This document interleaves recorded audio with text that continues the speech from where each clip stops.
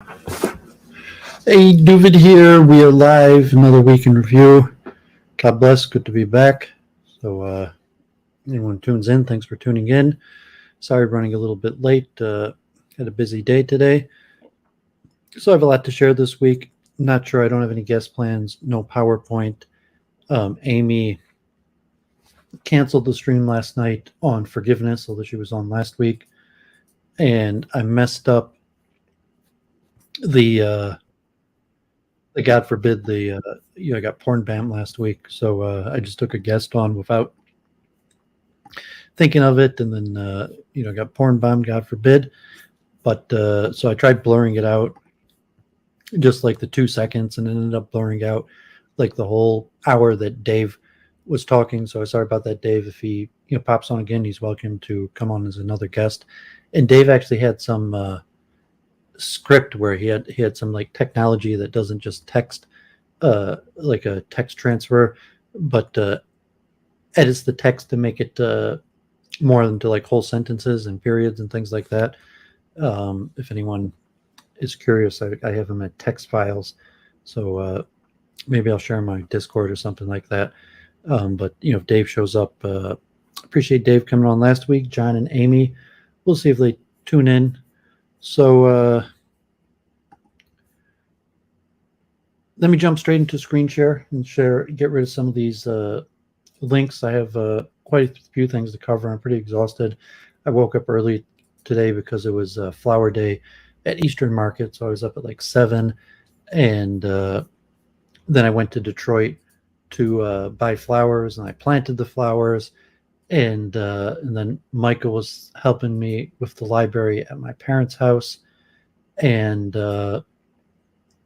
moved a whole bunch of boxes, and I streamed the simplest Unconsciousness Torah, so Chabad, near my parents' house, had a celebration of a new Torah scroll. So exciting, but a little tired today, so we'll see who turns in. I have quite a bit of research, and then I'm going to talk about my friend Jean-Louis Bourgeois, who I saw, God forbid, passed away all the way back in December. So a big influence on my life, Mr. Bourgeois. So I'll talk about him and his life and how he influenced me, and his mother. I tried to hook him up with Babs, and I even got him in contact with Babylonian Hebrew, but it was too difficult. But I was Jean-Louis Bourgeois' spiritual advisor for years. We made Havdala every week for a few years. I spoke to him on the phone hundreds of times. I took him to Sabbath events, and so I saw his mother now, turns out, is like one of the biggest artists of last century. So Jean-Louis Bourgeois introduced me to his mother, Louise Bourgeois, and I was at her birthday party the last few years of her life. God bless, she lived to 98 years old. And now her sculptures are selling for record prices, $30 million. So, I'll talk about Jean-Louis Bourgeois, hopefully in depth. And like, he was a wealthy eccentric. He had millions of dollars back then. I think it said when he passed away, his net worth was estimated at $50 million from part of his stake in his mother's art. And his mother didn't start making these spiders till like her 70s. I'll talk about his mother also. And Bourgeois, he was a Goldwater. His father, Robert Goldwater, cousins with Barry Goldwater, who was the head of the New York Metropolitan Museum of Art and what had been the Rockefeller collection of African arts, primitive collection as it was called then. But you saw the record price that his mother's blessed memories spider sculpture went for over $30 million. And so his mother, one of the preeminent artists of last century. So I'm going to talk about Jean-Louis, God bless his soul, passed away already a few months ago, but I saw he was in the New York Post just article. I hadn't thought about him for a while. I haven't spoke to him, since I connected him with Babs and tried to get him streaming. So I got him on the phone with Babs, and I wanted Babs to like set him up streaming because I used to do computer and tech work social media for him. And I had already been in Michigan for like over 5 years, but I was able to get him on the phone with Babs. And at that point, like, he was old, like, like he was in his mid 70s, and there was a lot of phone tag. So just like playing a lot of phone tag, and like I'd call him and call him back and call him back and leave a message, and it was just too difficult. So I gave up on it, which is unfortunate. If I had got him to stream his last few years, he had a lot of interesting information that he could have shared, and he probably would have liked streaming. So it was unfortunate I wasn't able to work that out. So I'm going to talk about Jean-Louis Bourgeois, my old friend and mentor, changed my life. And really, Jean-Louis Bourgeois is the creator of Doooovid, in the sense that where you have Doooovid coming at you as an e-rabbi, half Jew. This man, Jean-Louis, is the one who created Doooovid in that sense. And by making me his spiritual advisor, like till that point that, I was involved in Judaism. I was a Hasidic Jew, but he was the first person that was willing, so to say, to give me a chance and actually even to make me a spiritual advisor. And so I'll talk about that a little bit. And so I think I was really kind of his main guy for a few years. He had a whole crew, and so it's ironic he left like $50,000. I'm looking at the names of the people he left in his will, and I know all these guys. I even have their cell phone numbers. Kareem, his adopted son from Mali, Africa. David Schoenberg, Daniel Barenblatt.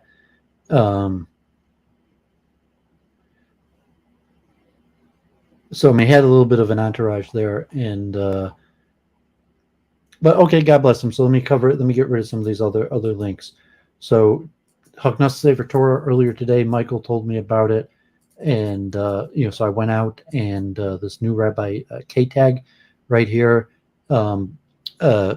in-law of Rabbi Shem Tov of the Friendship Circle, son of the Rabbi Shem Tov of the Shul, son of the Rabbi Shem Tov who was sent by the Rebbe to Metro Detroit, who set up the Chabad Yeshiva, is now in Troy, Michigan, and he is having a lot of success. He's really making big programs. So all the Chabad rabbis, this Rabbi K-Tag is by far producing the numbers wise the best results.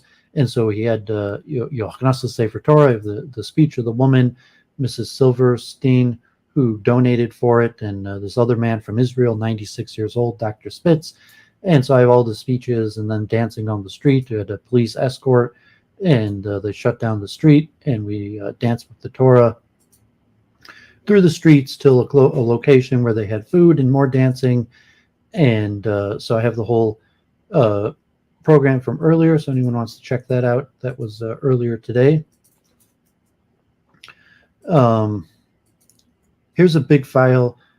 This is actually from Russia again. So I was mentioning, these books are expensive. So this is probably like a bootleg edition. So you could get these bootleg editions from Russia of would be expensive textbooks. But I'm in the middle of reading this. This one's very interesting. It's called The Origin of Group Identity, Viruses, Addiction, and Cooperation. It's talking, it talked like Kevin McDonald and Judaism as a group evolutionary strategy, but group identity. What does it mean to function as a group? And talks about method of group functioning from viruses through the human organism and the various mechanism of how it's possible to function as a group, from the genetic code to communication techniques, like how do viruses communicate, like pheromones and various things that bacteria could even use, insects use. But even viruses have method of group functioning. And so it starts with the simplest organisms to the most complicated. Oh, yeah, KL, I didn't expect him to include me in his will, and I'll talk about that more, because he had a lot of hanger-oners that because he had a lot of money, and I worked for him most of the he probably paid me a few $1,000s over a few years, so I was more friends with him. Occasionally I did straight up work for him, and he would pay me, and he didn't pay me that much, like $15-20 an hour, which relatively was decent, but he had a lot of guys hanging around him that were kind of looking for a payday, and he had the tendency to kind of lead people on, maybe he was going to hook them up. So, like to have hung around and waited till he died and then maybe got like $50,000, $100,000, it wouldn't have been worth it. And I'll talk about that in terms like the blue-eyed man and taking high birth, and like certainly he took extremely high birth, and the whole phenomenon, especially in a place like Manhattan, of latching on to a person with a lot of money who kind of strings you along, or in this case, because he didn't have children, in the hopes that he's going to include you in his will or something. I mean, most people have family and children, and they're not going to expect to hook you up in their will. But Jean-Louis did not have any children. And also, ironically, his mother's art became so valuable because when his father passed away in like 73, he came from he was a Goldwater. His father, Robert Goldwater, cousins of Barry Goldwater, his family was wealthy from his father. And his mother was a respected artist. She taught at even public schools. She was a public school teacher and taught at various institutes, and some of her art. But she didn't start making the spiders till her 70s, which was already after his father passed away. And so, he was, I guess, he probably had a trust fund with maybe even more millions, maybe even more than $10 million in it, just from his father. But I think from some of the articles said that his estimate worth when he passed away was $50 million, and most of that's from his mother's art. So his mother's art only became valuable in the last 20 years. And the art that became valuable, she didn't start making till her 70s, that she lived till she was 98. And the spiders that became like the icon, I mean, she did other work in paintings and all types of things, but it's her spiders that became iconographic. And those are the ones that have fetched more than tens of millions of dollars now at this point. But when I knew him, he had a lot of money that was from his father, not his mother. But no, I didn't expect him to include me in his will or anything like that. But I'll talk about that more, his entourage. And he had kind of an entourage of people that didn't really have much money. And like it was known that like he was going to hook them up eventually. And he hooked them up, middle. And even the will, like at that point, if you're going to, like hang around with a guy for decades, be part of his entourage, and then like a decade later get like $100,000 in the will or something like that. It is what it is. We'll talk about that a little bit because it's a unique part about big city life. I talk about taking high birth, and he taught me a lot of things that I could have only known by becoming an assistant to someone who took extremely high birth. And but let me clear these links off. So, this was an interesting book on group identity theory. It's basically a hardcore biology. It's pretty complicated, but reading through it. Ironically, the U.S. Open chess tournament is going to be in Michigan this year in Grand Rapids.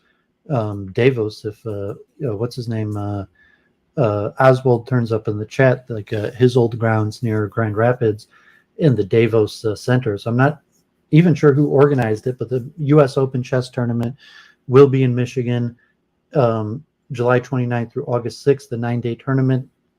Doooovid went to the U.S. Open as a youth from the time I was 8 years old through 17 years old, like over 10 years straight. Our family vacation every summer, different cities across the globe, across the U.S. For the U.S. Open. So at first I went to the U.S. Open, Portland, Oregon, in 1988, and that was in Boston. It was in Chicago twice. It was in Florida. It was in Los Angeles. Maybe it was in San Francisco also once, and traveled. So we went every year as a family for 10 years, and for a period they started having the same place every year. So I'm still coaching chess. I haven't competed at chess. Maybe I'll go out. Grand Rapids is about a 2.5 hour drive from me, but I thought that was interesting that the U.S. Open is going to be in Grand Rapids this year. This video dropped earlier today. Peter Santinello,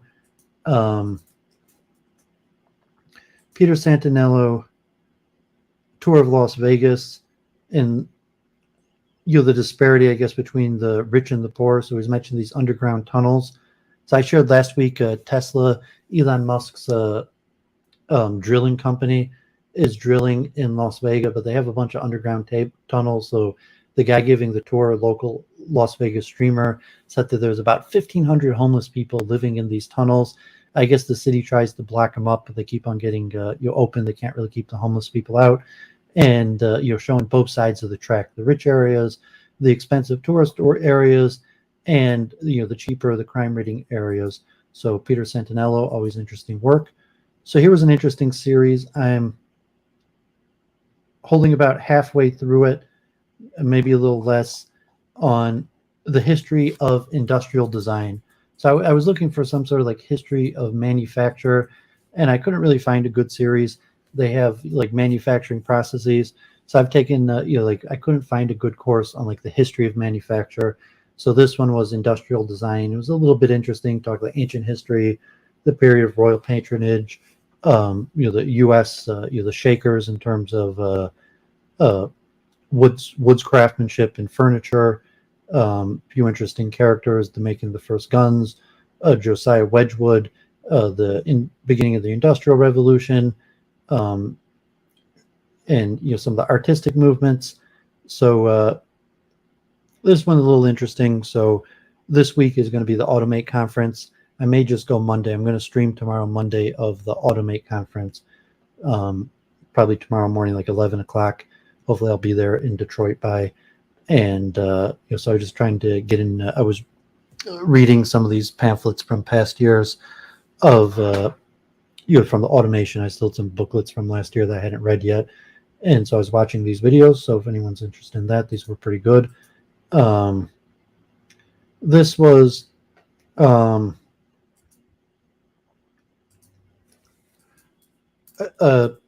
conference, The Mystery of Psychophysical Harmony, from the Practical Ethics channel at Oxford. Included Philip Goff. He was the only name that I'd heard of before. 8-part lectures, some on brain function. It wasn't super great, but yeah, I watched it. There was some interesting things. I think there was another channel, this channel, the PD channel, had a few playlists I haven't watched yet. The Anatomy and Function of the Prefrontal Cortex, and a few conferences related to the hard problem of consciousness, but more on brain functioning, HBD education, the Human Brain Project, the European Commission Future. So they had a few conferences also that I hadn't had a chance to watch yet. So Tesla, I've been watching this channel pretty regularly, the Tesla space, and Tesla's really kicking butt.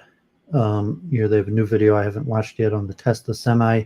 So Tesla just built its new biggest gigafactory in Mexico, as opposed to China. So the video was talking about why Mexico, certain of the economic reasons, and also like the industrial area in Mexico that has the whole bunch of plants that's connected for robotics. So interesting video. This will be now the biggest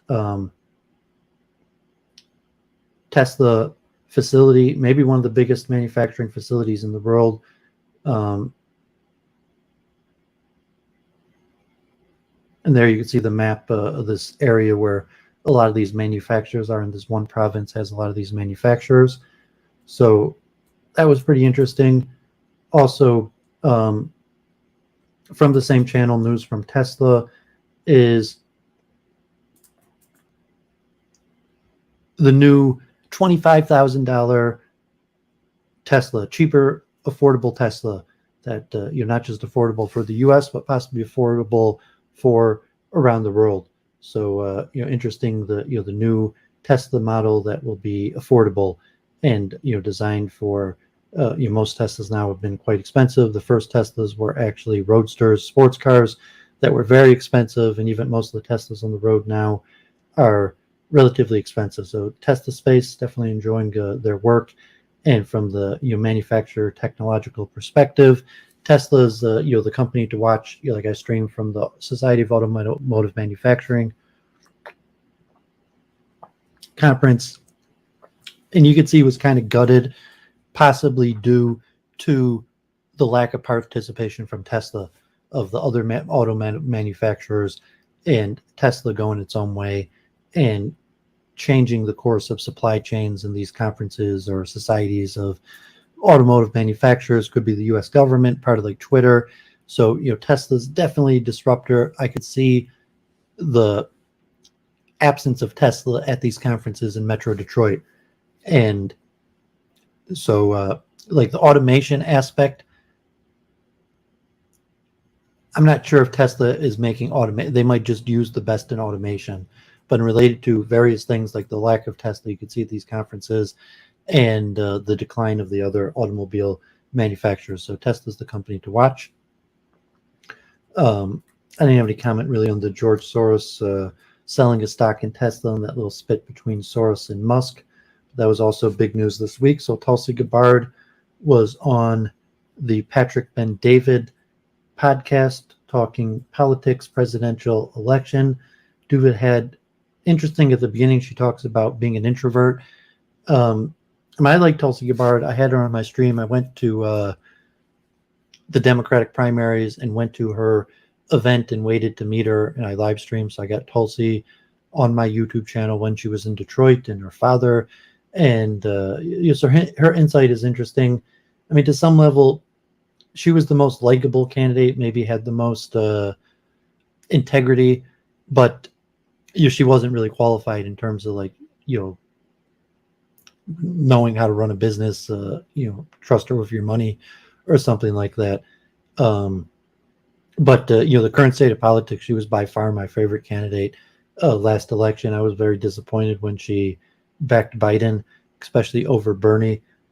Because relatively, I kind of liked Bernie, although relatively, Bernie's incompetent and couldn't really trust him with money, especially to increase the size of government.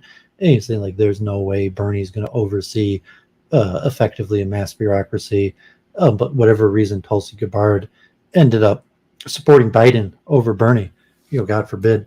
But so I was disappointed with that. But she's around, and to some extent, one of the better commentators. Coming there, I teamed up with Tucker for a little bit, so it's unclear what's going to happen with her, but it was a good interview. I watched that. This was interesting Wendover podcast. So I'm not sure if people saw the news about the biggest prison in the world in El Salvador. So the last few months you saw maybe pictures of this human rights complaints about the biggest prison facility in the whole world built in El Salvador. And the new president, dictator, that was maybe a coup. And although it appears that he has successfully reduced crime, so the dictatorship cell cracking down on crime, tossing all of the gang members into what's now the biggest prison in the world, appears to have worked, because the murder rate in El Salvador has went down from being one of the worst in the world to not that bad. So this was an interesting Wendover production examining it. So I assume a lot of people probably saw videos of the biggest prison in the world and people worried about human rights abuses, but to some extent it has worked, and the murder rate has drastically decreased. This was interesting also, pretty important. The battery show won't be till September, but batteries, extremely important. Tesla also dominating the battery business. However, China is definitely the biggest player in batteries. And, so this was the New York Times article, Can the World Make an Electric Car Battery Without China? And examining what China controls, 41% of the world's cobalt, 28% of the world's lithium, only 6% of the world's nickel. However, China, 78% of the world's graphite. So China just dominates many minerals in refinement. So manganese, 95%, even cobalt that China only has 5% of it, refines over 70% of it, nickel, lithium. And these are chemicals that are very common, like, the lead acid battery and the nickel cadmium and um, lithium, various types of batteries, cathodes and anodes, and so the New York Times basically saying, like, no, China dominates the battery industry. It's extremely unlikely that China makes 54% of the world's electric cars. So prognosis of the New York Times is going to be extremely difficult for there to be some sort of American comeback in the battery market. So Ashish Delela did a new post. He opened up a little bit of his own personal back history, kind of like his West bashing. Some of it was pretty interesting. And maybe I'll even read a little bit of this. So this Ashish Delela's most recent post, his journey through the Abrahamic faiths. And I mean, he knows a lot of like blacks or Indians. They can't tell the difference between Greek philosophy, Western Christianity, Judaism. They can't tell the difference between Jews and Europeans, and a lot of these things are pretty complicated. So you're saying he's from India. These things are pretty complicated for him to differentiate. However, a lot of his criticisms are quite good. So you're saying, I don't like telling personal stories, but in this case, I'll make an exception almost by serendipity, or she'll say by cosmic design. I came to study the deeper and broader history of the Abrahamic religions, and what I found stunned me. This is the story of what sent me in this direction, what I learned about Abrahamic faiths, and how that understanding crystallized and clarified my understanding of Vedic philosophy. And so he kind of changed, it's unclear when he's like the West, Christianity, Abrahamic, a little bit unclear. So he talks about growing up in pluralism in India with like a pseudo like Hindu Christianity, and before his research and his turning point in the journey where he was discriminated against for being Indian by European devotees. The turning point came through my interactions with Western devotees. A group of devotees who were otherwise appreciative of my writings over emails invited me to a conference, and I agreed. The day before the conference, I asked for the conference schedule, and I realized that they'd made me the last speaker. The conference was from 9 to 5, which meant that my slot came around 2:30. I work a day job, so that time was inconvenient. When I asked for another time slot, they offered me the lunch spot. All the other invited guests had respectable slots. I was the wild card to fill the blanks. Another group of devotees who had reached out to me or organized a conference promised me a 60-minute slot, and I agreed. I told them that I cannot cover a difficult topic in a short time. I needed at least an hour if I was to talk. I was happy to not participate if the slot wasn't available, so I wasn't seeking validation, but I did not get the minimum that I requested. It was reduced to 30 minutes just the day before the conference, and then I was given a reminder to end the talk at 20 minutes. Slowly, I began noticing overt racism. There was a large movement of Western devotees claiming that Indians were contaminating their temples by Indianness, although they were the primary source of donations that were maintaining the temples. They wanted white-skinned Krishna consciousness. They claimed that Prabhupada had came to the West for white people, and white people did not feel comfortable with brown people. The temple of God wasn't open to all black and white people, had separate churches. I saw some Western devotees reviling Indians as thieves, although any government statistic anywhere in the world will show you that Indians have the least crime rates compared to any other ethnicity. Even those Western devotees who had previously lived in India for years and enjoyed the hospitality of Indian temples seemed to become anti-Indian the moment they returned to their home country. Things reached a tipping point when I saw Western devotees say that his American guru was better than Prabhupada because the saint guru brought the money to build the temple and community when the temple and community did not exist during Prabhupada's time, and that and the things that came after Prabhupada were now Prabhupada's failures. Newfound glory could not be attributed to Prabhupada because he was already gone, and so on and so on. And then he goes into his discovery of the violence of the West, and so that's my phone ringing. Deshaun's gonna let it ring. I'll speak to him later. So, Sweaty, good to thanks for tuning in. Yeah, good for you going electric. Doooovid, we'll see if the prices come down. Go electric. Also, so he has a little bit more on colonization and what he believes the crimes against India, or various things, a lot of West bashing, and kind of like a lot of inversionism. So I mean, some of this is better than other. So some of it is not necessarily that great, but there were a few points that were pretty good. And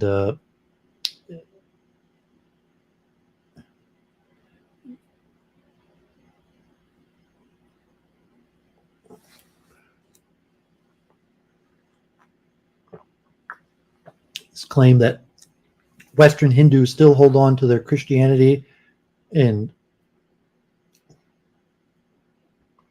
the Rajas, the importance of the Hindu Raja system.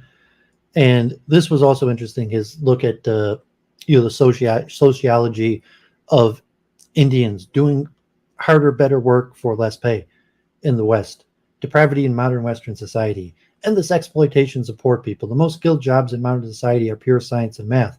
The little less skilled jobs are medicine and engineering. Even less skilled jobs are operations, project management, sales, marketing, human resources, finance, and law.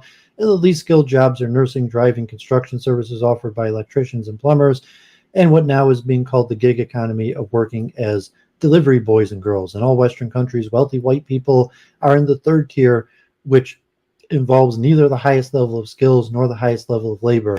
Most people in the first and second tiers are skilled immigrants from other countries. Poor whites people are in the fourth tier. If we look at income distributions, then the first and second tier people are paid moderately, and the fourth tier is paid the least. The highest earning population lies in the third tier, which requires neither the highest skill nor the hardest work. Rich white people invented jobs like sales, marketing, human resources, finance, law, operations, and project management to take wealth disproportionate to their contribution from every other tier of society. Startups don't have all these roles. The person who builds the product does all the other things.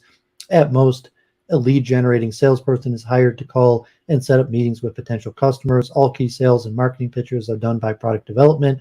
All hiring and compensations decisions are made by product developers. Finance comes down to keeping a line of description against every line in your current account statement. At the end of the year, you give all this information to your tax consultant who prepares your annual tax return for a fee. You need legalities when you open or close a startup, and it generally takes a day of your time. You do all the operations and project management yourself. But when the startup is sold to a larger corporation, the product developer becomes the least important, and people hired to do everything that the product developer was previously doing as an extracurricular activity becomes the most important. Startups and corporations have inverted hierarchies. The person who is not needed in a startup becomes the most important person in a corporation, because a corporation elevates people doing sales, marketing, human resources, finance, law, operations, and project management above those who build products. Product development requires unique domain-specific skills. We cannot replace a person who developed medicines with one who makes engines. Product development are therefore locked in a single domain of expertise, but the skills of sales, marketing, human resources, finance, law, operations, and project management are easily transposable across product development domains. As technologies come and go and products are created and obsoleted, the product developers become outdated, but the people doing sales, marketing, human resources, finance, law, operations, and project management move from domain to domain and never become outdated. To maintain their job roles, the product developer with hard skills have to acquire new skills, but everyone else with soft skills needs no such effort. All these discrepancies are not fortuitous accidents. They are the result of rich white people inventing easy job roles for themselves, offloading difficult job roles to others, and giving themselves power over others. Rich white people continuously steal wealth from others through careful organizational design. The poor people are working much harder. The immigrants are more skilled, but they are not the highest earners. Most of the wealth is stolen by the people who do work that requires neither hard work nor great skill. So, I mean, to some extent, this is just basic Marxism, and he puts it into like a hate whitey sense, and it's like he probably can't differentiate, so to say, Jews from white people or various things. It may not be inaccurate, his racial depiction here. And then he talks about the role of Indians. I think also he's inaccurate about that, because I think Indians do actually much better than he claims. During colonial times, Indians would take holidays during festivals, but otherwise they would work on Sundays. Indians were not going to church on Sunday, so they did not need a Sunday holiday, but their productivity was higher than the British workers, which lowered their prices. British factory owners were losing business to Indians despite the higher taxation on the Indian industry. These owners influenced the British colonialists to introduce mandatory holidays on Sundays in India just to force the Indian worker to become less productive than the British worker. This is how they saved their factories. At the end of colonialization, they could not sustain this process because the other ethnicities were always more productive and more intelligent than white people. They were being marginalized and demoted by the colonialists. But if you take away that exploitation, then white people were never a competition for other ethnicities. Therefore, at the end of World War II, the Western imperialists devised new forms of colonialism, such as the petrodollar, puppet regimes, economic sanctions, and institutions such as the World Bank and the International Monetary Fund, and the United Nations that operated under Western control. This is how the West preserved its hegemonic status despite its lower intelligence and productivity. Indians get jobs in the West because they're intelligent and hardworking. They always pay their taxes. They contribute to some or other charity. They're not involved in criminal activities. They save and invest. They stay steady in their life due to their family-oriented culture and support others in times of need. The combination of all these factors have made Indians the wealthiest ethnicity in many countries. If the world was a level playing field, then the combination of the best qualities in a group of people would naturally enable them to come on top, but this always makes white people insecure. Numerous Indian professionals have told me that their Western counterparts ask them not to work on weekends. Indians think this is a good thing. They don't know that the British used the same trick during colonial times to save their factories. They also don't know that the rich white people are doing the calculus to measure where to move the jobs to gain the most productivity. Rich white people use Indians to get the work done while paying them little and pocketing the profits. Those who fear losing their jobs to such competition tell Indians to work less and enjoy more so that they can keep their jobs. White people do not rise to the highest standards of other people. They try to lower others to their standards. But poor white people don't want to accept facts. They say that immigrants are stealing their jobs when their ancestors were thieves who stole land, labor, and lives from others. They don't call their ancestors thieves. They call hardworking, honest, giving, and more moral people thieves.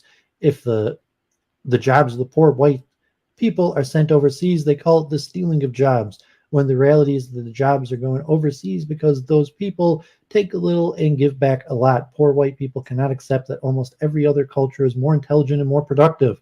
No other world culture feels as entitled as they do. Everyone else understands that they have to earn their wealth honestly. Rich white people are involved in opening up immigration for cheap labor, both highly intelligent and hardworking, to reduce their cost and increase their profits. Immigration was open for higher tier jobs because rich white people were not skilled in that for low tier jobs because white people did not want to pay as much to poor white people. Rich white people created a system to offload the skilled and difficult jobs to others at low wages while pocketing the wealth from the work of others. But rich white people also use media propaganda about immigrants stealing white people's jobs to intimidate the immigrant workers so that they will remain on the societal fringe, not demand higher salaries, keep their heads down, and allow the rich white people to pocket their profits.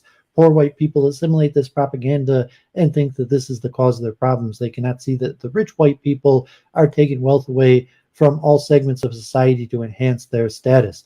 Poor white people are gullible. They're not as well educated as the top tier immigrants.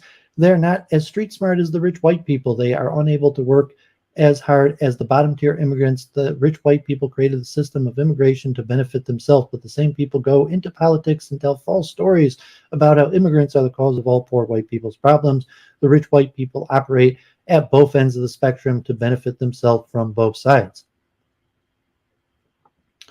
Then he talks about AI, God forbid, degeneracy in pornography, in video games, and then kind of blames it on Abrahamic thieves. So God forbid, I wonder if Ralph agrees with a lot of this stuff from House of Comments, but it was your pretty scathing cultural critique. So I kind of enjoyed Ashish's there scathing cultural critique. I mean, there were some problems with it, so to say that I'm not sure the whole complete hate whitey thing.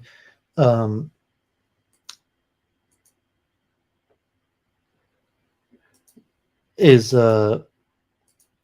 completely valid, but it was a pretty good scathing critique of racism, anti-Indian racism.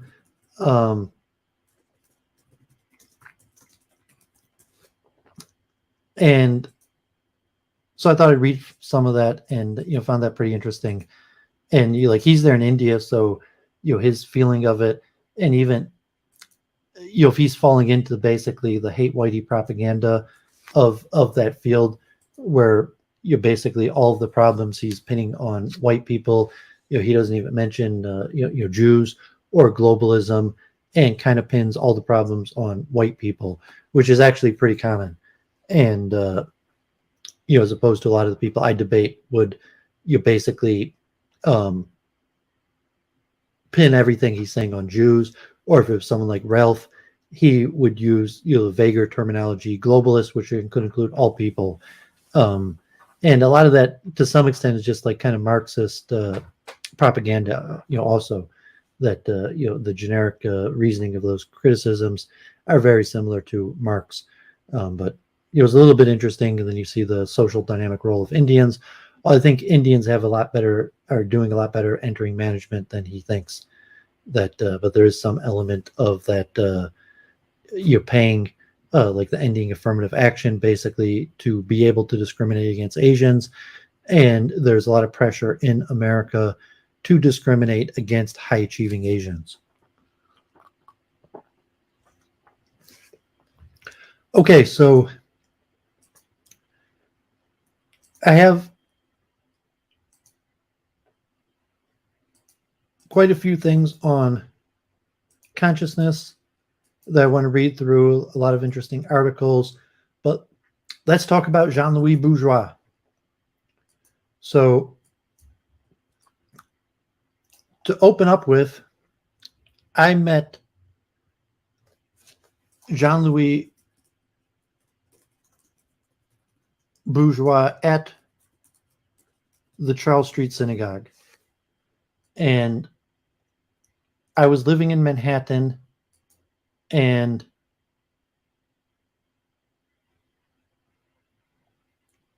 looks like they changed their name to the Greenwich Street Synagogue. And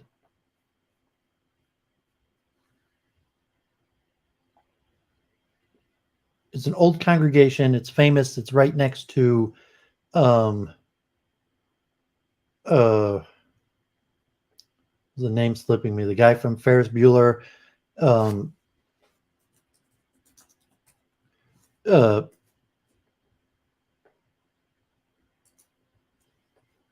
actor from Ferris Bueller and his wife, Matthew Broderick. So Matthew Broderick and his wife, Sarah Jessica Parker, are members of the Charles Street Synagogue. It's in the West Village. It has a little bit of a famous membership, although it doesn't necessarily show up. Most Sabbaths, it's relatively empty. But most famous, like the Brown House next to the Charles Street Synagogue, is the home of Matthew Broderick and Sarah Jessica Parker. Although they have more houses than that, they're very rarely in their house right next to the Charles Street Synagogue. But like many congregations, historical in Manhattan, the congregation died out, and there's just a handful of mostly old men that open the place up on Sabbath and hardly have a minyan. So they had a younger crew of people, Manhattan, younger crew of people, in their 20s. And a lot of these were hippie drug addicts, like I was talking about with Elliott and Michael, in terms of the LSD or the hippie drug party users. So a lot of these hippie drug users gravitate to the village, the Jewish circles of former Orthodox that form party circles or drug user circles or artist circles. And but the Charles Street Synagogue made minyan off of them, and even people to lead services and read the Torah. Oh, they had someone from the East Side who used to walk in and read the Torah. So I was in the West Village, and I got recruited, or was hanging out with some of these hippie Jews for I was living in the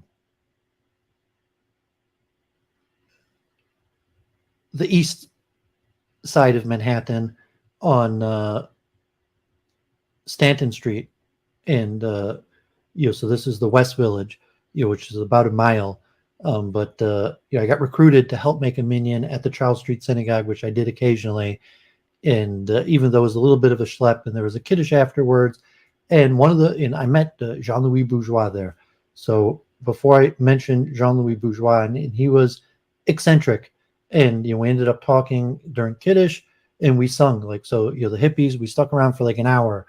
The first time I was there, and there's this guy Yankee Cohn who was a good singer. It was Hasidic background, and he would sing.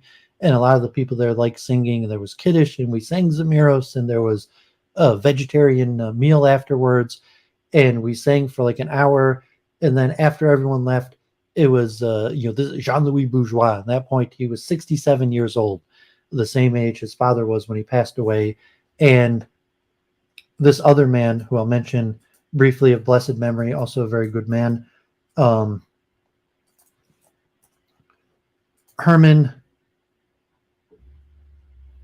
Lowenhar, who passed away 3 years ago, and at 86 years old. So Herman Lowenhar was the president of the Charles Street Synagogue, and he lived in the West Village. He worked various careers. I'll read this is the Village Sun. So I think it's the Village Voice that has all the escort service ads. So the Village Voice, if you're in New York, you'll see the Village Voice, and the Village Voice is a free periodical that you could pick up and just take, and it's free because it funds itself through advertisements for escorts, and they have 20 pages of advertisements for escorts. God forbid. So this is the Village Sun, which is more like the community news. So the Village Voice is a little bit more commercial. They also have the Onion, but the Village Sun is more like the actual newspaper for the people who live in the village. So before I talk about Jean-Louis, I'll mention this man. Jean-Louis is a very good friend for decades, and I'll call Herman a friend, but I prayed at his synagogue. I helped him make minyan multiple times. He is the one who introduced me to Jean-Louis Bourgeois. So I'll mention, read his obituary. God bless his soul. And my parents actually met Herman. My parents came to New York on Thanksgiving 15 years ago, and they were driving in on Thursday, and they met. Herman actually made a turkey. Usually he was vegetarian, but Thanksgiving he made a turkey. And my parents, coming in from Detroit, arrived in New York City. Perfect timing for the Thanksgiving meal, and my mother and father had Thanksgiving meal inside the downtown, inside the Charles Street Synagogue with Herman. I mentioned I never met Matthew Broderick, even though Matthew Broderick and Sarah Jessica Parker are members of the Charles Street Synagogue. I never met them, and I'm not sure whether they ever go there or not. They just live next door and are the most prominent members, but I never met them. Herman Lowenhar, the longtime president of the Charles Street Synagogue, also known as Congregation Darak Amunu, and the Greenwich Village Synagogue, died on Tuesday, September 29th. He was 86. The cause of death wasn't immediately known, according to a friend. Lowenhar's brother reportedly found him in his apartment. The funeral was gravesited at Chulent Gardens in Valia, Westchester on Thursday afternoon. In his younger days, Lowenhar was part of the village bohemian scene. He got involved with the synagogue in his 40s, starting fixing things there if they needed fixing, and never left. And that would have been in the mid-'80s. So Herman would have got involved in the Charles Street Synagogue in the 80s. A music lover under him, the synagogue famously became known for housing rousing bluegrass and jazz concerts. More recently, the concerts had been moved to the synagogue's basement so as to avoid complaints by the neighbors. and then it stopped for a while, but Lowenhar had started reviving the tradition last fall. In his eulogy, his daughter, Amy Lowenhar Blue Eyes, a psychotherapist and faculty member at Bard College, noted that her father had many lives. There were many incarnations of my dad, she said. At the very, very early age, he essentially got himself adopted into the childless households of two of the major artists of the Educational Alliance Art School. And so it was that a part of his development was about having grown up with members of the Algonquin Roundtable, people like Dorothy Parker and Franklin Pierce Adams, in the ferment of West Village in the mid and late 1940s. In 1948, he worked for voter integration in Virginia alongside Henry Wallace while Wallace was campaigning for president. One of his proudest moments was when Wallace and he stood side by side on the stage, and Wallace took his hand and held it up in solidarity. In his early 20s, his daughter continued to live in a small community in upstate New York where he experienced a kind of picture postcard Americana, and he found a way to both become the image of his surrounding as well as to make them his own by integrating himself into the social fabric of the community and helping anybody in need. The friendships made during that time were foundational to his understanding of himself, a first-generation American. Back in the city in the late 1950s, he was at the epicenter of the beatnik culture. Lowenhar's daughter recalled, when he met my mother at a party at my maternal grandmother's apartment in the West Village, he was actually on his way to Crete. He had become a huge fan of the writer Nikos Kazantzakis, and he was planning to make a pilgrimage. He had become involved in all things Greek. He was studying Greek with an elderly priest, and at one point, as a tavern in Astoria, he pointed to a cop sitting on a white horse and said what was roughly equivalent to, "Behold yonder blanched steed." In his unbridled enthusiasm for learning, he had not realized that the priest was teaching him church Greek. How many kids read Henry Miller under their father's watchful eye at 11 or 12? He was the most expressive educator imaginable, while still remaining absolutely loyal to a vast body of classical literature, history, and philosophy. He was reading War and Peace for the third time during quarantine. He also had a brilliant scientific and mathematical mind. His daughter recalled in 1968, while working as an investigative journalist for space aeronautics, he determined based on measurements he was able to take while undercover that the anti-ballistic missile system left us vulnerable for a full second. He was called to testify before Congress. It was no surprise that he turned out to be right, and that he also had no job waiting for him upon his return to New York.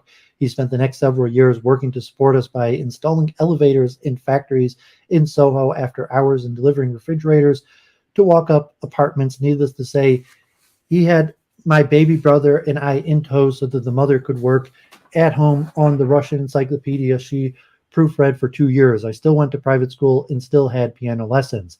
Desperate to have children, he changed course and had a family, and I was lucky enough to grow up in Greenwich Village in the early 60s and 70s in my father's eccentric social world, peopled with characters of every imaginable stripe, state, age, and persuasion. In his 40s, my father found the synagogue on Charles Street that became the focus of his life for the rest of his life. He must have passed the shul a million times without ever stopping in, but on this particular day, he did stop in and then started attending services, and within a very short order, there was a problem at the shul and it needed fixing or solving or rescuing, and my father decided to fix it and solve it and rescue it, and you know the rest of the story.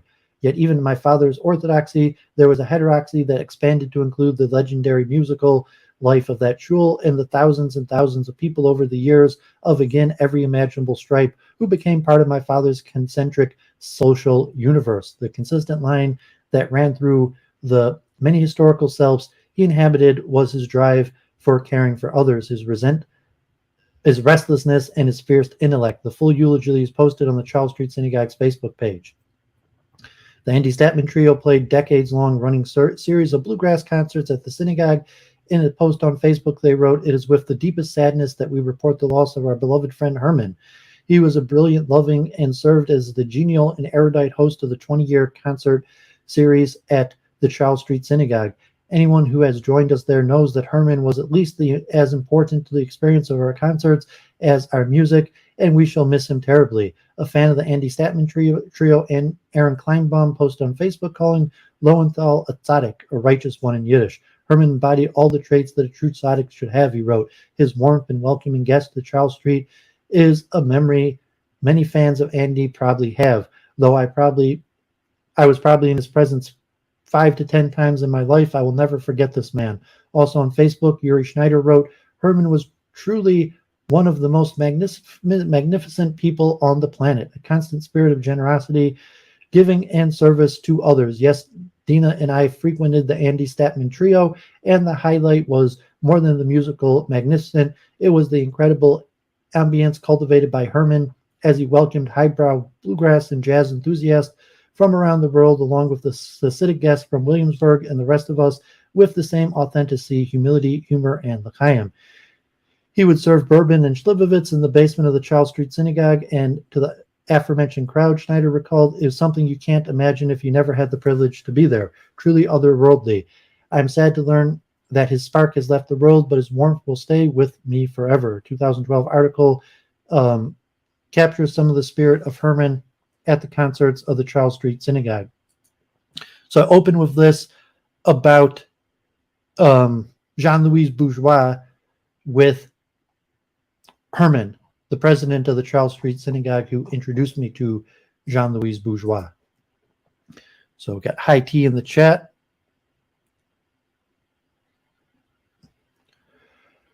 Okay, so as I said, I went there the first time with hippie drug users to help make minyan. And we had like our hippie Shabbos there.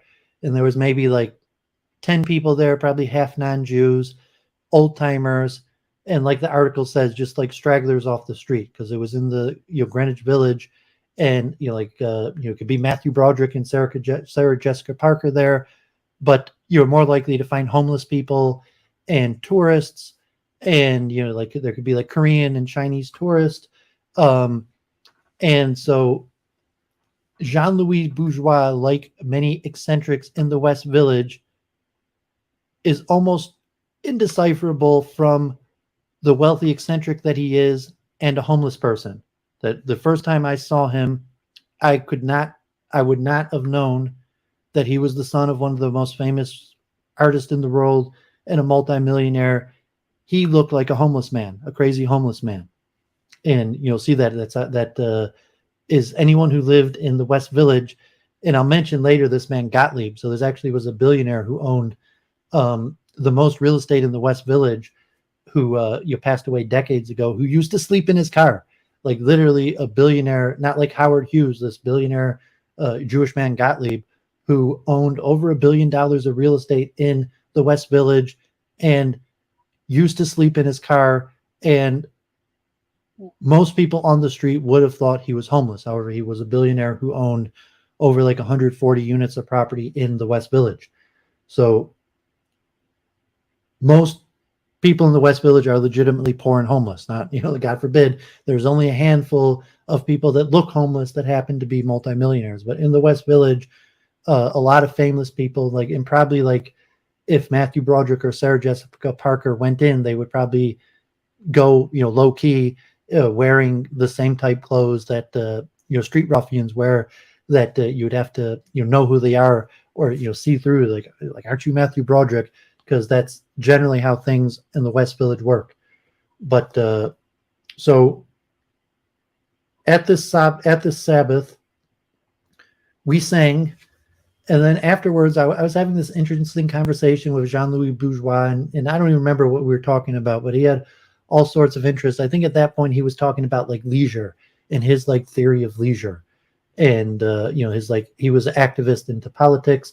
And we spoke for like an hour after everybody left, and it was just Herman there. And, I guess Herman, knew Jean-Louis, and he was trying to protect him and protect me at the same time. So he let me know that Jean-Louis is not really Jewish, only his father's Jewish. And he also wanted to make sure that I wasn't, like a thief or like a con man. But once I passed Herman's, protective guys, he gave the nod. And Jean-Louis invited me back to his apartment. And so I went back to Jean-Louis' apartment at that time. That was on West 10th, all the way by the freeway, by the Hudson River freeway. And we spoke till after Sabbath, and we became friends. So he actually gave me employment and he loved Sabbath. And, like he wasn't technically Jewish. At that point, I never heard of his mom. I think he told me about his mom, and he like within and I think the next thing he invited me to meet his mom, Louise Bourgeois, and her Sunday Bloody Sunday gatherings in her house where she had a bunch of artists. And he told me about first interesting thing he told me, maybe that was the first thing he told me, is that he knew Bobby Fischer. So Jean-Louis Bourgeois knew Bobby Fischer, and his uncle owned a bookstore in the village. Like, he was a Goldwater. His father was Goldwater, but I don't know if they were scared of anti-Semitism or something. He took his mother's name, Bourgeois, even though he was a Goldwater, and his was cousins with Barry Goldwater, and he had an uncle that had a bookstore that Bobby Fischer used to frequent. And Jean-Louis Bourgeois, in his younger age, knew and met Bobby Fischer many times. So I found that very interesting. It was one of the first things we talked about. And he introduced me to his mother, who was the famous artist. And then he put me to work. Like, he did a bunch of computer research. He wasn't really good with computers. And at that point, I needed some work. And he put me to work setting up his social media. So I actually set up his Facebook. I set up he was a Harvard alumni. I set up his Harvard alumni account. I set up maybe it was even like Friendster or something, or MySpace at that time. And I taught him his email. And I did, kind of like Luke Ford, I did just basic computer work. I set up social media and computer work. And I did a whole bunch of like internet research. He was always interested in just kind of like random things. And he would want me to research them. And he had minor interest in Judaism on various topics. And so we became friendly. I was going regularly to the Charles Street Synagogue, and I would stay after services in the meal, and then I would hang out with Jean-Louis till after Sabbath and make Havdala. And he loved the Havdala ceremony. I made Havdala with him from that point on, basically till like 5 years ago. So in New York for like 3-4 years, I made Havdala with him over the phone or in person. So when I lived in Manhattan, I would meet him late Saturday night, and we would make Havdala in person. He always, like, no matter like guest who had he over, he loved Havdala, and I would call him up over the phone otherwise. And even after I came to Detroit for like 3 or 4 years, I called him up after Sabbath and we made Havdala. He even called me because he liked Havdala so much. But he was, like a Rebbe. I took him to Sabbath in Borough Park many times. He loved Sabbath. I took him to Bubov. I took him to Rabbi Balkany. I took him to Shimon Turtletaub, a wealthy mooncatcher. I took him to Penny. His name's slipping me. The Penny of Renaissance Catering that I used to eat by from Belgium. It's not Penny Gold. So God forbid his name's slipping me. Even a cell number, I have to look it up. But Penny, who Pinchas from Belgium, who had the Renaissance Catering Center, and I also took him to Heshi Friedman of the Garage, who was the head of the JDL. So ironically, even though Heshi Friedman, of the JDL, Jean-Louis actually liked Heshi Friedman. He used to come. He came multiple times to Sabbath of Heshi Friedman, who he wasn't the head of the JDL, but he had like a very big house and was a wealthy man. And like the JDL would meet in his house in Flatbush. So ironically, Jean-Louis liked Heshi Friedman and came multiple times to his house in Flatbush. This man Heshi Friedman of the Garage, who was a Democrat. He was a landlord, multimillionaire. He created Democrats for Trump. So people know Heshi Friedman. He created the organization Jewish Democrats for Trump, because like basically every Jew in New York, in Brooklyn, is a Democrat. I mean, they might vote Republican, but there's no real Republican organizations. So Heshi Friedman, was the Democrats for Trump. And so ironically, he became friendly with Jean-Louis. So I introduced him to quite a few people, and he bought this house. And so I remember this is the first time he paid me. I remember he gave me $100. He saw this house for sale on Weehawken Street that borders the highway and the river, and it was up for sale. And I called a real estate buddy of mine who popped onto Zillow and looked on Zillow, and he was ready to pay $2.5 million for it. And like, I didn't know, like I knew Jean-Louis said he was a Goldwater, like his mother had a brownstone on 20th Avenue, was a famous artist. Like Herman, kind of hinted to me that like this guy's got some serious bucks. You had like an entourage, but I didn't know, the extent of it. And then all of a sudden he's like, he wants to buy this house on the West, like a house, literally a house in Manhattan. I mean, it wasn't standalone, but like a house right on the West Side Highway on Weehawken Street, historical, and it was $2.5 million. So I called my real estate buddy and I had him look on Zillow, and on Zillow, the listed estimate value was like $2 million. So he ended up paying, instead of bidding $2.5 million he ended up buying it for like $2.1 million. And so Doooovid saved him hundreds of thousands of dollars, and he gave me $100 for that, which, I mean, it didn't really take me much. All I did was look it up on Zillow, but he had been ready to put down, he wanted it badly, and he was ready to pay $2.5 million. And I was able to save him hundreds of thousands of dollars, and, to tell him that he would be able to make a lower offer, which he did. And that, was the house that he ended up living in. And towards the end of his life, after his mother passed away. So, yeah, I maintained my friendship with him for years. We went to all sorts of Sabbath events in the Upper West Side. We went to like Rabbi Shmuley Boteach.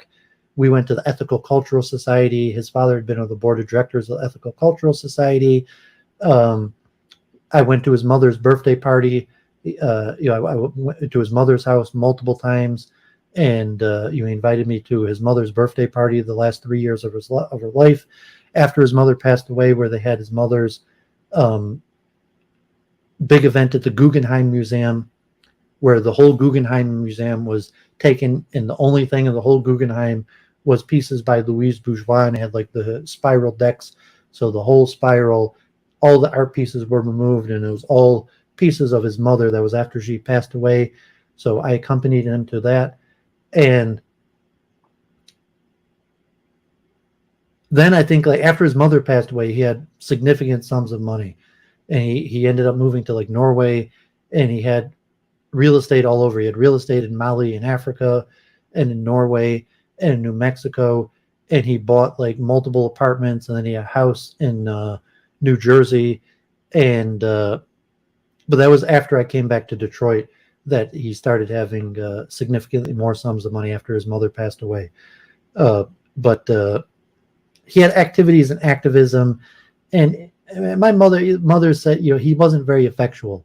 So he had like an entourage, and he had activism and things that he was working on. And after I left back to Detroit, there became the Keystone Pipeline, and he became very big in protesting the Keystone Pipeline, and gave even hundreds of thousands of dollars to protest. And his big thing in the paper, he wanted to give his house back to the Indians of the Lenape tribe. So let me just read this New York Post article that was back from March. And it's not necessarily that positive. God forbid, tough crowd. The kitty is now a fat cat. A millionaire who once pledged to give his historic West Village property back to the Lenape Indians didn't leave a dime to the tribe when he died last year, but he did give part of his $14 million estate to the Black House cat, Molly. Jean-Louis Goldwater Bourgeois, who died December 8th at age 82, bequeathed his cat and $50,000 for the feline's care to his close friend in Queens, according to court documents. I give my Black House cat, Molly, and any other pets living with me at my death to my friend David Schoenberger. I also give David Schoenberger the sum of $50,000 for the care and maintenance of my pets, including the payment of premiums for veterinary and health care insurance, according to Bourgeois' will. So Schoenberger, I became friendly with Schoenberger. He was from his entourage, and Schoenberger was an interesting guy. He sold books on street corners Like, so Doovid's a bookseller, and Schoenberger used to set up tables and sell books on street corners. And he read a lot. He knew a lot of random information. Jean-Louis used to call David his library. He'd be like, oh, let me call my library, or like, my library is coming over. Because, Schoenberger had a wealth of information. He was an eccentric bookseller who really never had a profession, probably never had much money. And he was from Jean-Louis' entourage, and Jean-Louis kind of strung him along. I mean, he did other things too, like professionally sold books, but Jean-Louis kind of strung him along, giving him sums of money, and eventually included him in the will to take his cat. And so that was interesting. Dave Schoenberger, interesting character. But Bourgeois was far less explicit when it came to the Weehawken Street property, which landed him the headlines in 2016 when he declared he wanted to give the 1834 clapboard building to the original residents of Manhattan, the Lenape tribe. Bourgeois was appalled that the island had been taken by whites, he declared at the time, calling the structure a trophy from major theft. He connected with Anthony Van Dunk, a former chief of the Ramapo Indians, who are part of the Lenape Nation. But in 2019, they had a falling out and the deal was never consummated. Van Dunk said that he had no ill will towards Bourgeois, whom he considered a friend, and praised the bequest to the four-legged friend. While Molly was well worth $50,000, she could meow with the best of them. He said she was a great cat. She always was there with him and for him towards the end. She was a very good feline company, as much as a cat can be. The son of the artist Louise Bourgeois, a sculptor who died in 2010 and is known for large-scale sculptures and affinity for spiders, Jean-Louis left a roughly $15 million estate benefiting friends, an adopted son, and his mother's nonprofit, the Easton Foundation. Bourgeois directed his executors to sell the remaining properties and didn't leave the Weehawken Street home to anybody. The 3-floor wooden home, which his family LLC bought for 2006 for $2.2 million, is worth at least $5 million. It was once part of a city-owned market building and housed a pool hall, gay bars, and adult video shop. God forbid, I remember when he bought it, it was a gay porno shop, and we cleaned it out. And there was actually like a whole bunch of DVD players and like bloops, and like, God forbid, there was a gay bar on the corner. And the man Gottlieb, who I was mentioning, used to sleep in his automobile, owned quite a few other lots on the block that was historical. And at one point, we had tried to get in touch with Gottlieb's estate and purchase the other properties on the block that were owned by Gottlieb and were currently out of use. But the whole block at the point when he moved in was basically all the gay porno stuff, or gay bar and gay pornography, God forbid. Bourgeois, who also owned property in Africa, bequeathed his properties in Mali to his Abdul Karim Bakari Sormano, who was often referred to as Bourgeois' adopted son, and his Putnam County condo to Sormano. He then directed his co-executors, Sormano and Bourgeois' brother, former New York criminal court judge Elaine Bourgeois, to sell any remaining residential property, and for Schoenberger to come up with a list of charitable organizations to receive any remaining cash from the estate. Elaine Bourgeois declined to comment on his brother's estate, but said no decisions has been made on the Weehawken property. Sormano, his wife, and daughter each received $100,000 in Bourgeois' will. The Manhattan native also requested to be buried near his wife, Carolee Palos, in New Mexico. And so you just see here, this is what made me look into this. This was this week in the news, CNN. Giant Bourgeois spider sculpture sells for record $32.8 million. So God forbid, I didn't even know that Jean-Louis had passed away almost half a year ago. So I hadn't spoke to him. Like, I connected Babs with him, and I wanted to hook Babs up to become one of Jean-Louis' assistants and do his computer work and get him streaming. But it was too much phone tag. I had successfully got Babs on the phone with him and introduced him, but nothing came of it. And that was the last time I spoke with him. So I saw this news article this week about Louise Bourgeois' record-breaking price for her spider art piece, $32.8 million at Sotheby's auction. And it made me look into Jean-Louis. God forbid, I saw that he had passed away. So just to mention, Jean-Louis, when I met him, he was 67 years old. His father, Robert Goldwater, I have his book. His grandfather, um, Sigismund Goldwater, was a doctor. He was head of hospitals for all of New York City. He wrote a book on hospitals. He was head of Sinai Hospital. Uh, he was descended from Reb Aub, who at one point was the chief rabbi of Berlin in like the early 1800s. And he was overpressured as a kid. So he had went to Dalton, and I first met him like Doooovid. At that point, my girlfriend was Dalton alumni, and like Doooovid, I played chess. I really loved the Dalton school.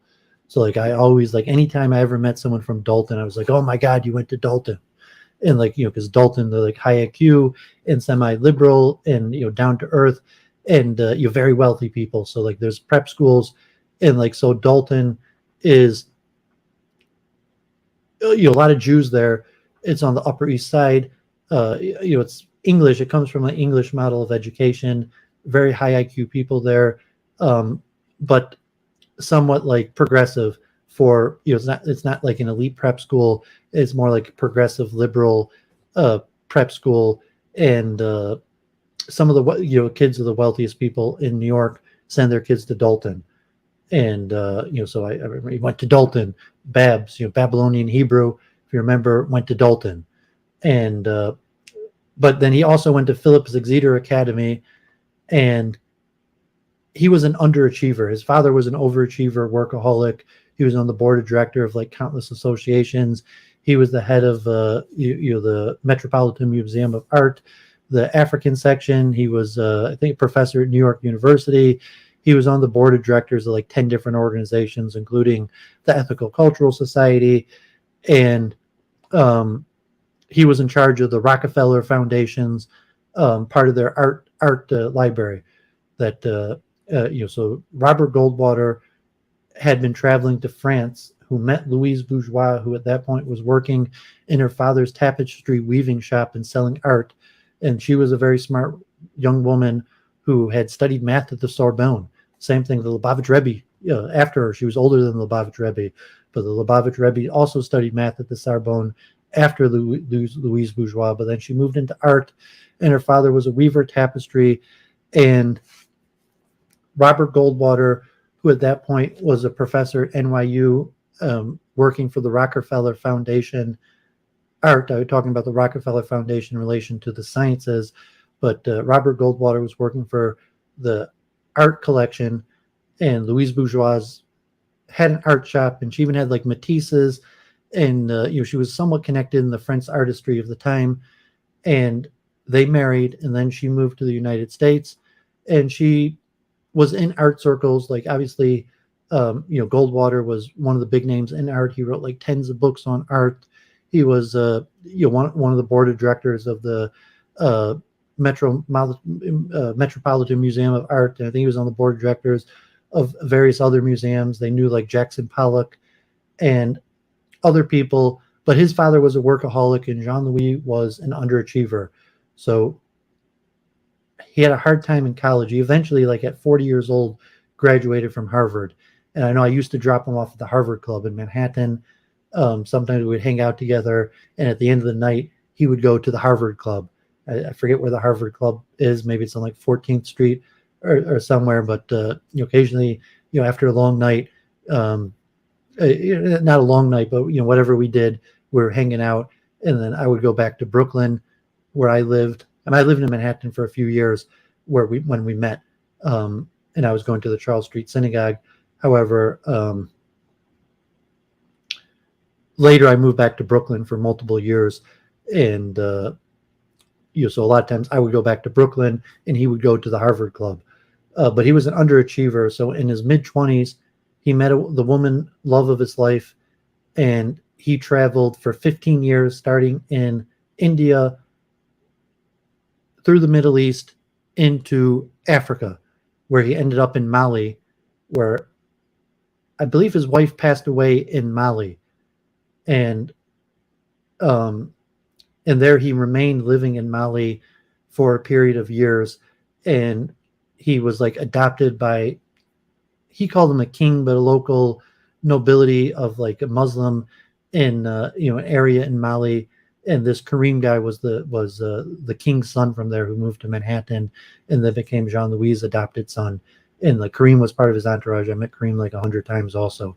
Like he was him and Dave Schoenberger, another guy, Daniel Barenblatt, were like constantly around Jean Louis.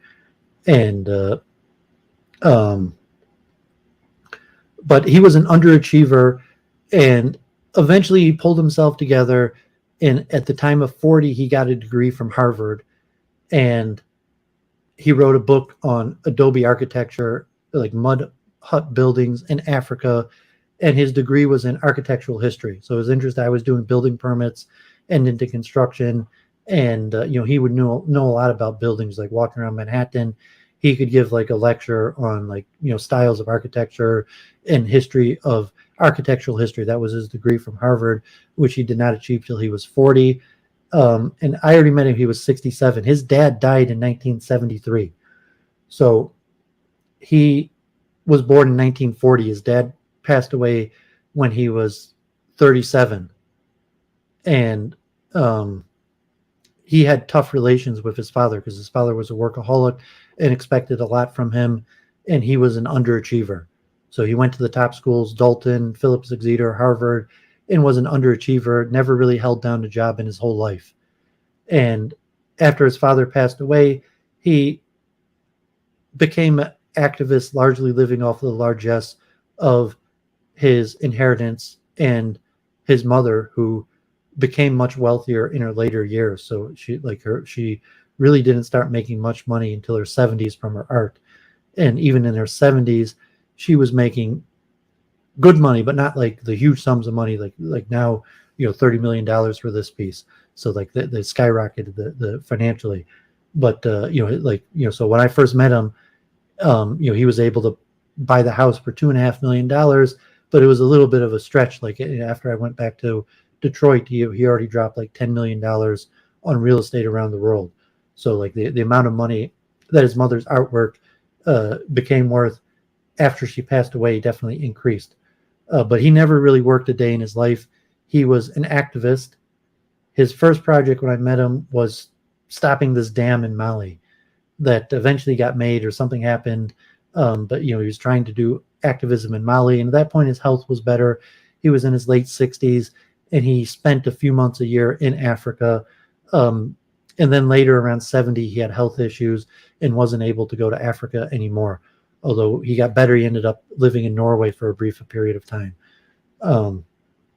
He was an anti-development activist also. So like he was always filing paperwork, lawsuits to prevent developments in Manhattan. He tried to stop a development across the street from his house, which failed. There was like a 5-6-story building across his house, and they wanted to knock it down and build a 30-story apartment. He fought it, and it failed. New York University, for a period of time, wanted to get rid of Washington Square Park. I mentioned Jean-Louis Bourgeois knew Bobby Fischer. And so there's a period of time that NYU was trying to privatize Washington Square Park, and he was part of filing paperwork and lawsuits to prevent New York University, which his father, I believe, was on the board of directors at one point, and various activities. And then later he got involved in Native American things. And so interesting, like, Jean-Louis, I always called him a blue-eyed man. So a lot of times me and Jean-Louis would hang out in public. And I mean, he had an interesting personality. He was very eccentric. One of the articles, like, he would wear like weird clothing and like a Napoleon jacket. And like people asked, like, why are you wearing this great? Like he would wear like crazy hats and clowns. And he was like a clown. Also, he was a certified clown and would like dress as a clown.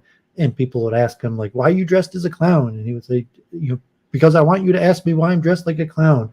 And he would like, could get started on like a 30-minute conversation with like random homeless people on the street. And he would, feed people. And you did like, the bagel spot. If anyone knew Jean-Louis in the West Village, he would take people to the bagel spot and feed and, treat them to food and talk with them about any number of social concerns and issues and history. He knew a lot about art, obviously, the French Duchamp and the history of the village. And he had a lot of connections, like because he took high birth, the sense high birth, like he was part of a lot of exclusive clubs in Manhattan. His father was on the board of directors of like 10 different major organizations, so he had a lot of serious connections. But like most of the time, he was hanging out, just like having conversations with homeless people. God forbid. And so I used to actually, so talk about like the blue-eyed man. I used to refer to him as the blue-eyed man. I'd be like, even though Jean-Louis is a blue-eyed man, because he had a lot of African-American, like Indian friends, and then I would call him, and he was obsessed with blue also. Like he would wear all blue. Everything in his house was blue. And so he was the first person that really got me into conspiracy theory, actually. He bought me my first books on conspiracy theory. He taught me about Freemasonry, and he was into like a little Federal Reserve type stuff, or Native American anti-development things. So he got me into conspiracy theory. He was one of the first people to teach me about Freemasonry. And the expression high birth. It's like when at that point I didn't use the expression high birth till I came back to Michigan and got involved in Hinduism. Like I said in my article, I took the expression high birth from Hinduism. I used to refer to Jean-Louis having the bluest eye. Meaning say he took the highest birth, and he was a blue-eyed man. He had very blue eyes. He was obsessed with the color blue, and the expression like the bluest eye, like he took extremely high birth. He never worked a day in his life, and he had millions of dollars to do all sorts of crazy things. To have an entourage, to be involved in activism. And he was the creator of Doooovid. So Doooovid was just a chassid. I didn't have any like power or authority. So he was the first person to kind of like take me serious as a rabbi. And because he was a half Jew, so he was only Jewish from his father. He was actually uncircumcised. His father chose not to have him circumcised. So he was uncircumcised, half Jew, Gentile. And so he made me his spiritual advisor. He was the creator of Doooovid, in the sense of like Doooovid as an e-rabbi, Doooovid as a spiritual advisor. He was my first client, my first person who, and he was a big name. Like, I'm saying, like, obviously, even today, like I said, like Louise Bourgeois is, I met his mother multiple times, and he was the first person to make me a spiritual advisor. And, obviously he was, like 45 years older than me.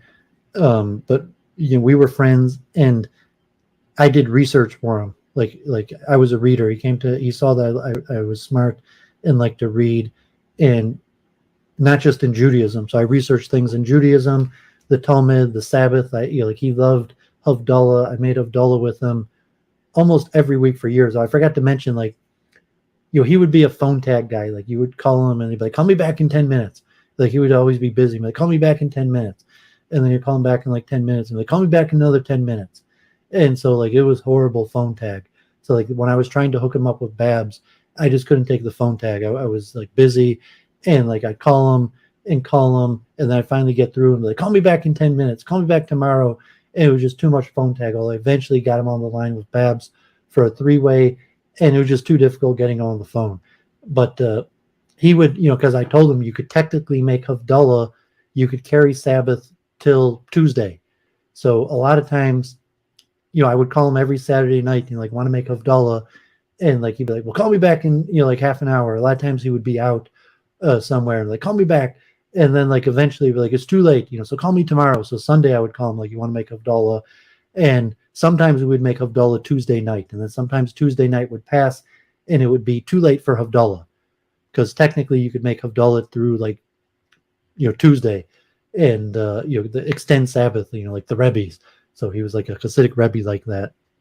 He used to wear like his Napoleon jacket. So he also used to come to the Karlbach Synagogue. And also to mention, Jean-Louis came to Chulent.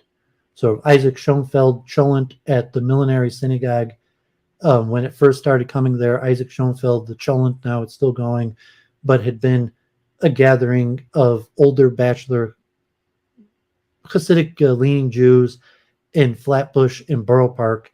And then eventually they got the Millenary Synagogue, and had some interesting characters like Levi Okanov and Heshi Schnitzler, and there's Yankee Cohn, a lot of these hippie drug addict Jews, Moshe Gold, a lot of the characters I brought there. So a lot of the other characters that really I brought there. So I brought like almost all of my Hasidic friends that were hanging out in Manhattan, popped through, but they weren't really part of Chulent, but they came through to hang out with me.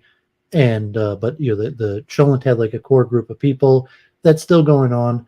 But in the beginning, Jean-Louis Bourgeois, like I took him to Chulent, and he liked Chulent.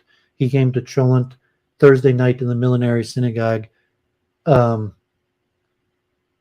maybe even 50 times over a period of years. And then it was on the 6th Street Synagogue in the West Village, in the East Village, and Jean-Louis Bourgeois may have even came to Chulent like 50 times because it was every Thursday night. And for a period, he came every week, and he came off and on for a period of a few years. And maybe not 50 times, but definitely like 20, 30 times. And he knew almost all the people at Chulent. So he was well known among like the hippie Jews. And the Carlbach Synagogue, I introduced him to Rabbi Shmuley Boteach. And I remember I told him he's a Goldwater. He's related to Barry Goldwater because obviously Rabbi Boteach, Barry Goldwater, was the first Jew to run it. Jean-Louis was a Democratic activist. He was a big Elizabeth Warren supporter, but he was related to Barry Goldwater. So Rabbi Shmuley Boteach, the Jewish Republican, was a big Goldwater fan, one of the first prominent Jewish Republicans. But yeah, I probably took him to like 100 events over a period of years. I took him into Hasidic Borough Park probably 20 times. I took him to the Upper West Side, Carlbach Shul, David Imbar, Romamu. I took him to there multiple times.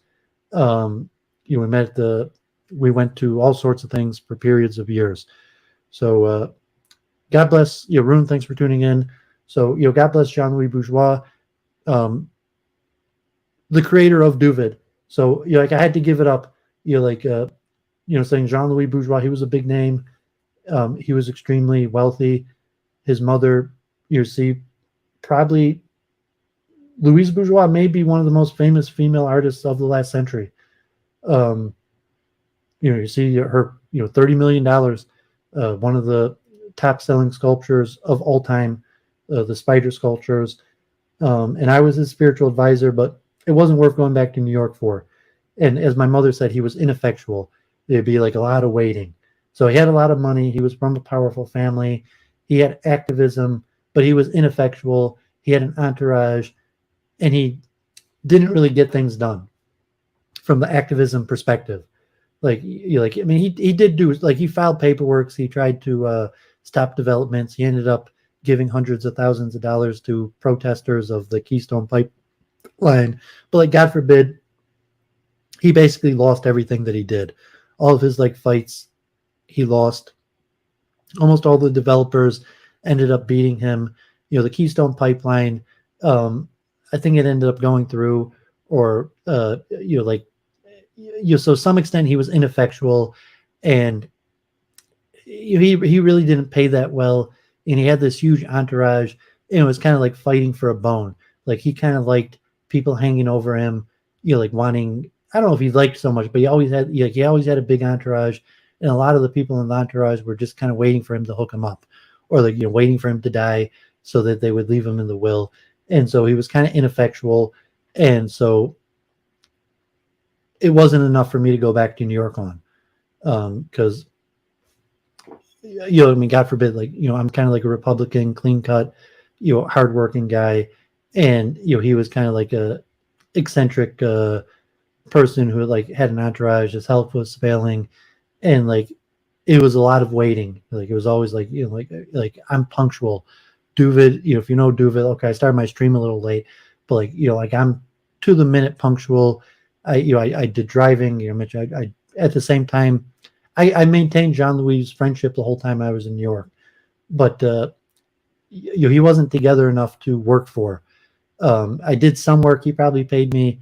I probably didn't even make over $1,000. He probably paid me less than $1,000 over 5 years.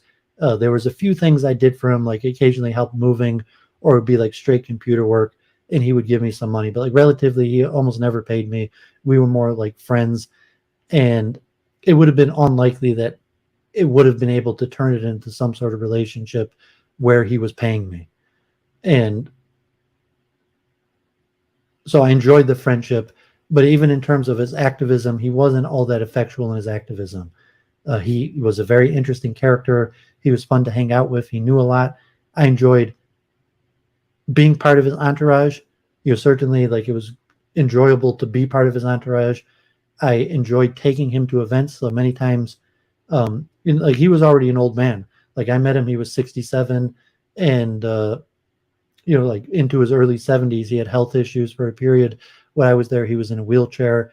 And so, it was time consuming. He was in Manhattan. Manhattan's not really a friendly place for like frail old men. And, so it'd be time consuming to take him around, to wait for him. And like, God forbid, he always took like a ton of stuff with him. So like when I was in Manhattan, like I was just out the door ready to go hop on a train. He would always bring like suitcases. Like he would bring like 3 suitcases of stuff with him everywhere he went. He had like, like he'd bring his clown outfit, and like why the hell he was bringing his clown outfit with him, like who knows, but like just in case like there was an opportunity for him to get into his clown outfit, he would bring his clown outfit everywhere he went. And he had like, his Havdala kit and books and various things. So he was near impossible to, not impossible, but it was just extremely time consuming. So like I went with him tens of times.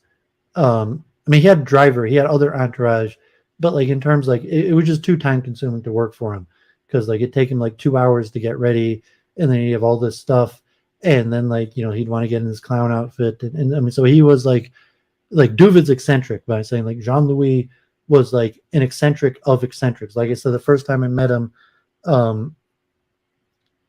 he could have been confused with a homeless person, or just like another crazy person in the village.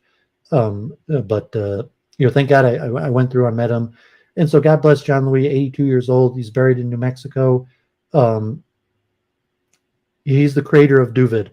So Doooovid as a spiritual advisor, Hasidic personality, because like in the, okay, I just went to this Chabad event. In the Orthodox Jewish world, Doovid's a nobody. Like Luke Ford. I'm just like a Nebuch half Jew, Balchuva. No one takes Doovid serious among Orthodox Jews. Like I talk like Luke Ford. Like I would be like driving, doing menial labor. The best I could do would be donate money. Like the Jewish world has its own hierarchy, leadership, especially the Orthodox Hasidic world. It's almost all hereditary leadership. So like I had maybe like a respectable service function in the Hasidic world. Like I served rabbis, I did good work. Rabbis specifically wanted me to be their servants. So like Doovid, like I even served Bubba 45, Reb Matka Doovid Ungar, the Sklena Rebbe. Major Rebbes recruited me to be of service to them. But like as a half Jew, Nebuch Balchuva, the best I could do would be to be a servant to rabbis. And like of that, I would say in Borough Park, I was one of the better, well-respected, known, we call them gabais, drivers. So I drove a lot of rabbis. There were a lot of rabbis who wanted me to be their driver. I was very punctual, safe driving. Like I knew the right people. I knew like Rabbi Gluck and Rabbi Balkany and the police chaplains. And I was very connected. I did basically everything they told me. I smoked a little bit of weed, but to that point, like they let you, like as a driver or servant, gabbai, they let you get away with smoking weed. So like even though I smoked weed, they like to some extent like okay, like oh, he smokes weed, well he's just my driver. But like in the Orthodox world, there's nothing for Doovid. Like there's no, like I was telling with Luke Ford, there's no path to leadership. So Jean-Louis was, we met, and he made me his rabbi. And so there's no competition, because like the Orthodox Jews, he's not even Jewish. He's only a patrilineal Jew. He wasn't even circumcised. So like to the Orthodox, like, like they didn't care, because like he couldn't be, they would have took his money. And he did donate money, actually. He did help the Hasidic community, help Bubba. He helped a few organizations, and he was very connected. He was very wealthy, but in this extent, like, he wasn't Jewish according to them. So no one mind. Like, okay, you want to be this crazy man's spiritual advisor. That's all yours. So, but Jean-Louis was the first person who and he mentioned like the half Jewish. So like, I'm half Jewish, but from my mother. So most Jews consider me Jewish. Jean-Louis is half Jewish from his father, even though he's a Goldwater related to Barry Goldwater. Most Jews consider him non-Jewish. So like in the Orthodox, I'm 100% Jewish. He's 0% Jewish. However, there is a half Jewish element to it. So I created a circle of many half Jews. And also, like, he put me in front of people who didn't know anything about Judaism. And so that extent, like, Doovid is the e-rabbi. I'll talk to people, like, like everyone has like 1,000 questions about Judaism for Doovid until they meet an Orthodox rabbi. And once they meet an Orthodox rabbi or like an official person in the Jewish community, then, then they're not going to ask a Doovid any more questions. But, to a certain extent, like, okay, like if you're an eccentric half Jew or someone like on the out that you're never going to have on the internal Jewish community, then, me and Jean-Louis were able to have a lifelong friendship. So, there you have it, Doovid, a full eulogy for my friend, mentor, Jean-Louis. And as I said,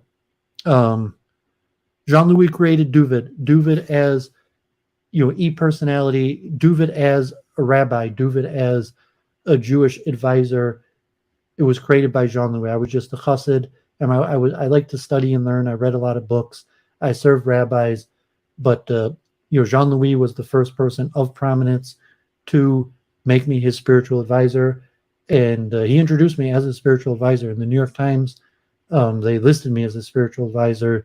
He introduced me to, in reality, Jean-Louis introduced me to hundreds of millionaires. I went with Jean-Louis. He couldn't get me into the Harvard Club, but the Ethical Cultural Society, the Guggenheim Museum, the Metropolitan Museum of Art. Jean-Louis introduced me to a lot of people, although most of the time we hung out with all varieties. Jean-Louis liked an entourage, and he liked his entourage like Herman. I started talking about Herman from the Charles Street Synagogue, who introduced me to Jean-Louis. I mean, it really introduced me. He was just there when we met, but he approved the friendship, so to say, that Herman could have, Herman encouraged me to become friends with Jean-Louis. I met him on my own at the Charles Street Synagogue, and it said after the Sabbath Kiddush, I stuck around, and me and Jean-Louis were talking for like an hour, and the only person left was me, Herman, and Jean-Louis. And Herman encouraged the friendship between me and Jean-Louis. And I went regularly to the Charles Street Synagogue and met with Jean-Louis. So, I mean, Herman of the Charles Street Synagogue was, I wasn't close, but I liked Herman. I wouldn't call him a friend. I mean, he was the president of the synagogue. I did a few things, like, he counted on me for minyan a few times. I helped him set up and clean and a few things, but I never became close to Herman, although I went to multiple events, and Herman was an incredible man. So you will be missed, Jean-Louis, and he was extremely eccentric in many ways, but unique in a way, like someone would have had to take high birth like that to understand, be part of certain things, and then also to have these wide circles where you could have. It's really a phenomenon that most people couldn't believe existed. So you like, I mean, if you're in Manhattan, to some extent, like if you're homeless, it happens. Like, I mean, a lot of people are con men and scammers, and like, playing with fire, and like the pickup scene. A lot of like pickup artists, lie, pretend that they're rich and famous when they're not. And you could be like a homeless ex-con drug dealer who pretends like you're famous when you're, like a homeless ex-con drug dealer, and use it for like pickup artistry. But like in many things, like, when you go to bars or clubs, that the majority of people there are ex-felons, at a certain time, like they're hustlers, but there are millionaires all over the place, and especially in Manhattan. And so you have a little niche for like pulling them out. And when you're in Manhattan, some people have elitist entourages. It would say, I have my entourage, and they're all like prominent people, like, so you could take high birth in like, like Dalton or something, like all my entourage, like, Dalton alumni. And even I remember they made that movie that had Ivanka Trump. It was called like Rich Kids or something like that. And like half of the people in the movie were Dalton alumni. And like a lot of these kids had like trust funds, tens, some of even hundreds of millions of dollars. Like Tishman Speyer sent their kids there, Ralph Lifshitz, the Roy, all types, like some of the wealthiest, biggest names in Manhattan sent their kids to Dalton. And they have some entourages where everybody's rich, like Bab's cast. So, I mean, he's more indicative, like, okay, he went to Dalton. So he would have been like Jean-Louis. His entourage would have included from the top to the bottom. He would have had trust fund people, people with Ivy League degrees, top jobs in profession, and homeless people and ex-felons. Other private school, some, Jewish circles, you try to tier social climbing. You say like, all my friends are of a certain level of social status. Although to a certain extent, at the highest level, you can't, have all your friends from the highest level. And even Dalton, they have a lot of scholarships. So like searching for Bobby Fischer, although his parents were upper middle class, he got into Dalton because he was chess champ. Dalton had scholarships and people from poor backgrounds that excelled, that were accepted into Dalton. Phillips Exeter Academy, where Mark Zuckerberg, Jean-Louis went to the same, Phillips as Mark Zuckerberg. That's more like a, like a sleepaway. Although they also probably have a few scholarship students. But, if you think like elite circles where you try to keep everybody elite. But I say like in Manhattan, I'm not sure, like Peter Thiel, Elon Musk, I wouldn't be surprised if they have a little bit of both. So like Peter Thiel and Elon Musk are, Peter Thiel's already like Bilderberg. Elon Musk, like I don't even know what he's got going on. Like Jeff Bezos, but like in Manhattan, probably in Los Angeles, a lot of Hollywood people, like, yes, they do hang out with homeless people. Like you can be just a homeless person and get into the entourage of famous people. There is such a thing as the right person at the right place, or at least for a sitting. Like Jean-Louis frequented restaurants in the Village, and a lot of famous people, like if you're in Los Angeles, like, Kanye West or something, going to, just a regular restaurant. So a lot of these people enjoy the company of average people and of the lowest element that will include homeless people. So when you're in Manhattan, there's a lot of homeless people, there's a lot of runaways, and God forbid, like the gay pornography. So I'm not sure if Jean-Louis was homosexual. He obviously, he shut down the gay pornography shop after he bought it and moved all the stuff out. But, in that area, you have a lot of like gay runaways. And like a lot of those people are homeless and runaways. And a lot of, sexual debauchery comes from these high-low divides of like runaways and prostitutes and things like that. And when I was in New York, I did that. I took people off the street, and I found that interesting. And Jean-Louis was interesting. Herman was interesting, as said the Charles Street Synagogue, where it had famous people as members, but also had random tourists, and also you would feed homeless people. So I like that large dichotomy, and Jean-Louis was a master of that. And it's, you have to judge him. You can't really judge a person until you've stood in his shoes. And because Jean-Louis took such high birth, it's somewhat hard to imagine what it's like to stand in his shoes. So to say from the outsider's perspective, he was extremely eccentric. From his shoes, who knows? So judge him favorably. I didn't really judge him. He was good to me. He was interesting. He taught me a lot. And I'm sorry he passed away. He lived 82 years old. And his mother's memory, going on and on. It looks like her art is becoming more and more appreciated. And Jean-Louis, I'm not sure. He had a small entourage. So I'm not sure about his memory. he wrote a book on Adobe architecture. I'm not sure if anyone will ever write a book about him or how much you knew about him or his activities. So, I looked on YouTube. I didn't even see that much. There's really not that much information about him. So I figured I would publicly eulogize him. No one in the chat, if anyone watches this who knew Jean-Louis, looking it up, feel free to message. You want to, talk about Jean-Louis. I know Kareem. I think I even have their cell numbers of Kareem and David Schoenberger, if they have the same numbers. I don't even know if what I would say to try to interview him or something. I'm not sure who the audience is, like that. Because there were people who knew Jean-Louis, certainly in Jewish circles, like within Chulent or these hippie Jewish circles, the Trout Street Synagogue. It was a period of an era of time where he would have been known among people, but over time, so like Chulent now, it's probably all different faces.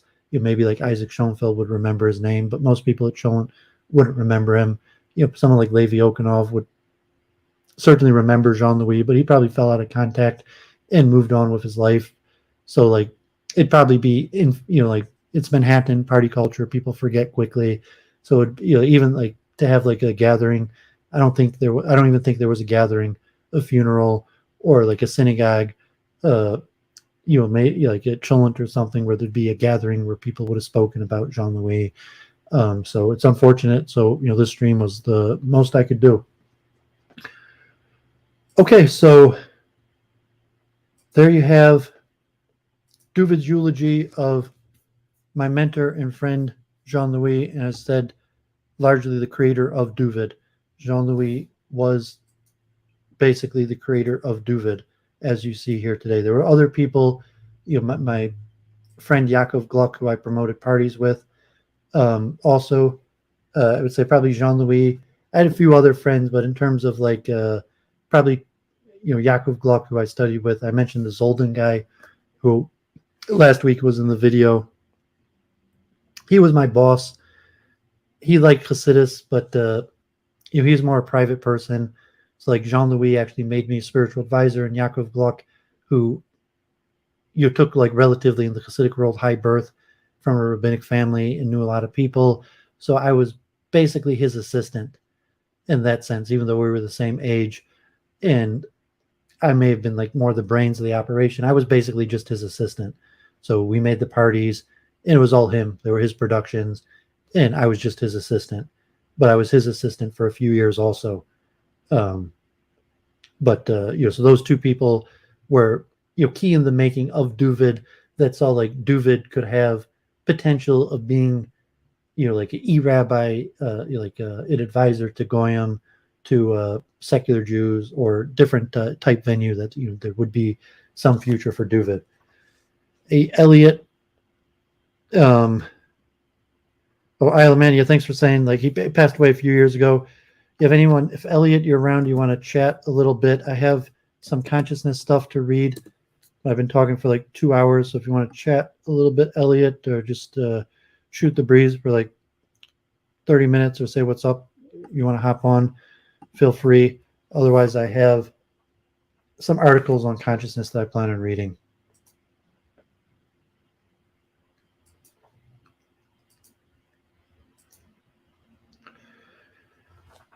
So let me just take a break, take a drink. Sorry for the downtime.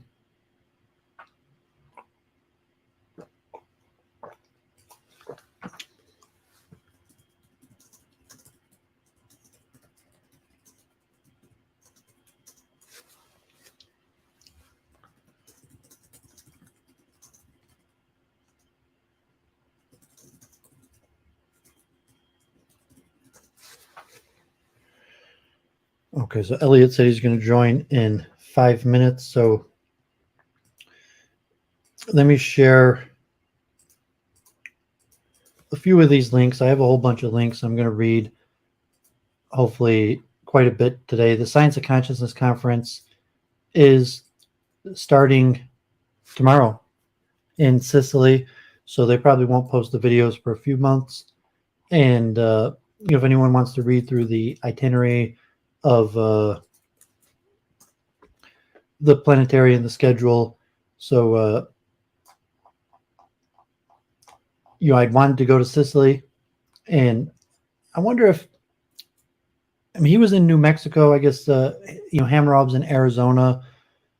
So they probably didn't, their circles might have had some sort of crossover, like Jean-Louis Bourgeois and I mean, he was into Native American stuff and Hamarov, but, so the Science of Consciousness conference starting tomorrow, will probably be a month or two till they release the videos. So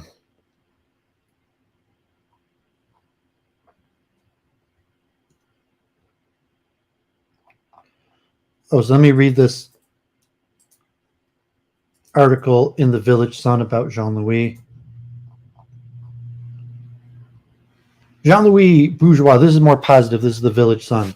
Philanthropist and humorist who supported Occupy Wall Street and Standing Rock protest, among others, died in his West Village home on December 8th. He was 82. He had been beset for a number of years with a debilitating progressive illness.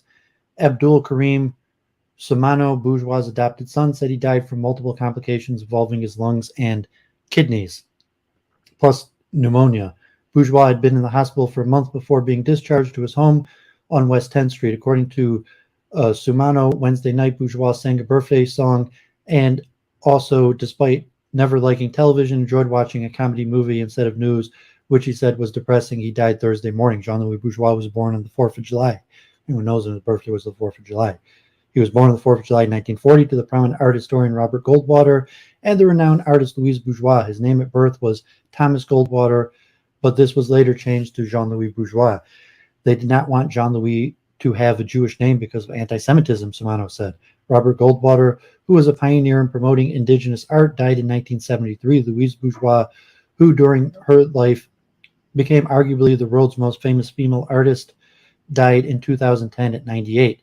Jean-Louis' grandfather, Sigismund Schultz Goldwater, was a physician who became director of Mount Sinai Hospital and later health commissioner to New York City. The former Goldwater Hospital on Roosevelt Island was named for him. Jean-Louis grew up in Manhattan on West 20th Street. He attended elite schools, including Philip Bazeder Academy and Harvard University and Dalton. He met his wife, documentary photographer Carolee Palos, when she was working in an art gallery. They later teamed up to create an authoritative book, Spectacular Vernacular, the Adobe Tradition. He wrote it and she took the photos about Adobe architecture in West Africa, the American Southwest, and Southwest Asia. She died in 1996. Throughout his life, Bourgeois was, with his philanthropy, aided many causes. He helped a lot in Africa, Somano said, Occupy Wall Street, Native people, Standing Rock. He helped a lot financially, and he was there physically as well. His good heart, he enjoys helping people in women's causes, and his love of nature, he supported indigenous causes. In this case of Standing Rock protest against Dakota Access Pipeline in 2016, Bourgeois spent time with the water protesters in their camp. He gave funds to the cause and also proudly donated hundreds of colorful assorted animal head hats with extra long ear flaps that he bought in Harlem to keep the activists warm during the brutal Midwestern winter. For a period, Bourgeois had a small office for his Standing Rock work in a nook of Jim Druga's former unoppressive non-imperialist bargain bookstore on Carmine Street.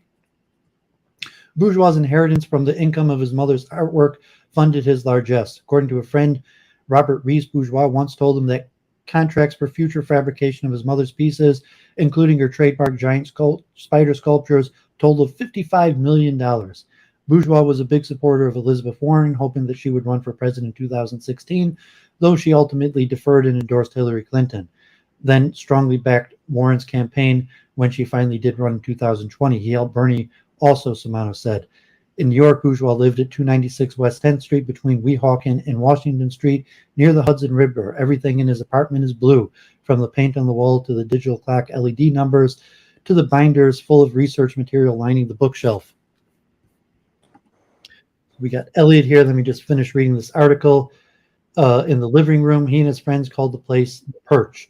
Bourgeois also had homes in Old Spring, New York, Taos, New Mexico, and Jenny, Mali. He owned a small building on 6 Weehawken Street that was an oyster house in bygone days. Rees said Bourgeois at one point at least also owned several buildings in Norway.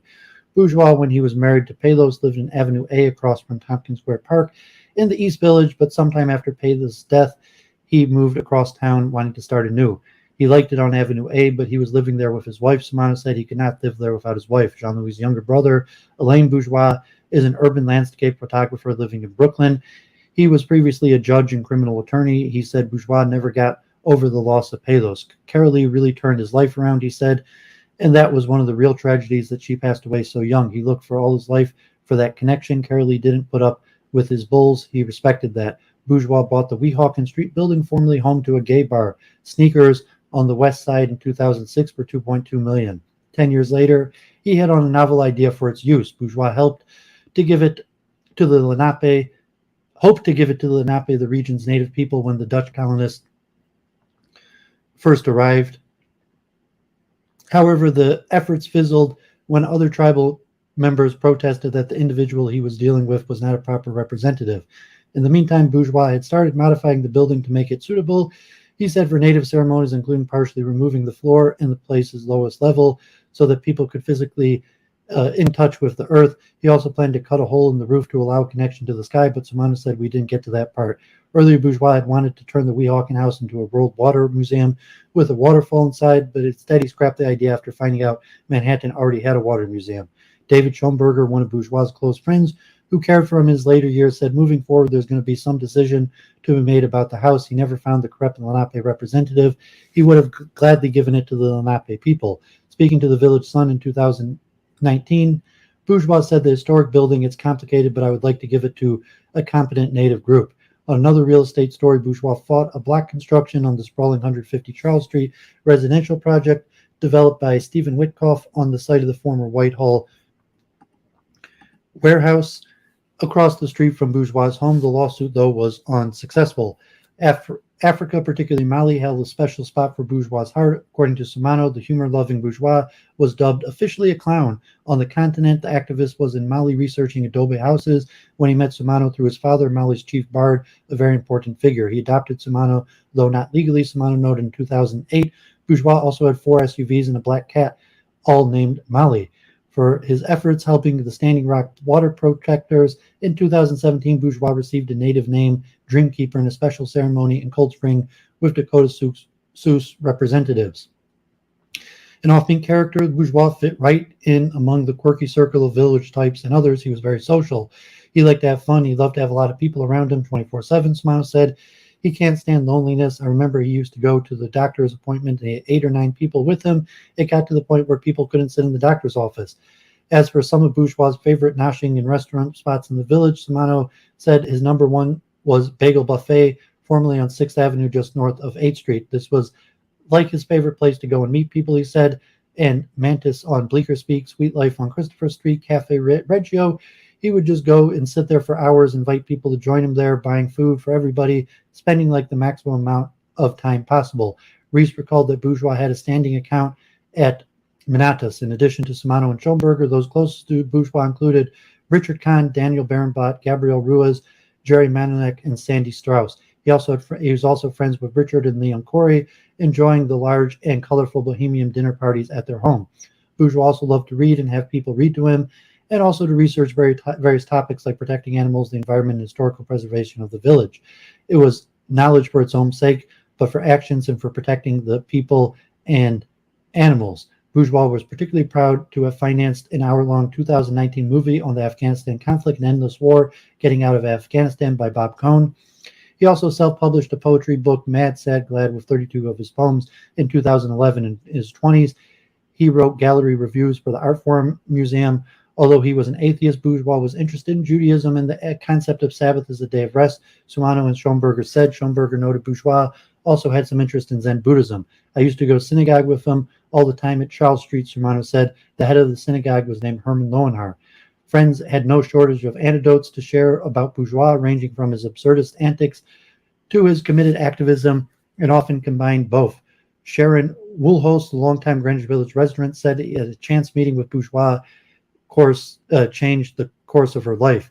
I was at the Bagel Buffet taking on to some of the usual guys who hung out there arguing politics and drinking endless coffees, and this tall man walked in all dressed in blue and wearing a crazy clown hat, and that made him even taller. She recalled, I asked him, why are you wearing that clown hat? He said, I'm wearing this clown hat so that people like you will ask me why I'm wearing this hat.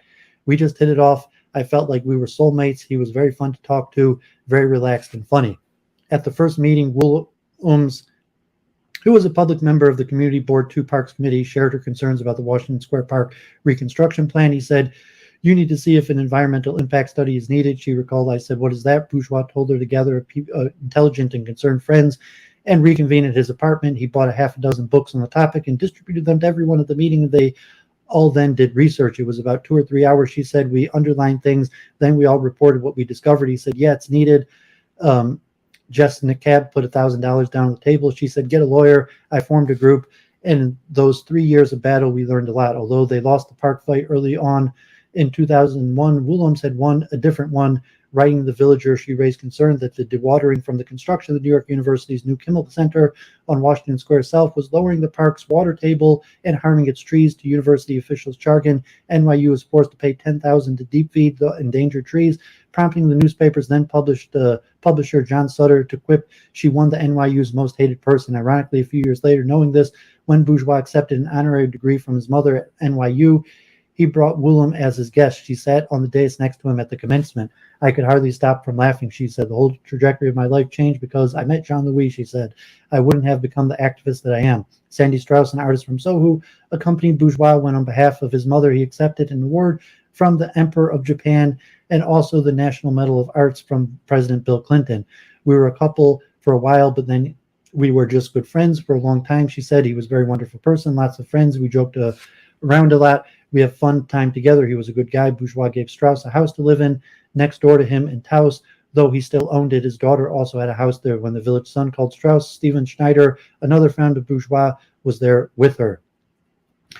In younger years, dashing Jean-Louis Bourgeois reported he never was at a loss for a date, but in his later years, he pined for female companionship before he started to physically deteriorate. He had a date with the feminist icon Gloria Steinem. He was very interested, but unfortunately, the feeling wasn't mutual. Recall another village friend, while pausing from doing transcendental meditation in the table area of the Morton Williams supermarket on Bleecker Street, recalled with a chuckle how he would sometimes try to fix Bourgeois up with women. Reese said in 2011, he introduced Bourgeois to the inner sanctum of the Occupy Wall Street encampment, the area with the computers. He said Bourgeois spent tens of thousands of dollars on a sound system for Occupy rallies. According to Reese, Bourgeois let some of the key occupiers spend time at his Weehawken Street house, only to start noticing unmarked government cars parked outside. They were trying to find out who was behind Occupy, Reese said. On the humorous side, Reese recalled once going to Bourgeois' place and finding 5 gleaming new motorized handicapped scooters there. One was for his mother, one was for him, and 3 were for his friends who might need them, he said. Jean-Louis said he might as well learn to use it ahead of time. He was driving it around the room. He loved jokes, he said. You would go to his house and he would read jokes from a joke book. Reese said at one point Bourgeois used to go around with an 8-piece matching set of Winnie the Pooh luggage. He recalled how he once stole the show at a performance of kids of the Czechoslovak American Marionette Theater by bursting out of the bathroom and changing into a hippo costume. At the bagel buffet, he said, when an indigent person would go to the restroom, Bourgeois would slip a $20 bill under his or her newspaper on the table. I always remember Jean-Louis with a crinky twinkle in his eye, he said, giggling over something that delighted him, some humorous remark, and that really is the Jean-Louis that remains with me. Jean-Louis and his surviving brother, Alain Bourgeois, were predeceased by an older brother, Michael, who died in his 40s. Michael was adopted from France as a young child at a time when Louise Bourgeois did not think she could conceive. However, Elaine recalled, by the time Michael arrived on the boat from the continent, Louise was by then already pregnant with Jean-Louis. A viewing was held at the Greenwich Village Funeral Home on Thursday, December 15th, dressed in the fringed buckskin jacket he wore at his native naming ceremony. Bourgeois laid in an open casket. It was blue. Alain Bourgeois plus all the people quoted in the obituary were there, as well as Anthony Van Dyck, the Nape, who was originally going to take over the Weehawken Street property, several Bourgeois professional caretakers, and his accountant. The burial will be in Taos. His wife was buried there. Simona said that's where he wanted to be buried, there. So just sorry to make Elliott wait through that. Just to mention also Jean-Louis also, his mother didn't leave the house for like the last 10 years of her life, and she got all sorts of awards all over the world, to which Jean-Louis accepted on her behalf, including the Genesis Prize in Israel. And so Jean-Louis had traveled around the world accepting awards for his mother. So Hey, John Wolf, thanks for tuning in. So, Elliott, if you're there, thanks for tuning in. Oops, I was doing a eulogy for my friend Hello. Jean Bourgeois. I don't know if you ever heard of Louise Bourgeois, the famous sculptress of the spiders. Was that an obituary you were reading? Yeah, there's an obituary. Oh, okay. He was a personal friend of yours? Well, I mean, he was more than twice my age, but he was kind of my friend, and I like he was like a mentor. He was the creator of Doooovid. I was like his spiritual advisor. I did research for him, and he would introduce me to people as his spiritual advisor. That's nice. Well, my condolences. I don't know if San Francisco is like that with eccentrics like that. And say like he took very high birth. He never really worked a day in his life, and he was a wealthy eccentric. That I assume there's probably quite a few people in San Francisco like him. There are lots of. He never married, never had children. So they're also like hanger-ons, hoping to get like a piece of the will, or he'd keep people hanging. He would slowly hook them up with small amounts of money, keep them around. If you have family and kids, it's a different situation. Some people are like divorced or empty nesters, but I assume in San Francisco there's probably thousands of eccentric old single millionaires. Yeah, I've only really met one that fits that category, but he's incredibly wealthy, and he has like this ring of hangers on. They're all trying to get a piece, as you say. It's very funny to watch. Interesting. Yeah, we talked about entourages in the past. So, some of these people you could do professional work. I mean, if you like them, you could join their entourage. And probably in San Francisco also, like what they do is activism. And activism is effectual or not is not so clear. Well, this guy had to hire a lawyer that was sort of like he sort of functioned like a bodyguard in a way to keep him from getting entangled with people who would do him harm financially. It was very funny to watch. He could slow down the development. In that sense, like an activist could slow down a development. Yeah. I mean, he was so old. I mean, when I met him, he was over 80. And I was introduced through a very strange series of indirect connections. And so I got to go to his house, and he lives in a 9-story building that he owns. It's a 9-story apartment building with 9 luxury apartments. But he lives on the top floor, and the other 8 apartments are completely empty. Like, he evicted everybody. So he just sort of lives in this tower alone, a man unto himself. I mean, did he have an entourage of like people that he would hook up or let stay there? He had an entourage of about, I don't know, less than, like, there was this lawyer, and then this sort of personal assistant, and then this other guy who I didn't even know what he did. It was a very strange dynamic, and he was a Jew, and it's very funny how people at that strata are completely oblivious to and completely unaccountable to sort of normal social conventions. They just do what they want and say what they want, even if it's not politically correct. So he ruffled a few feathers in the short time that I met him. It was funny to watch. Well, anyway, running through his money, that it doesn't really matter. Saying it's always mentioned like Peter Thiel or Elon Musk or even most wealthy people, their entourage is generally centered upon acquiring more power. So like if Peter Thiel or Elon Musk is having gatherings, it's probably mostly entrepreneurials that are like starting business or looking for investors, and he's looking over like their businesses and deciding whether he wants to invest or not.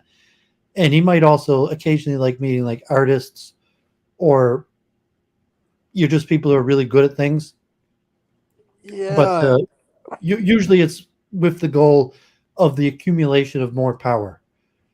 And so in the West Village, there's not really, it's more about culture. There's not really a goal of power accumulation. And so some of them like are really interested in people. So like I said, like you just meet like a homeless person and have like a half-hour conversation, or keeping the character. So San Francisco is probably like that in terms of like it probably actually is closest neighbor, sister community is actually probably like the West Village of Manhattan. I don't know if you were in New York or familiar with like the West Village or Chelsea. I mean, I know the West Village. I lived in Chelsea for 3 weeks, so it's not to say I'm intimate with it, but I do have a little bit of experience with being there. And I think it's about. People are worried about the content of that neighborhood itself, as opposed to changing the wider world or accumulating power. So whatever reason, like artists, create like really good art, and maybe the world will like it. Or I mean, he got involved in Occupy Wall Street, but I mean, like just wants to throw a wrench in the system. But besides for that, just wants to keep the character. Because really, like the West Village, Chelsea are unique areas that don't really exist too many places in the world. Like maybe San Francisco. I don't even know if like Miami, Chicago even have a comparable place to like the West Village and Chelsea. And so those neighborhoods are dependent upon wealthy eccentrics that protect the neighborhood from gentrification and the character. And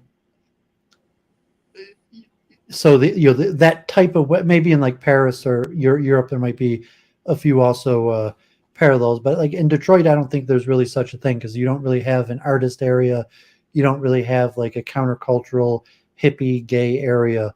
And San Francisco might even be bigger than, so to say, the Village. That like to say the Village, that San Francisco in that respect is probably like if you think Manhattan, you just have like the West Village and Chelsea. And San Francisco, I don't know the layout, although I was there for San Francisco as a youth in the chess tournament. That was my only time. But I would guess that San Francisco probably even more so, like in terms of like the ethos of the Village in Chelsea, that's even more dominant and more space in San Francisco than maybe anywhere else in the world. Yeah, people often make the comparison between San Francisco and the Village. Not necessarily Chelsea, but yeah, we can throw Chelsea in the mix too. There's got to be wealthy eccentrics who, because it's expensive and it would just be gentrified, economic concerns would basically just force out all the artists and homeless people and gentrify it. So it's got to be largely wealthy eccentrics that protect the neighborhood from yuppization. And they're usually like gay old men. That's what we call like the homosexual capital. So it's going to be gay old men that don't have a family, that have large sums of money, that don't plan on leaving it to their family, are not concerned with power accumulation, and used like whatever fortune that they have to protect the character of that area. And that's why I assume like San Francisco is probably, there's probably thousands of gay old men with no children that use their nest eggs of millions of dollars to keep the character of the area like that. I don't know about, I mean, yes to the former, but I don't know what their goals are. But if their goals are to preserve the character of their neighborhoods, they've failed, because the neighborhoods are now in steep decline and everybody's very upset about it. So there's been just like homelessness or crime. Yes. I'm saying that, but I'm saying that to some extent that's the success, because better homelessness and crime than gentrification, and that's how and that's people like put on a show. Jean-Louis hung out with homeless people. He sat in public restaurants and would just take homeless people into the restaurant and buy food for them. And it would be like, like, no, this man is my friend, even though he's just a homeless person off the street. He has just as much right to be here as anybody else. Well, and he was yeah, a I'm wealthy sure, enough person. He could do that all day, every day. Well, okay, but I don't know if there's any people like that in San Francisco, but there may be, if but I don't there's know like them. old, gay, wealthy eccentrics that spend all day taking homeless people and like buying them meals in fancy restaurants. There may be, but I don't know of any people that fit that particular profile. My general perception is that the homeless have sort of worn out their welcome because they seem to have multiplied by a factor of 3 in the past 4 years. And their presence is just so ubiquitous, and it's usually coupled with really hard drug use, which has its own sort of negative aura about it. And people just quietly want them gone. And they're trying to figure out how to do that and still retain their even sort this of... guy you were talking about with the 9th floor building. Oh, if he has such hatred of mainstream conservative culture that you say, like, he would rather see tent cities than people in suits going to brokerage jobs. No, he's not left wing. And that's where the profile is different. This guy would be very right wing. He was friends with Michael Savage. You know Michael Savage? I've heard of him. I never listened to his radio show. Yeah, the radio show. So, he's a pretty Savage right. Also is Jewish, but yeah, but he's very right wing, right? Michael Savage. He's part of the, I don't know if he's still broadcasting, but he's part of like the big 3 right wing broadcasters on AM radio. And so this guy had no sympathy for he didn't really discuss the homeless, but I didn't get the impression he had any sympathy or care. In fact, he had disdain for a lot of sort of the... We're saying he's a recluse. I mean, he was an entrepreneur. He made his money. He didn't inherit his wealth. He made his money. He built a pretty famous company, and so he's sort of like the entrepreneurial Jean-Louis spirit wasn't a in San recluse. Francisco. That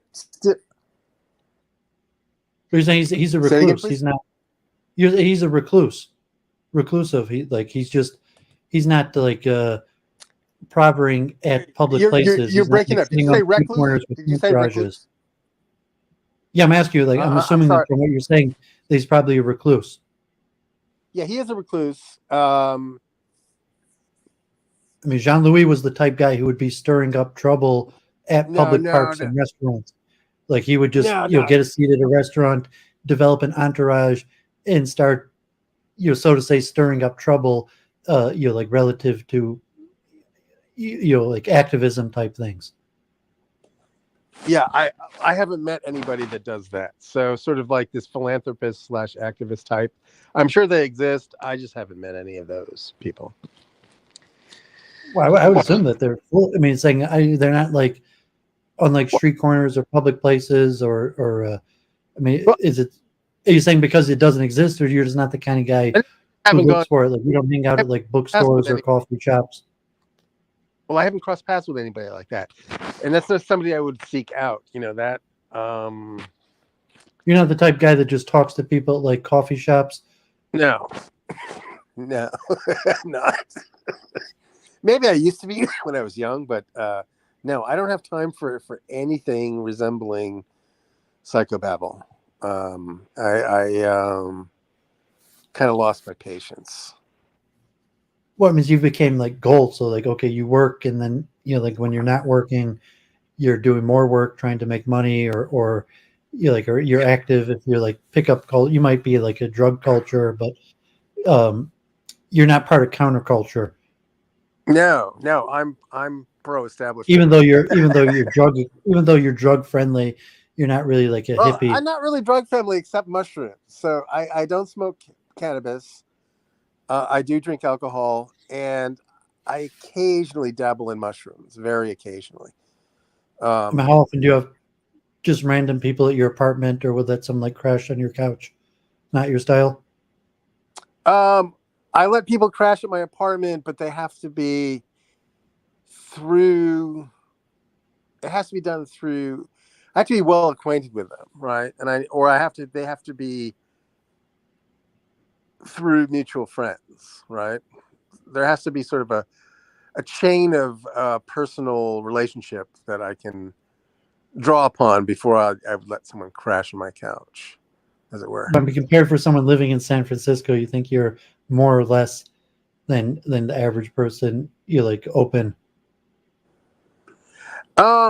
Yeah, I used to be a hippie. You know, I was a hippie in my late teens, early 20s. You know, but I sort of turned my back on all of that, and I'm now very much an anti-hippie because I've seen what it does, and it's not good.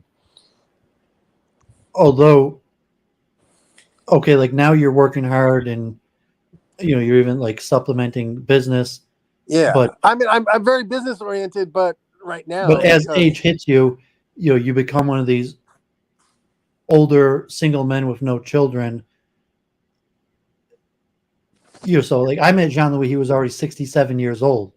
yeah, And so like a lot of the people like this, they're senior citizens, like and saying they have their nest egg, they're retired, and so it could be a decade from now you might change. Even like Luke Ford, um, in his mid 50s, um, he still maybe has hopes of his better days ahead of him.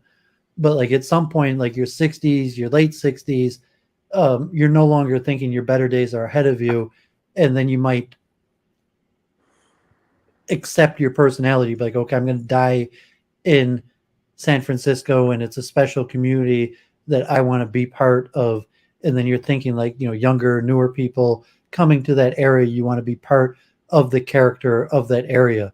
So I'm not sure if you're looking at that where maybe you still feel like you'll meet that woman or raise or have a family or even business opportunities where where conceivably your biggest successes could still be ahead of you, but at some point like in your 60s, so it's definitely your late 60s, uh it's unlikely you're going to think like that, and so like you could shift to being one of these like eccentric characters in like 20 years from now. yeah, and anything's possible. You know, it's certainly not a goal of mine, but if I had, I sometimes wonder what I would do if I had sort of, excessive wealth with which to, Or say, apply. or make it a differentiate. If you had kids, Mhm. presumably you would Well, I have nephews and you would nieces, direct and your excessive wealth would go to your children. So that right. the difference would be if you had not even excessive wealth, but uh, comfortable wealth for your retirement, but no children. And so Yeah. that's the village where you say like, well, there's a lot of old single men in the village, I mean, also old single women. I assume in San Francisco, there's probably thousands of old millionaires in that have no children, and those are the people that maintain the character of the area, as opposed to people who have children. Then they're probably trying to create the world, shape the world for their children. And so, Yeah. even if at this San point, if Francisco. you found a woman and had a child, you would already be, substantially older man with a young child, but you would probably direct your wealth in older age towards shaping the world for your child. Hey, David, I'm hearing every third word. Just so you know. Well, you think it's on? I don't think it's on my end. Do you think it's your end or? I don't know. It could be on my end. Ask the chat if you're breaking up. I hear you fine. I just listened for a Okay. second. It sounded like you're fine. Well, okay. So I I'm not really acting out of a long-term plan, David. I'm acting. I'm playing the cards that are dealt me. As best I can. So I'm not ruminating. I'm not constructing this big overarching narrative and seeing, I'm not trying to. I've given up trying to construct a particular story or a direction, right? I'm just I mean, you making agree with my point that the main difference is that you not having children. well, If you yes, had children, that would not having almost children guaranteed your. definitely informs my present and informs my future. But I'm not particularly busted up about not having children, I didn't right? say busted out. Just making the point that if you had children, presumably your long-term planning and the majority of what you were trying to do would be centered around your children. So I don't mean you have Yes, to be like, oh, that, just making the point that most people who act like these eccentrics or involved in counterculture are older single people, or even well, people that never have children. I agree, but a lot of those people that fit the profile you're talking about are homosexuals, right? And Well, they that have also obviously West Village in Chelsea, is San Francisco, the capital of homosexuals. yes, but homosexuals tend to live very hard lives and die very young. In my observation, there's a lot of drug use in the homosexual community, and that takes its toll, and they seem to decline very quickly. You don't see very many old homosexuals, do you? Well, if they're still sexually active, it's saying like people, I mean, because homosexuals are generally more sexually active, and I mean, so you could just have homosexual leanings as you get older. Um, you'll say if you're in San Francisco or the Village or Chelsea, you have your, like your runaways or your people trying to make it to the city, and like God forbid, like doing tricks for old men. But I'm saying there's safe ways. So there's like I assume in the West, like I know God forbid as a fact, like in Manhattan, there's plenty of homosexuals, like 70, 80-year-old homosexuals that are still sexually active, although it minimizes, like the amount of activity would minimize.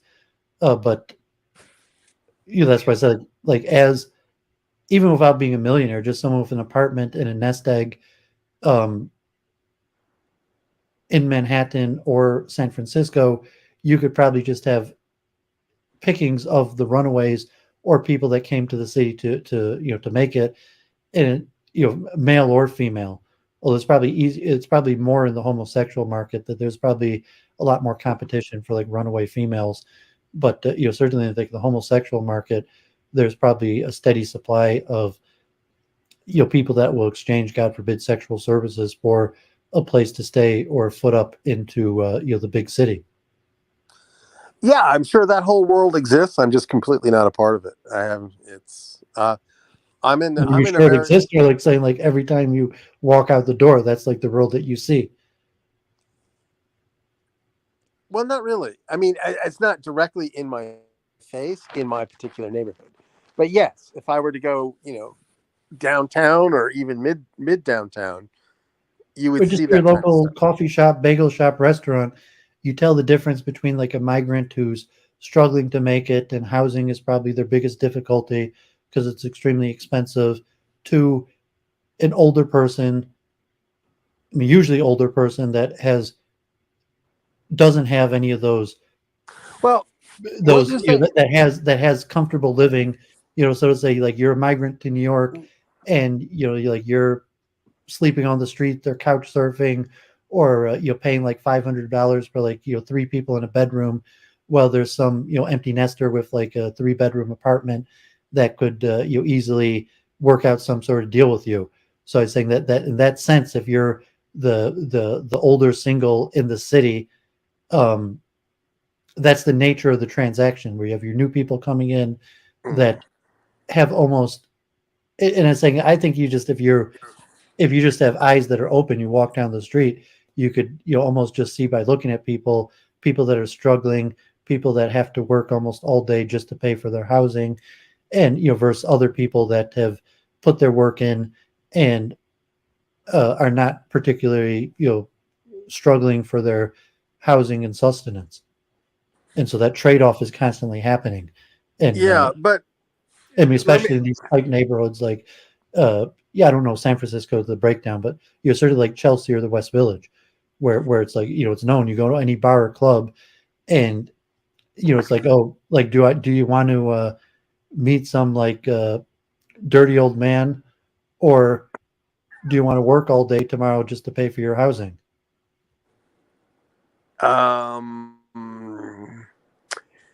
I can only speak in the broadest strokes, but generally speaking, what's happened in the last 4 to 5 years is that the runaway culture, the sort of bohemian artiste kind of culture that used to be here, has been squeezed out and moved into the East Bay and further afield. And generally, a lot of these people have moved into the Midwest and into cheaper markets because the sort of non-professional careers don't cut it with the housing costs any longer.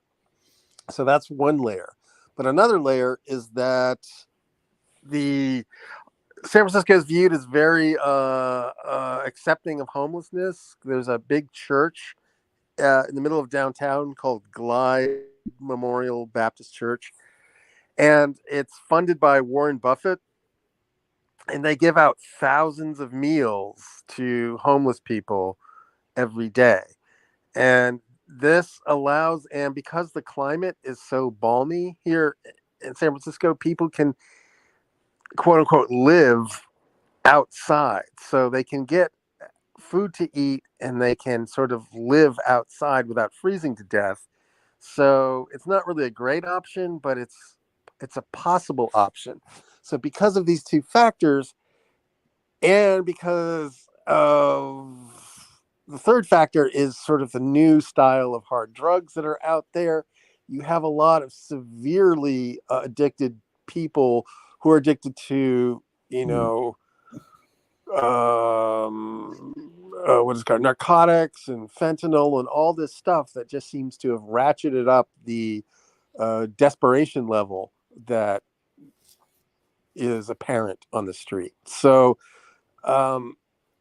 and so you have this weird mixture of, you know, Twitter's headquarters are right in the middle of downtown, and Twitter is completely surrounded by just disgusting addict culture for miles, just for blocks upon blocks upon blocks. It's just spread out like a cancer. So if I didn't have such a good deal, I would be making plans to leave. But I do have a good deal, and leaving is just not practical. I mean, it's leaving. So the question is, if I were to leave, where would I go? And I don't really have an easy answer for that because. What do you mean good deal? So you don't own. You're not an owner. You're still rent. You don't own. Yeah, I rent, but I have rent control. So that's what you mean good deal, rent control. Yeah. And that's practically like owning, because that rent control can stay with you till death.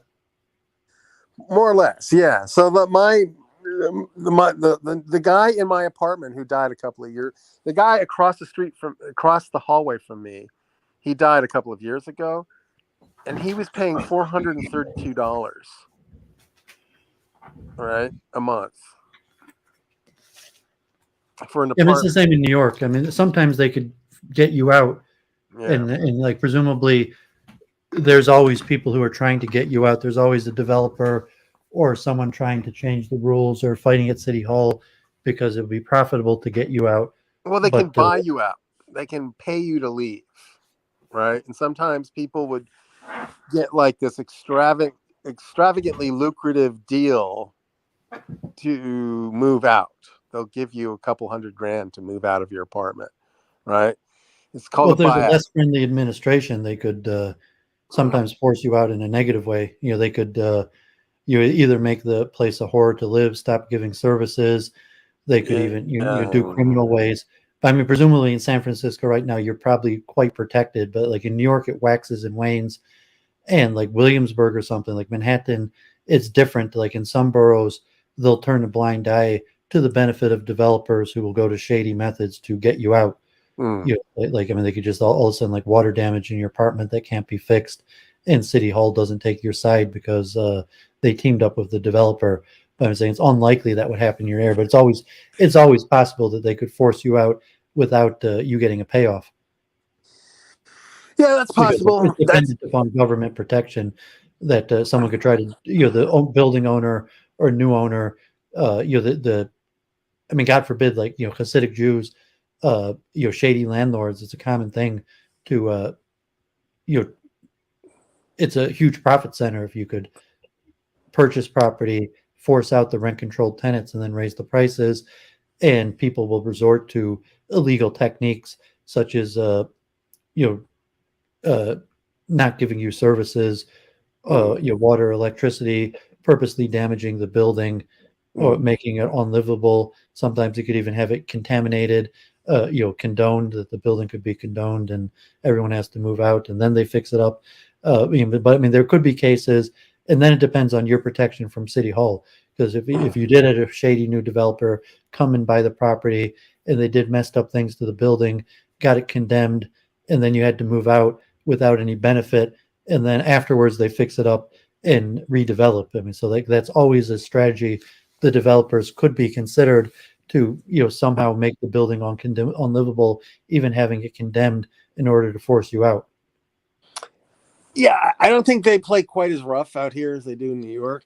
I mean, I guess what you're saying is all true and possible, but I haven't heard. I even say a friend who went to prison for that. I mean, he did that in Williamsburg and went to prison. I lived in Williamsburg for 3 weeks too. It's another one of my 3 week. So he tried to do it, but he actually, I'm not sure if he ever did go to prison, and he might have even worked. And even if he did go to prison, he actually might have succeeded in forcing the people out, because it would have had irreparable water damage, and if he couldn't pay them. So even if he did have legal trouble or get arrested or even spend a few months in prison, it's conceivable that it still worked and it was damaged and was condemned, and the people ended up having to move out. Yeah. So you know a lot more about real estate than I do. I wish I'd. Well, I worked in real estate. I was saying, you never.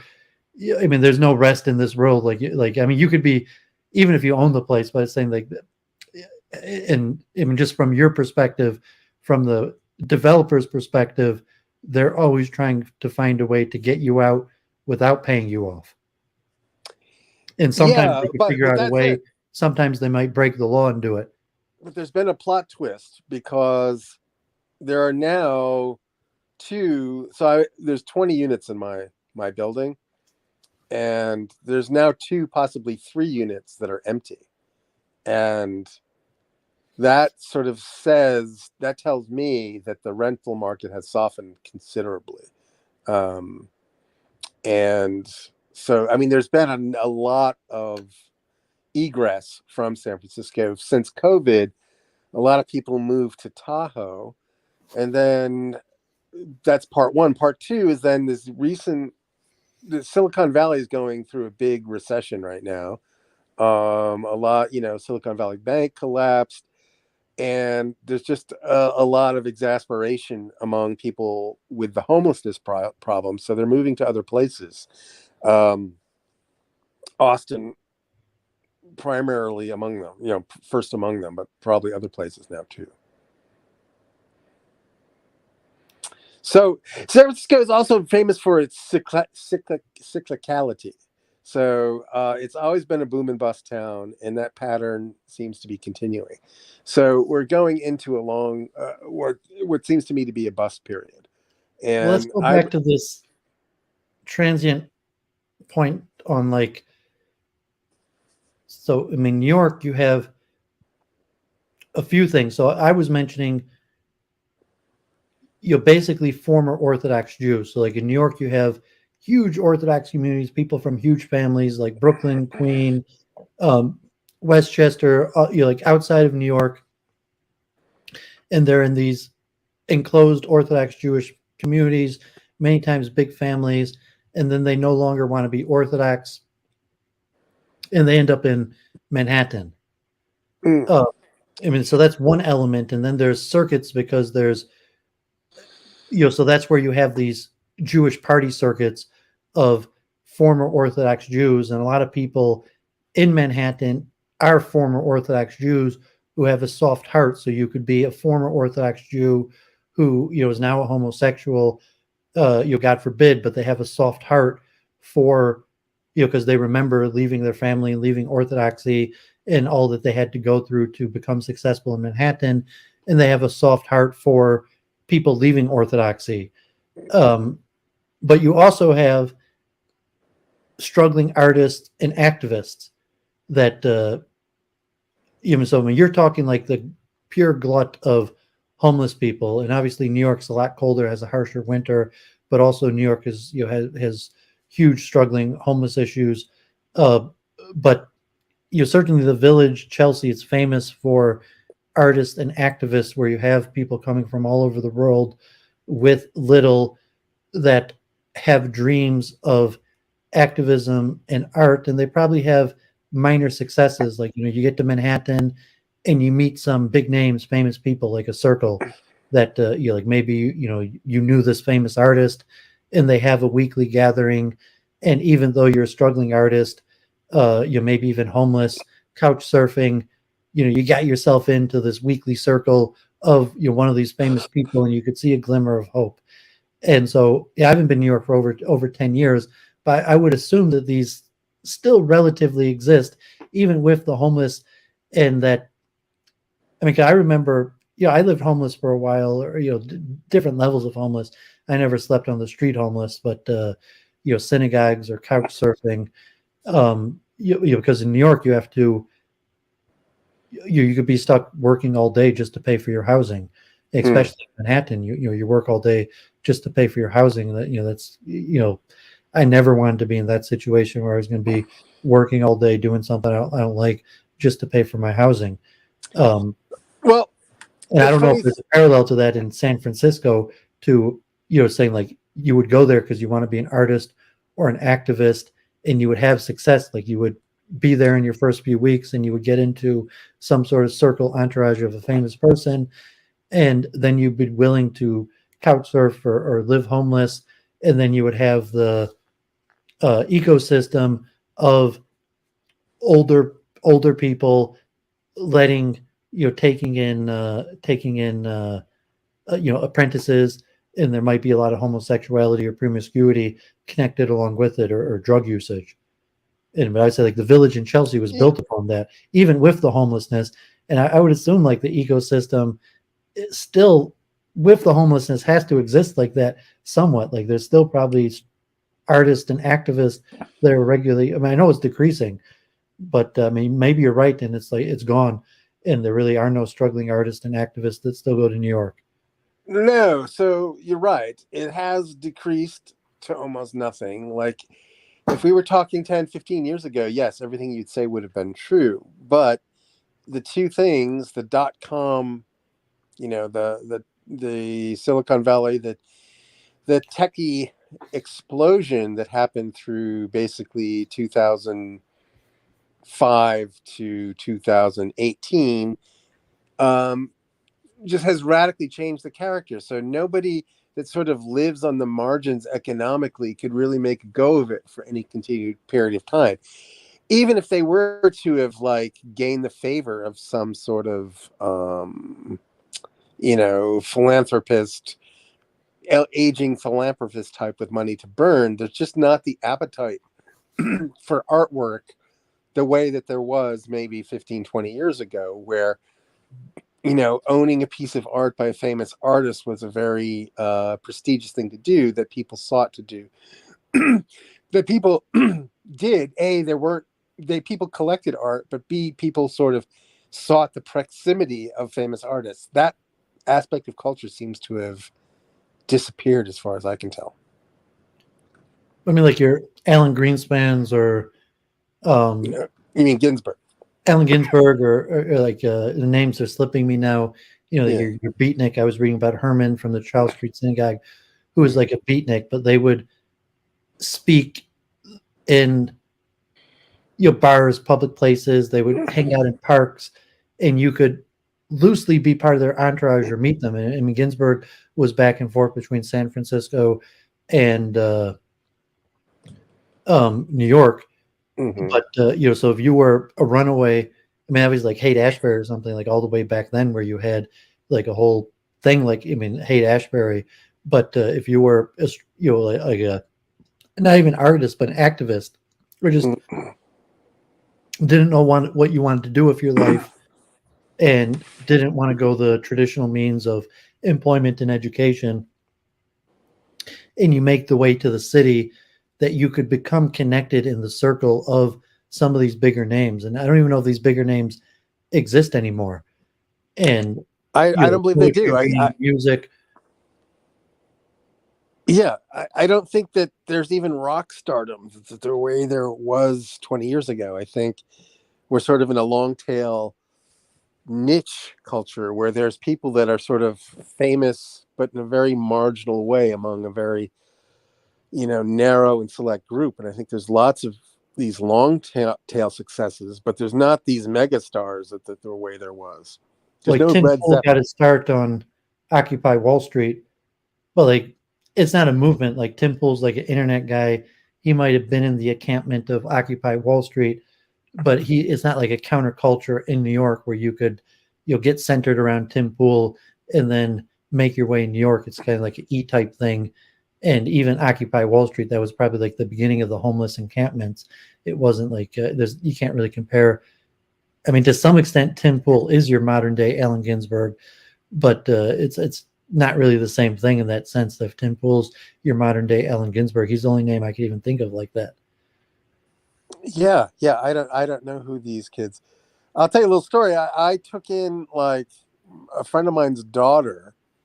I let her live in my spare room, right?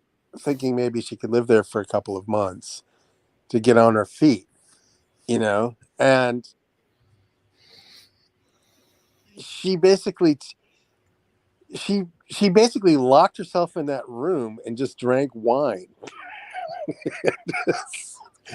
Didn't venture out. She just drank wine and played on Facebook for like week upon week in succession. And she didn't have the slightest work ethic, not even the slightest. She just thought that's how people just gave you things, right? Because they do to some extent, saying because you can't really get on your own feet.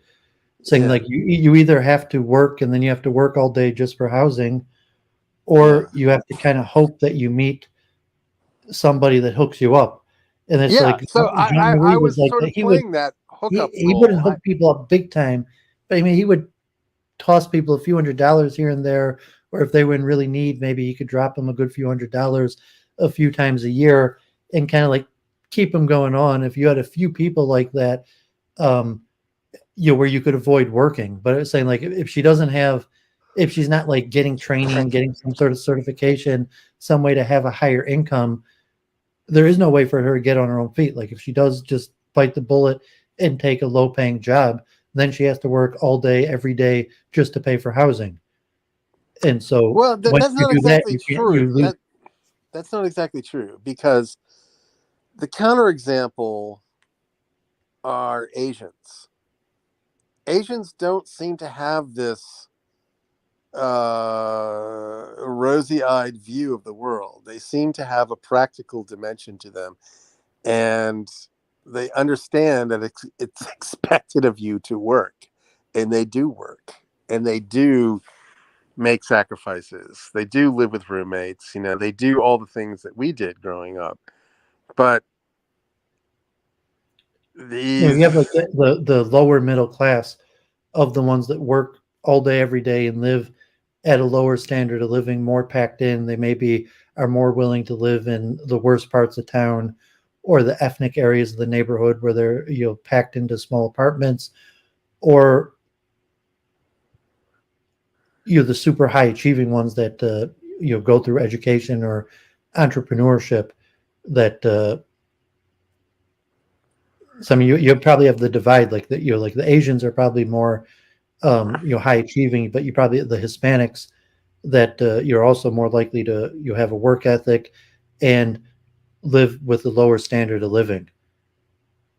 And but it's saying like, that's but they're coming from another country. So like if you're white American or like Jewish, you're not coming from another country. You don't have a work ethic like that. You're not going to come to the city to work really hard to have a low standard of living.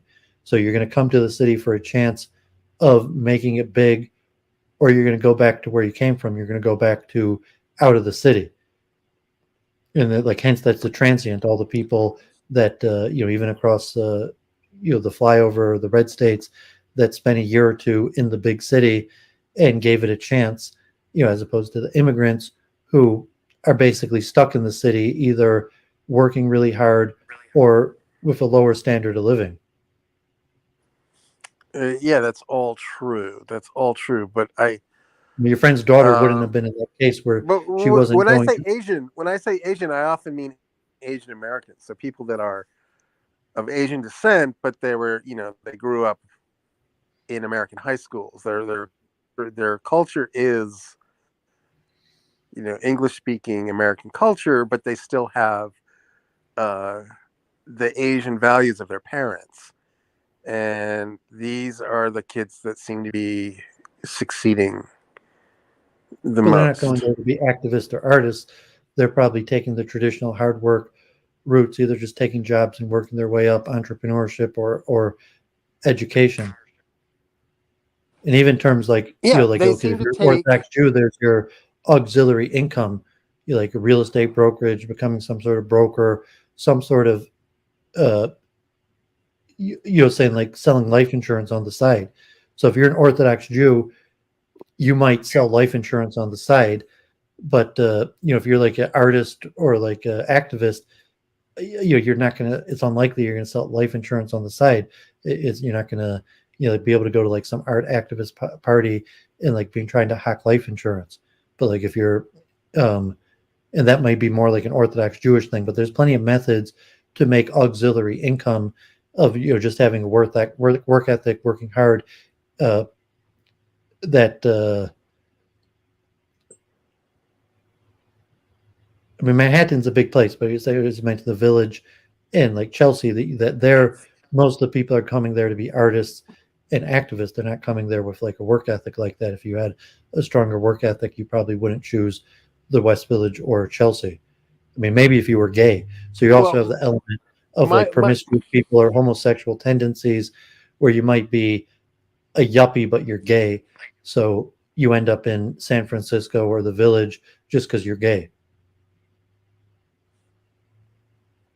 Well, my impression of Chelsea was that anybody that was in was an artist in Chelsea was like a trust fund kid, and their art was atrocious.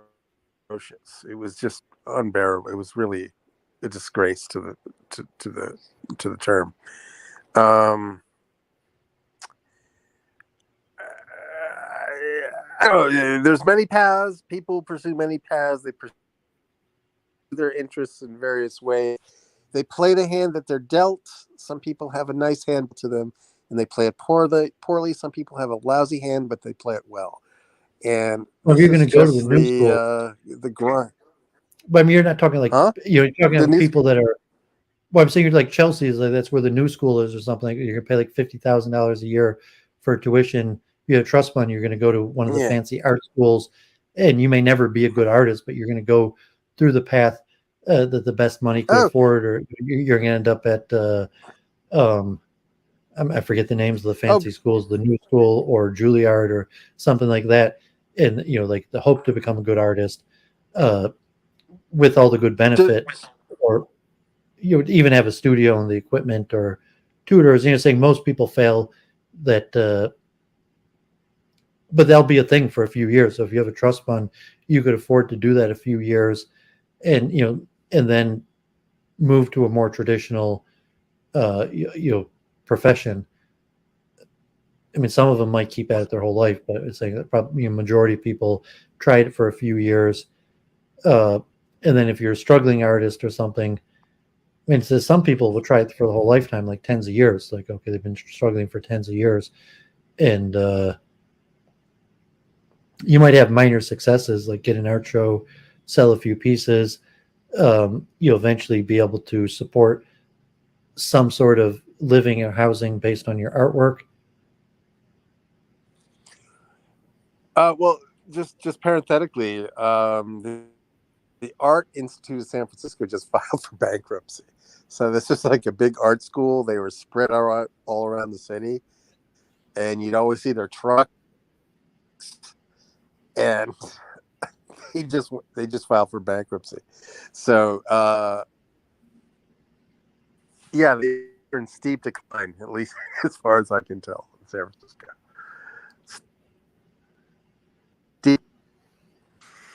Because there's If your robot the you still there? are on their screens. There's no appetite for sort of a traditionally world piece of art. There's just you froze. Yeah, there's a glut in the market, and Uh-oh. yeah, you were fading out for a second. Can you hear me? Let's change the topic, dude. Let's talk books. Yeah, I can hear you now. Can you hear me? Yeah. Uh-oh.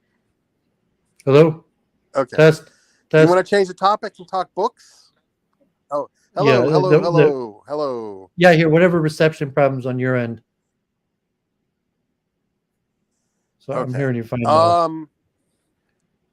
Okay. Well, let's see if it persists. You want to talk books? Yeah, not much an update. My father had been building out like a library room, and it's finally finished. So Yeah. I just today started moving books into the library. Yeah. So I'm on two ends. One thing, like, my father's got a huge library, an awesome collection. Many of them are valuable. He's got like art books, or like rare books, older books, but then also you'll be going through the books, so he'll be dumping a lot of books.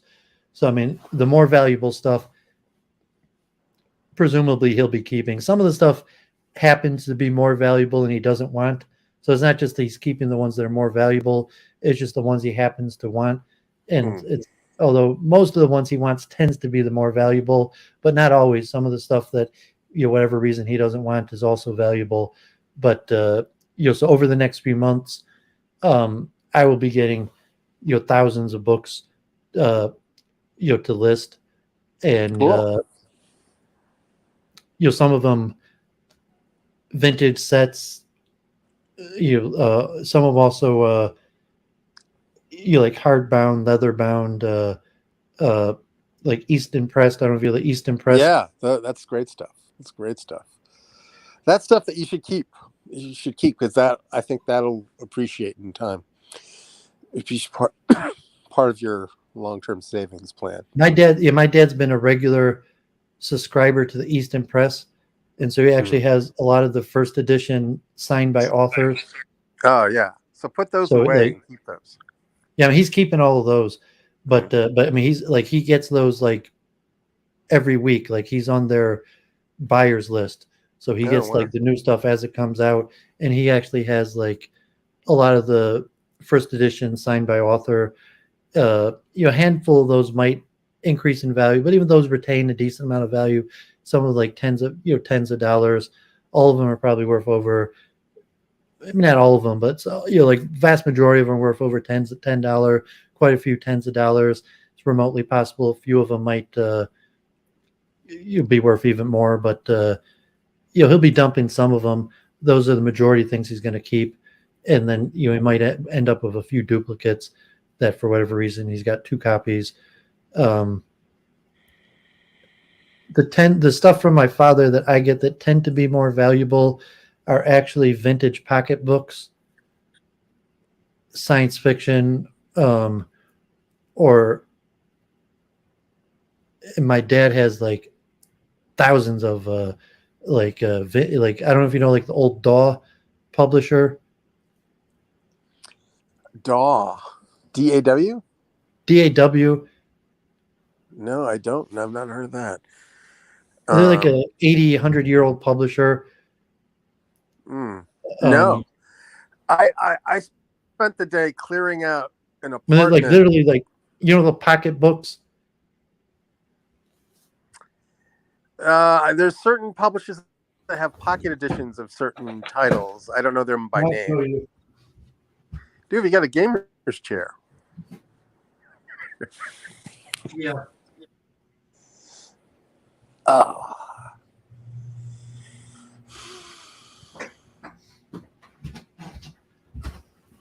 So I mean, these days we mean like pocketbook, where just like, I mean, it's still called a pocketbook, and some of them could even be big, like Stephen King, and they could even be like thick. In the old days, like this is a vintage science fiction. I think this one's even valuable, and it's still a pocketbook, but this one's maybe from like the 70s or 60s. Mm-hmm. And this is like an ace, like 35-cent one. It's even the old one where it used to be 2-in-1, where those are cool. There's a certain niche market for those. And you're saying it's smaller than the old, like this was the old pulp fiction type books that some of them even from like the 20s, 30s, and 40s that were like real small, like pocket size. I could probably even fit it in this one doesn't quite fit in my shirt pocket, but like this one, even though it's called a pocketbook, would be hard to fit in my pocket.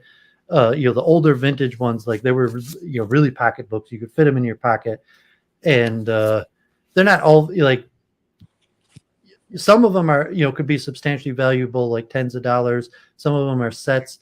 My dad has like Edgar Rice Burroughs. He's got like hundreds of them. He's got, and my mom has like a lot of the original Star Trek. She's keeping those, Perry Mason, and like a lot of them, like Agatha Christie. It's like I've had because Agatha Christie is one of the most popular of all the all books ever written, and I've sold probably over $1,000 of Agatha Christie, and it's the older ones, like the the vintage ones, that are valuable, and have them in a lot of. Although my dad didn't like the Agatha Christie, so he dumped and gave me all the Agatha Christie. But there's some other ones that are like that. But those are the ones that are likely that I'll have that would be more valuable. I just sent you a message to it on Facebook. Yeah. It's funny you mentioned Agatha Christie. I just sent you a book that I came across today. Yeah, by Agatha Christie. I can't repeat Someone told me it's Agatha Christie. God forbid. It's Agatha Christie. It's not Agatha Christie. It's Agatha Christie. Well, I got a call from a guy whose brother had died, and his apartment was stacked floor to ceiling with books. So I spent the entire day today boxing and loading books, and then driving books, and then unloading books. So I'm completely exhausted. But there's so many books in the world. It's really amazing. So I need somebody. That's why I was calling in, David. I need you to hook me up with somebody that can live in my spare room for a month and help me process books. You know anybody in the Bay Area, man? No, I can't even find anyone here. Like, I don't even think I'd be able to. Like, I would probably have to pay $15 an hour to find somebody. Like, I mean, like these days, people don't read, and so I'd have to train them. And like, people don't take care of fragile stuff well, and like books are fragile, and I mean, like you're saying, like a transient that would be willing to like work for housing or some sort of deal. But I don't want to go that. I don't want to go too far down the food chain, bro. I've got I need somebody high IQ, and with a solid emotional foundation to work from.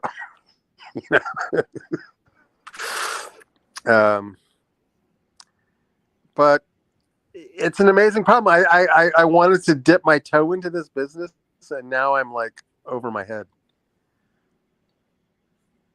I don't know if that's happened to you or not.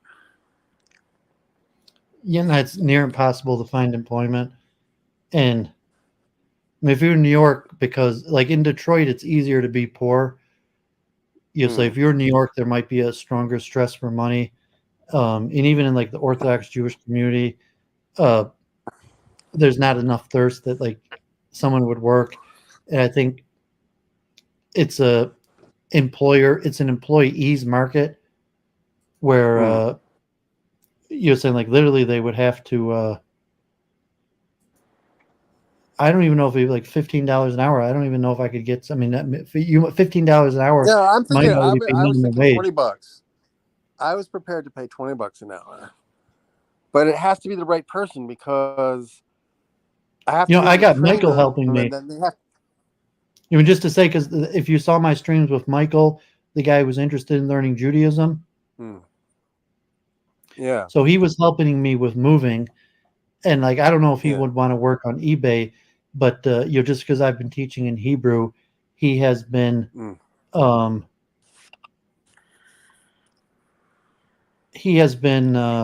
helping me moving boxes.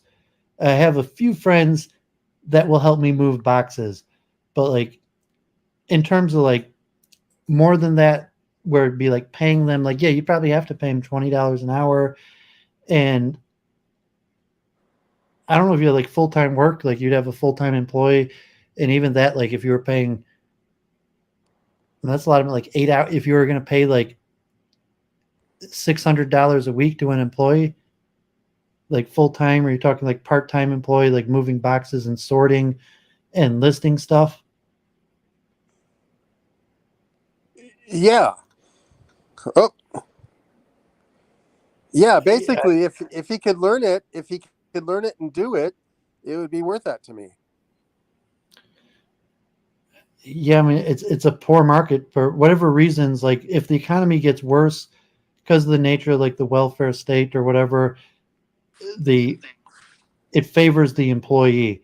So there's not like a big glut of people looking for work like that, or would be willing to, even if you put out like help wanted ads, I think you'd have a hard time finding. So like if you were streaming, like, okay, I found Michael, he's been helping me out with some moving, and that's, I might pay him. He didn't say he wanted to be paid, and that's more because like I'm teaching him in Hebrew, and I think it'd be near impossible in this market to find an employee. Yeah, I mean, Michael would be great. He would be a great candidate if he wanted to do it. If somebody wants just like a month in San Francisco, this would be a great opportunity for them. So if he's not looking. I'm saying he's looking for me to teach him Hebrew, and in return, he's helping me out with basically just moving boxes. Yeah. And if it came to like me offering him a job, it probably, I mean, because whatever his financial situation, it probably wouldn't be worth it for him. I don't think he's looking for work like that. He's just looking to repay me the favor for teaching him Hebrew. Yeah. So I wouldn't be able to turn it into employment. And I've wanted to get part-time help. I've never put it out there. It's a tough market, and because of like the welfare state or the various issues, like there's not really that many people around that are willing to do things. Even now, like they're like $20 an hour. When you think like years ago, like $8 an hour, and here you think like you make inflation like $20 an hour, and you still can't find somebody. Well, I just started looking. You're actually the first person I talked to. I don't know. You mean all the homeless people on your street, but you say no. I'm not inviting homeless people into my world. I'm just not doing it. We were talking about like the transients and struggling artists and the type things. Yeah, no, but these are Fenty. These are fentanyl addicts. They're a different breed. They're not struggling artists. Yeah, I'm saying that doesn't really exist like that anymore. That's what, like we were talking about. Where in past times there would have been people who would have jumped at that part-time work and something intellectual like working with books. Yeah. And I can't think of anybody like because I've been doing this a few years. I've wanted to get help, and occasionally like I have friends or I pay for help to move. And I have thousands of books in backlog that I just haven't listed. Yeah. And I can't even think of a scenario like where someone will like come to my house and like list a bunch of stuff. I know, I worked for a suit store. I did bookkeeping. It was a rabbi who had a synagogue, and he funded his own synagogue, and he did property management, and his son had a suit store, and he recruited his employees from the synagogue, and there'd be kids from the neighborhood. And even that was like near impossible and then he switched to like African Americans, and he was working with like prisoner release programs, and like people were stealing from him, and even like the Orthodox Jews working for him were stealing from him, and he couldn't get Orthodox Jews to work for him. Yeah. Even the it's really like it's extremely difficult to find employees these days, and the price. Now people want like health insurance, and so I mean you probably have to. Well, I've You got sounded like one you had guy. a good deal where you could probably pay someone for moving and just do what like you're doing with the high value books, and then you'll have to dump off the books that you can't ship out to Amazon, even though they might have value, even though you could probably create a job for someone to do that. Just the likelihood you're going to find employees so small that you probably have to tier your business in a way that you do it all by yourself, besides for occasionally help people to help with the moving. Well, the moving part's done. I need somebody to sort. I've got like 10,000 books now, and I need someone to sort the wheat from the chaff. And I don't have time because I have my day job. So it would be a kind of a fun job, actually. I enjoy doing it myself. I just don't have enough time. But anyway, I was just putting it out there to see if you had some idea. Unfortunately, I don't. And okay. Yeah, I've been thinking about it for a few years, and I thought like in Jewish circles, maybe I would be able to find someone from Jewish circles, but at this point, like no, I know from like Orthodox Jewish circles, like even going like the Chabad event, I don't think I could get like a Chabad store would do it for me, even if I paid them like $20 an hour, and I don't think like a liberal Jew. I mean, I would have to be lucky to find like. It'd probably be like a college grad who couldn't find any other work. But these days, I mean, it's like the gig economy that like I don't know if people would be like doing Uber or something. Like if people really needed money, there's like the gig economy and the Uberization, where they would have some method to find the part-time work, just to get by. That they wouldn't do part-time work for someone like me or you, and there's not yet an Uber type thing for the service. So like, well, Uber was really big, but then the wages start going down. well, I mean Uber just in the way if there was some sort of app where you could get a part-time employee that would just come and do it, like you like all the various services like picking up groceries, deliveries, task moving, where you just have temporary workers that find it off the app.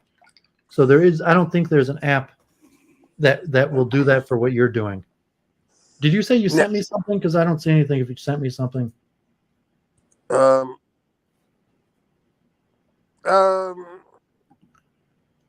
Yeah, you didn't get a picture of a book?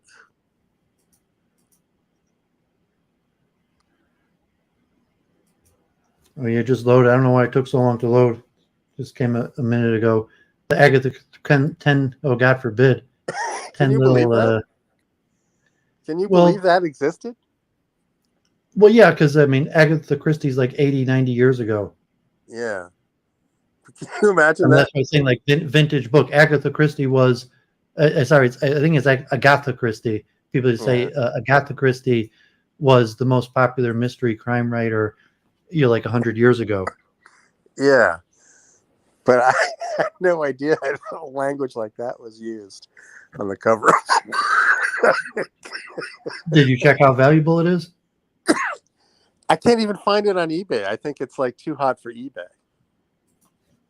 Banned? Huh? I don't think it's even.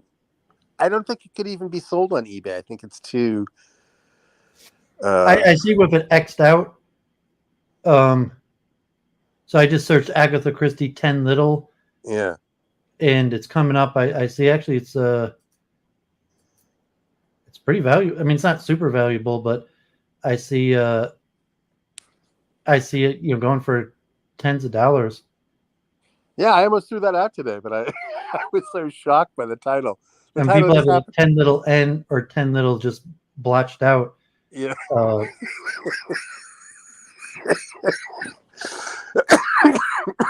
I thought that was I see one from the UK, all over $10, $30. Yeah. I mean, you check, just Google. I googled the whole word, and it didn't come back. Just searched 10 little without the N word, and it came up like, I'm seeing going for over $100.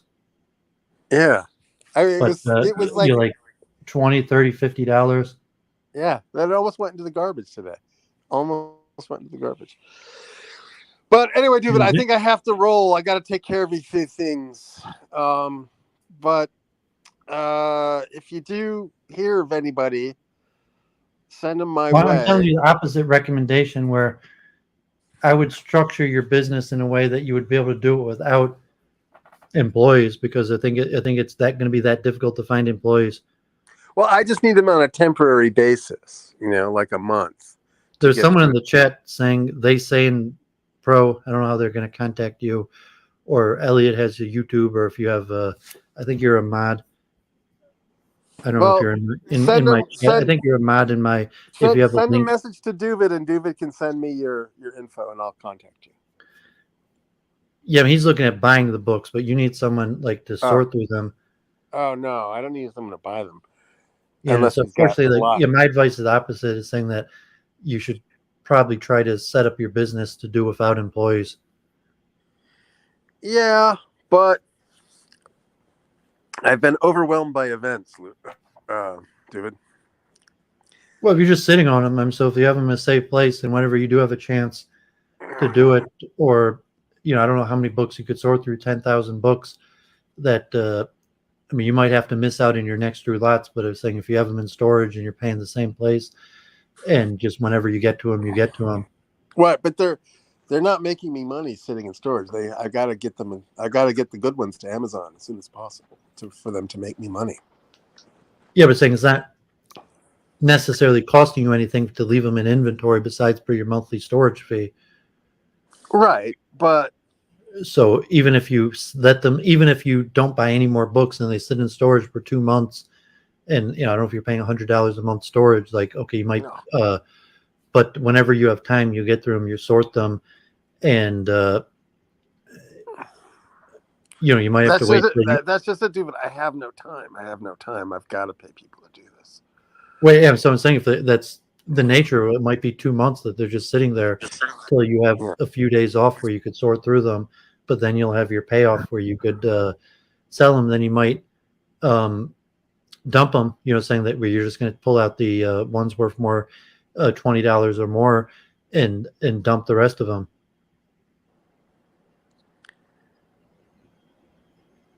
Yeah. So what I do is I go through everything, and I do like a rough sort, which is saleable or not saleable. So a certain percentage are just completely not saleable. They're just not in a condition to be sold. So those have to be dumped.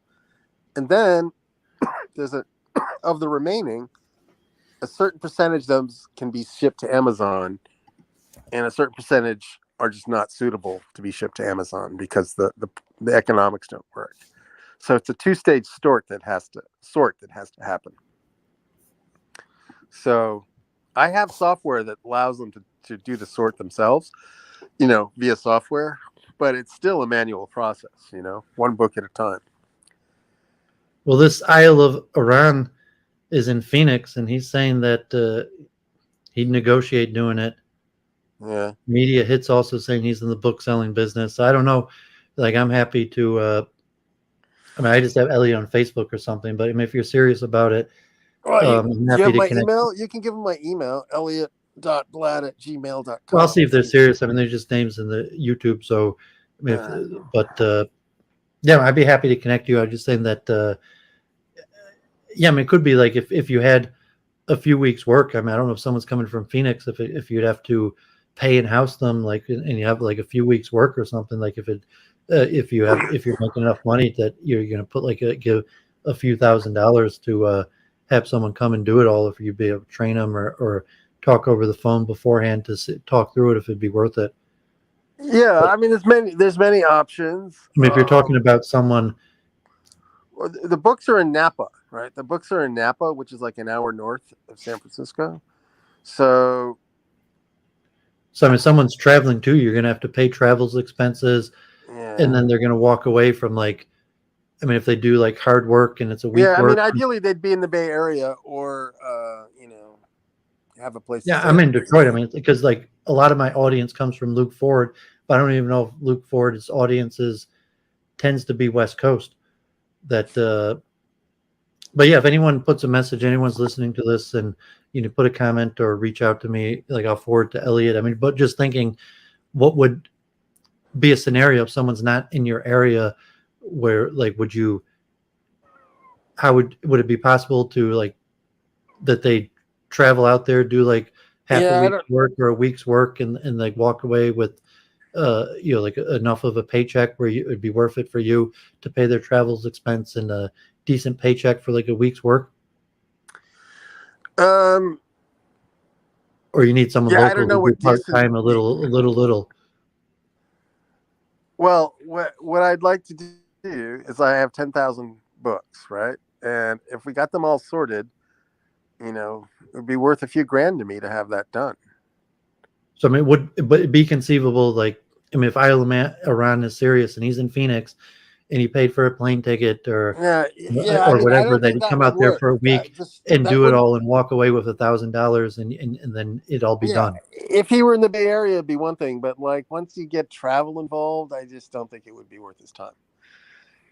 Yeah, I mean, so streaming is difficult because, like, I mean, the likelihood that someone listening to Doovids in the Bay Area is pretty small. Yeah, I know, but some people may be listening to you that know people in the Bay Area, right? I mean, Luke Ford would be more likely. And then even even someone traveling from Los Angeles to the Bay Area might be too expensive. It might not be much more of a difference from someone from Phoenix than from LA. I doubt Luke would be a good fit for this. I mean, ideally it would be someone on his channel that would listen. Here's the ideal like, okay, like, yeah, I do need to make $500, and I'll come up from LA to, the Bay Area for 3-4 days to make $500,000. It's for somebody looking to get a foothold in the Bay Area that needs just a little work to get them going, but it wouldn't be the long-term thing. It might be a long-term thing, but its chances are it's just going to be like 4 to 6 weeks, and then the project will be over. So ideally, it's not something that a person could come in and do in like a week and be done. It's because it's going to be over 4 to 6 weeks. Well, the amount of books is just so vast that I just don't think it could be done in a week. Well, I'm saying if the person came just to do that and they did work, they did it all day, hours every day, you're saying it'd still take a month? I think so. I'll send you a picture of the books. It's a lot of books. You don't have to send me a picture. I'm just talking like feasibility. So if a person came to the Bay Area, if a person came to the Bay Area for a month, are they going to walk away with $2,000-$3,000? Oh yeah. So you're saying if someone's sitting there and said like, yeah, like I don't have anything going for me, I don't even have a place to live, I'll come to the Bay for a month, and they're going to walk away with $2,000-$3,000. Yeah, it's for somebody that's maybe just graduated from college. You don't have to get that much in. You're saying someone that has a month, someone that's going to come to your area and work for a month. You don't have to get too much into their shoes, just for whatever reason that they could take a month off of their life, and then how much money they're going to walk away with. They're saying that and then you think like, are you going to provide housing? Are you going to take some random person you found off a stream and let them stay in your house? Yeah, it's not like housing is expensive. That even if you to house them for a month, then you're talking, like I don't know if it'd still be worth it if you have to put them up somewhere for a month and pay them.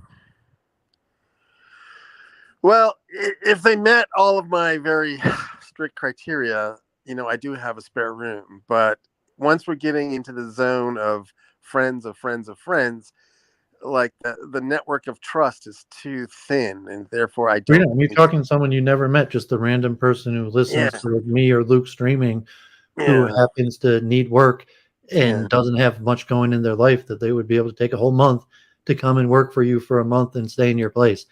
Yeah, And it would what have type to be. of person would that be? I said, like, yeah, I mean, the likelihood that there's some like beautiful young 20-year-old girl that would do that, you're saying like, well, no, I mean, No, that's not going to be. That's not going to happen. But well, I mean, it I could might, but I see. was saying like whatever the case is, the likelihood that but I mean, it could be anybody for any circumstance that would take you up on that and be like, yeah, I could use $2,000-3,000. I got nothing coming. I got nothing doing for me. I got no real good place to live, or in a bad living situation.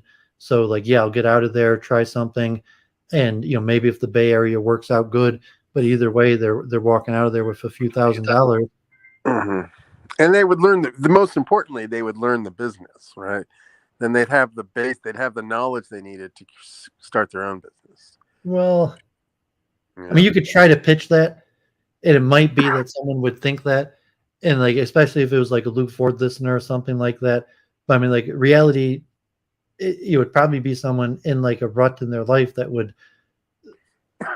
someone would be looking to get into like the book selling trade. I think is pretty unlikely, but that there would be someone that has nothing going on and could use a chance to make a few $1,000s, try a new city. That is more reasonable. Yeah, that's right. This is a marginal opportunity for a marginal person. Hopefully not too marginal. Well, I mean, $20 an hour is a lot of money. So I mean, you're saying it's someone a chance to make $20 an hour for full-time work for a month is not that bad. That's saying that someone, and plus living expenses. Well, I don't know if I could foot both. I mean, living expenses in the Bay Area is a serious consideration, but in Napa, it's a lot less. Like, so, you could probably find an apartment in Napa very cheap. But I don't know. This is such a half-baked idea of mine that we should probably not go too far with it. Well, I mean, you could try Craigslist or something like. I mean, it could be like, yeah. I mean, every time I do Craigslist, I get burnt in a real bad way. So, you could even try an employment agency. No, I don't want to be that official about it. I haven't even called. You're the first person I talked to about this, Dave. So David, I'll reach into my network and see what happens. But if lightning strikes and you find the perfect candidate, just do send them my way. Okay, well, just the chance of someone listening to this message is me, because like, I got no one there. I can't think of anyone else in that area I know other than you. And but yeah, if someone listening to this for some reason reaches out, yeah, and I mean, it could be, yeah, I mean, if you're making money and you want to expand, you don't want to quit your day job. I'm really excited about it. I really I couldn't believe how many books people are looking to get rid of. It's just amazing. I mean, that's the beauty of living in a big, highly populated area.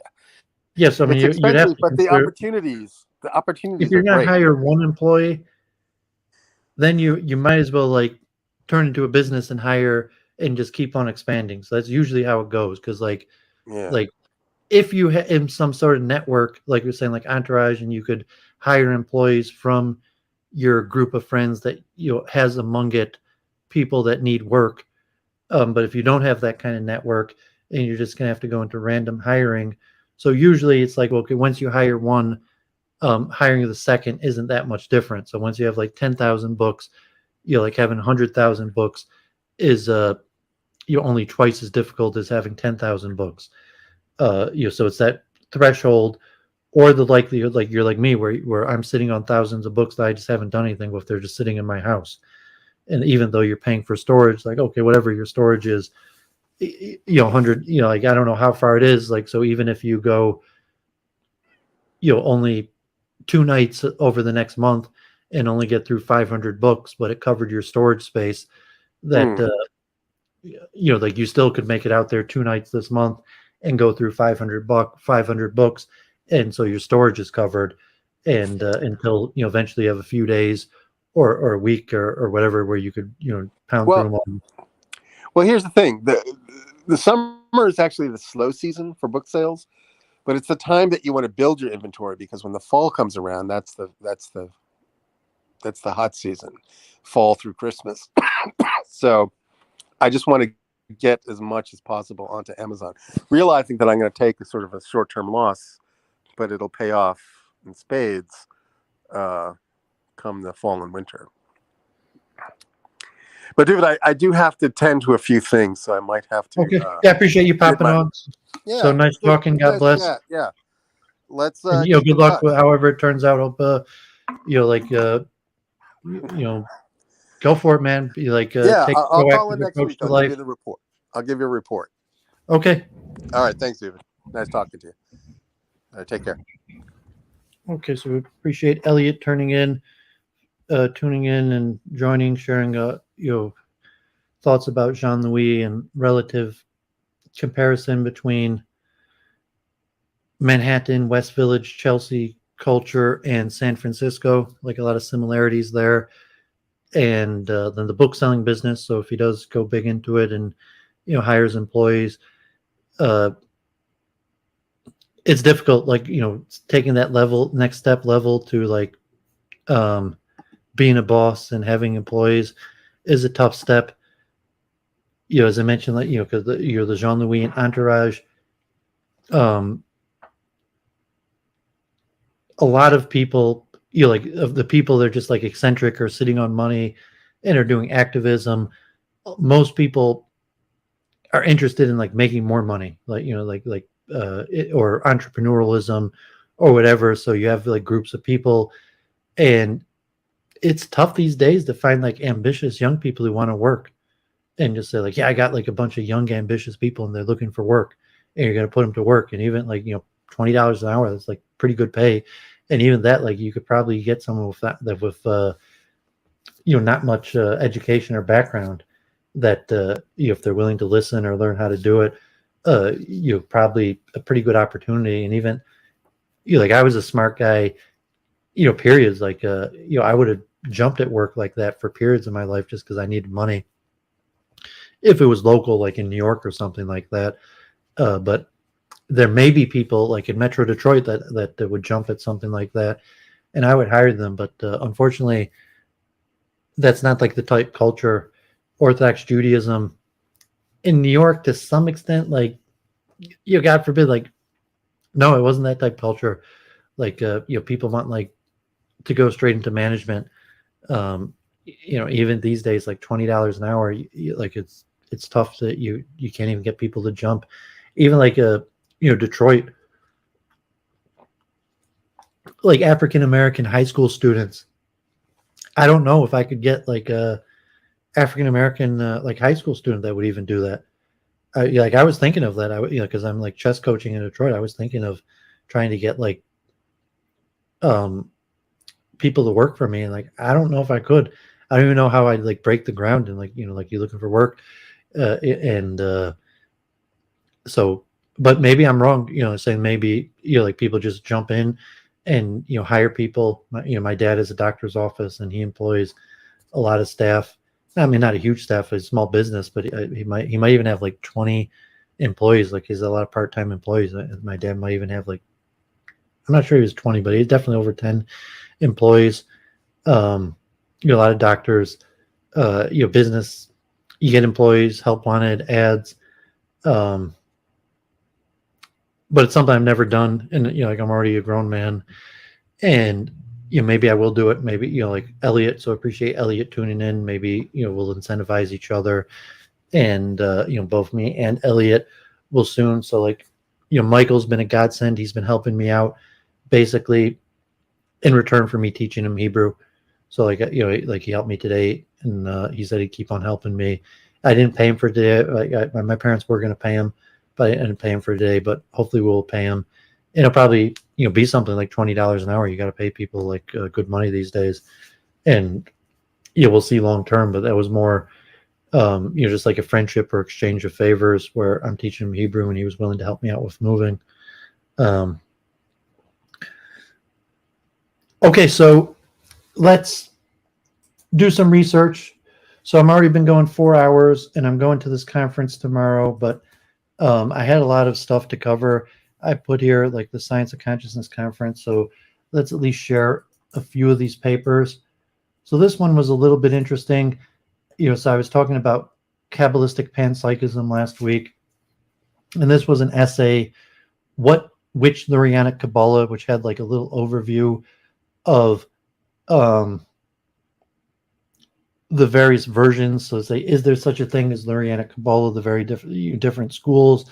And we were talking about Schipper last week on his Kabbalistic panpsychism, and kind of saying like, well, is Kabbalah panentheism? Is it panpsychic? Is there a dualistic approach to, or a monist approach to Kabbalah? Is there one universal approach even to the Arizal's Kabbalah? So this is actually a pretty long paper. It's 76 pages, but let me at least read the abstract. Shaul Mulgood sets up his article in Lurianic Jesus with the following paragraph. The corpus of Lurianic literature is highly complex and disorganized. Luri himself wrote almost nothing during his brief time in Svad. Most of what exists from the Svad circle is the product of various students, the most prolific and prominent being Rav Chaim Vital and Rav Yaakov Chaim Zima. The foundational texts of the Lurianic corpus are Eitz Chaim and the Shemona Sharim, written by Rav Chaim Vital and edited by his son Rav Shmuel Vital in Damascus. Most of the Lurianic literature bearing the word Shar in the title comes from the Vitalian school. Other texts, some of which bear the title Sefer, come from other members of the circle, the most prominent being Rav Meir Popper's Rav Yaakov Zima, Nathan Shapira, and Rav Yosem Ibn Tubal, Rav Moshe Zakudo, and Rav Israel Sarug. Gershon Schoen lists notable works in which basic tenets of Lurianic Kabbalah are systematically and originally presented, including the Ramchal, Moshe Chaim Luzzatto, Kalak B'tei Chachma, Yehuda Ashlag, like the Jew function, or the Kabbalah Center from Ashlag. The word originally in the quote should evoke caution. Schoen gives no indication of the variations and layers upon the Lurianic Kabbalah, which these works represent. Schoen adds well-known expositions on Lurianic Kabbalah by Abraham Herrera and Joseph Ergas were greatly influenced by their tendency to reconcile at least correlate the Lurianic system with the teachings of Cordovera, as can be seen in Ergas' allegorization of the Lurianic doctrine of Simpson. Schoen allows that Luria was mixed with Cordovera, but does not mention the many other stresses and influence on Ergas. Rosenfeld identifies four primary approaches toward Kabbalah Ta'ari. Rav Moshe Chaim Luzzatto, where an emphasis was placed on unpacking the metaphorical nature of the Lurianic system for the purpose of revealing the various modes in which the divine is manifest throughout history, culminating with the metahistorical eschaton, end of the world in which all will be rectified and unified. The Gaon of Vilna, who emphasized the spiritual nature of temporality and history with a focus on the messianic personalities who actively participate in the apocalyptical eschaton, as well as the biblical allusions towards the Lurianic system. Reb Shalom Sharabi, where the emphasis was placed almost exclusively on the theurgic nature of religious phenomenology, expounding and developing a highly complex and intricate system of mystical intentions associated with prayer and religious ritual. And the Baal Shem Tov, who read and translated the intricate details of the Kabbalah Ta'ari into the psychological register, transferring the locus of the Arizal system from the hidden depths of the Godhead to the hidden depths of the individual soul, therefore democratizing the once guarded secrets of concealed wisdom. Gordon writes the Ari's Kabbalah has split today into the following groups: the Mishnah's Chassidim, a concise version of the Ari's teaching which diverges from Reb Sholem Sharabi, the Rashash's understanding; the Kabbalah of Reb Moshe Chaim Luzzatto, an interesting method in itself which sees the world of the Zohar and the Ari as parables to actual matters in the process of redemption. It is not studied by those who follow Sephardic Kabbalah, since instead of elucidating, it forgoes an independent path. The Kabbalah of the Vilna Gaon, he probes deep into understanding the words of the Ari or the Zohar. According to the Ari, this method involves an in-depth analysis of ancient esoteric texts by using keys passed down by the Vilna Gaon. The approach can be found in the writings of the Vilna Gaon, Rav Menachem Mendel of Shklov, Rav Yitzchak Isaac Chaver, Rav Naftali Hertz Halevi, and more. In Ashlag Kabbalah, another new independent method based on analyzing text according to the definition of its founders, Rabbi Yehuda Leib Ashlag. He was a prolific author who wrote the Sulam commentary in the Zohar, in the Talmud of 10 Spheres, in the Panim Masbirot Umeirut, and the book Eitz Chaim, a Kabbalistic primer. Today, Rav Ashlag's followers have split into two separate Hasidic groups presided over by his descendants. His method is more widespread among newly observant Jews. Unfortunately, there are a few known charlatans who claim a connection to him, who have fooled the ignorant into thinking they can attain spiritual levels without full-fledged Torah study and observance. Sparta Kabbalah, the Ari wrote the Kavanah's meditation on divine names, is the culmination of his method. Previous generations differentiated between Kabbalists who studied the Ari's writings and those who meditated on divine names, who were considered at a level higher because they knew how to actualize their Kabbalistic knowledge. They meditate on divine names during prayers, while reciting blessings and performing commandments to be able to connect to heavenly spheres. The Kabbalah of the Holy Reb Shimon Bar Yochai, the author of the Zohar, the entire Jewish world studies his non-esoteric teachings, which appear in thousands of places in the Mishnah and Talmud, as well as his esoteric teachings on the Torah. In the introduction to the Eitz Chaim, the Ari writes that there is danger in studying Kabbalah. To quote the Ari's own illuminating words, of course, the impure shells will be aroused in him. So in just 4 brief summaries, dozens of names have been offered as representatives of the Kabbalah Ari, and only one of these is Isaac Luria, and that mentioned attributes Eitz Chaim and its introduction to the Ari when these are actually written by Rav Chaim Vital. The fact is that an uneven array of multiple versions dots the literary landscape of Lurianic Kabbalah.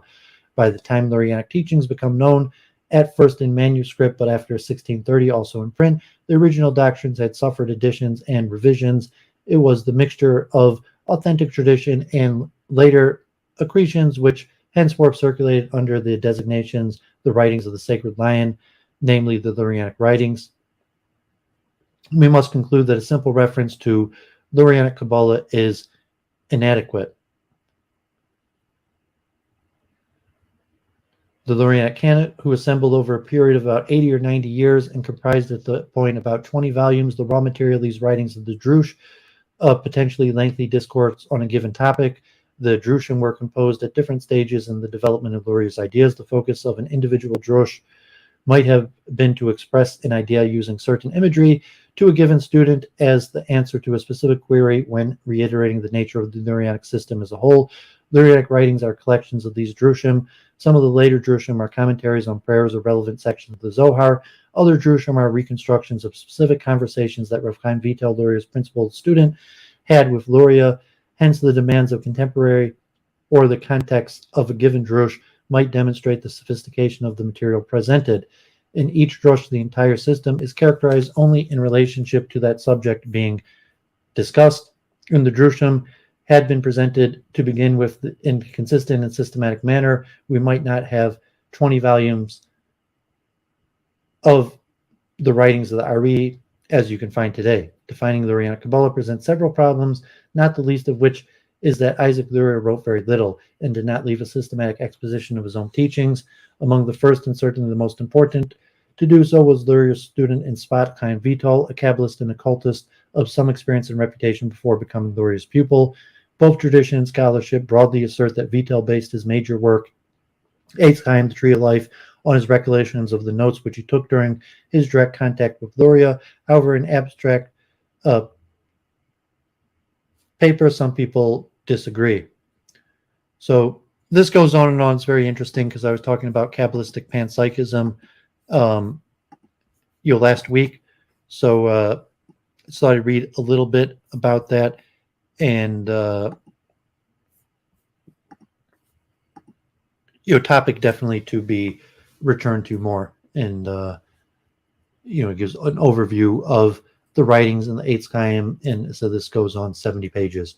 So if people are more interested, encourage them to read that. And the rest of the stuff is on consciousness.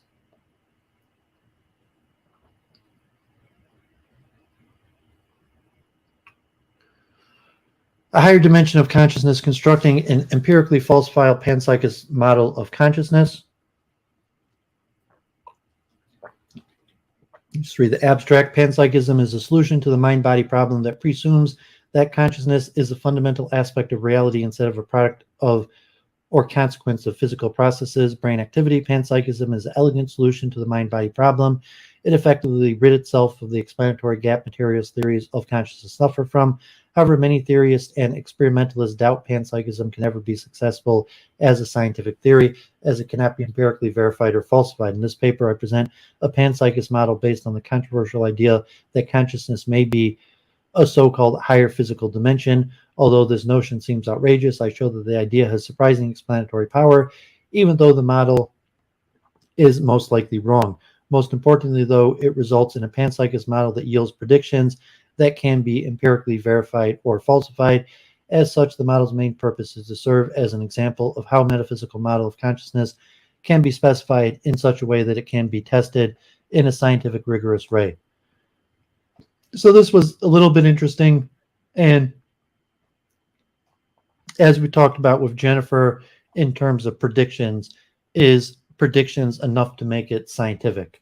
That just making predictions is not necessarily a scientific model, although predictions is part of a scientific model and part of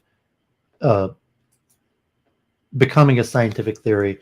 It's unclear that predictions is enough. So I read a few papers from this Dirk Meijer, and interesting researcher, the information universe on the missing link and the concepts of the architecture of reality. On the idea of information, you talked a lot about panpsychism and neutral dual aspect monism. What would be this neutral element? And some people point to information.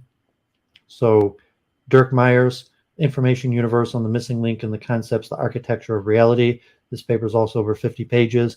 There are many good reasons to ask basic questions on the construction of reality. These questions not only concern the structure of the world we live in and how we perceive it, but also the mysteries of how our universe was born and how it will evolve in the far future. This article aims to highlight the prominent role of information in the manifestations of matter and discuss current materialistic paradigms versus the concept that not matter but information is primary in the evolution of the universe. Reconciliation of these opposing views is sought in hypothesizing that matter in its various modalities intrinsically contains proto-mental informational aspects, and or that matter and mind are complementary aspects of total reality.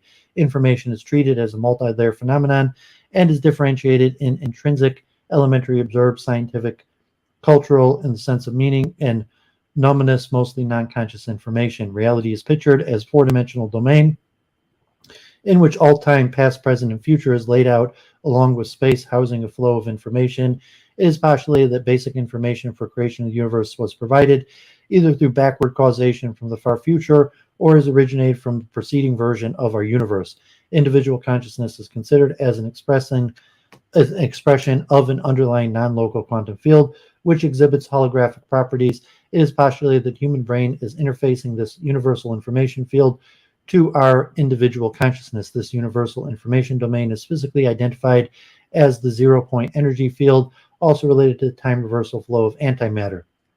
Consciousness is hypothesized as arising from the interneuronal flow of information, perturbing local quantum gravity that is seen as instrumental in the reduction of coherent quantum states to experience. The interfacing brain may also explain the phenomenon of binding qualia intuition, serendipity, extracentral perception, and some well-established psi phenomenon.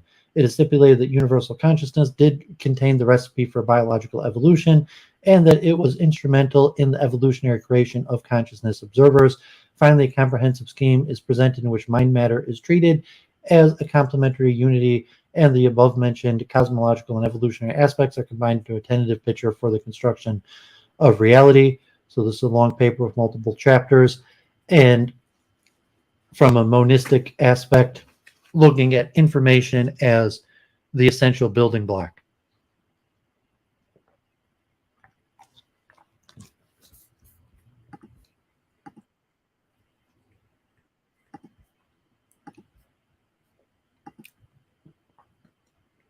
Okay, so encourage people to read that paper also.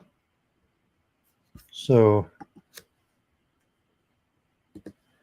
here were some slides from Hans Primas. So I was reading a bunch of Hans Primas recently, who was a leading biologist, physicist, and here we see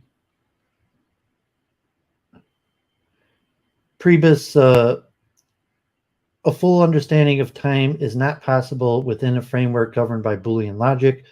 The description of matter requires a non-Boolean theory, so that the description of a universe of discourse which encompasses wider domains also requires a non-Boolean theory. In the following, I will discuss the universe of discourse using mathematical tools of quantum mechanics, but I will not use any physical concepts of the theory of matter.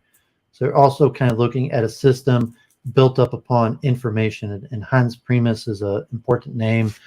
I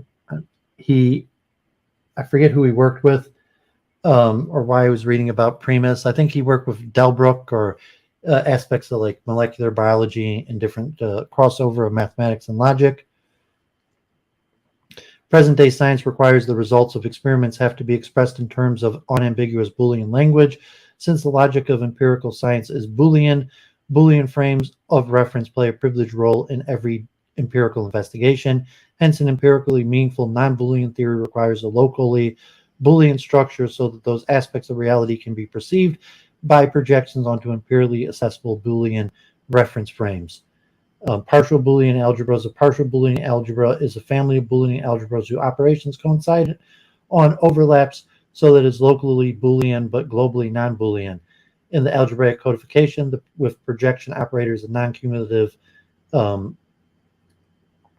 form a partial Boolean algebra. Every communicated subalgebra corresponds to an empirically accessible Boolean context. The set of all Boolean contexts generates the non-Boolean universe of discourse. So this one gets pretty mathematical, and it's building up like a monistic framework, and you're working with, so to say, Boolean and non-Boolean logic. And so these were some slides from a presentation that Hans Primas put together. And I was reading a few books on Hans Primas. He was important in certain developments, I think, of like molecular biology and other fields. Let me just Hans Primas passed away in 2014, a Swiss theoretical chemist at the Zurich University. Quantum mechanics and the philosophy of science in connection to theoretical chemistry and the nature of matter. So a lot of this is related to quantum mechanics and the nature of matter. So there's some interesting slides. Here's another long one.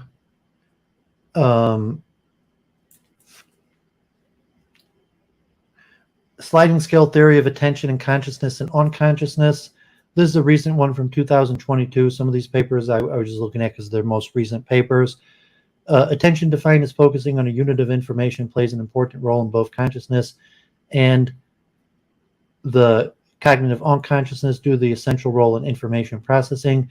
Existing theories of consciousness invariably address the relationship between attention and conscious awareness, ranging from attention is not required to crucial. However, these theories do not adequately or even remotely consider the contribution of attention to cognitive unconscious. A valid theory of consciousness must also be a robust theory of the cognitive unconscious, a point rarely, if even considered. Current theories also emphasize human perceptual consciousness, primarily visual, despite evidence that consciousness occurs in diverse animal species varying in cognitive capacity and across many forms of perceptual and thought consciousness. A comprehensive and parsimonious perspective applicable to the diversity of species, demonstrating consciousness in the various forms sliding scale theory of attention and consciousness unconsciousness is proposed with relevant research reviewed. Consistent with the continuous organization of natural events, attention occupies a sliding scale in regards to time and space compression. Unconscious attention in the form of cognitive unconscious is time and space diffused, whereas conscious attention is tightly time and space compressed to the present moment due to the special clarity derived from brief and concentrated signals. The tight time and space compression yields conscious awareness as an emergent property. The present moment enhances with time and space compression of conscious attention and contributes to an evolutionary explanation of conscious awareness. So this one had an overview of some of the main theories of consciousness. So I was looking at this because of the Science of Consciousness conference this week. So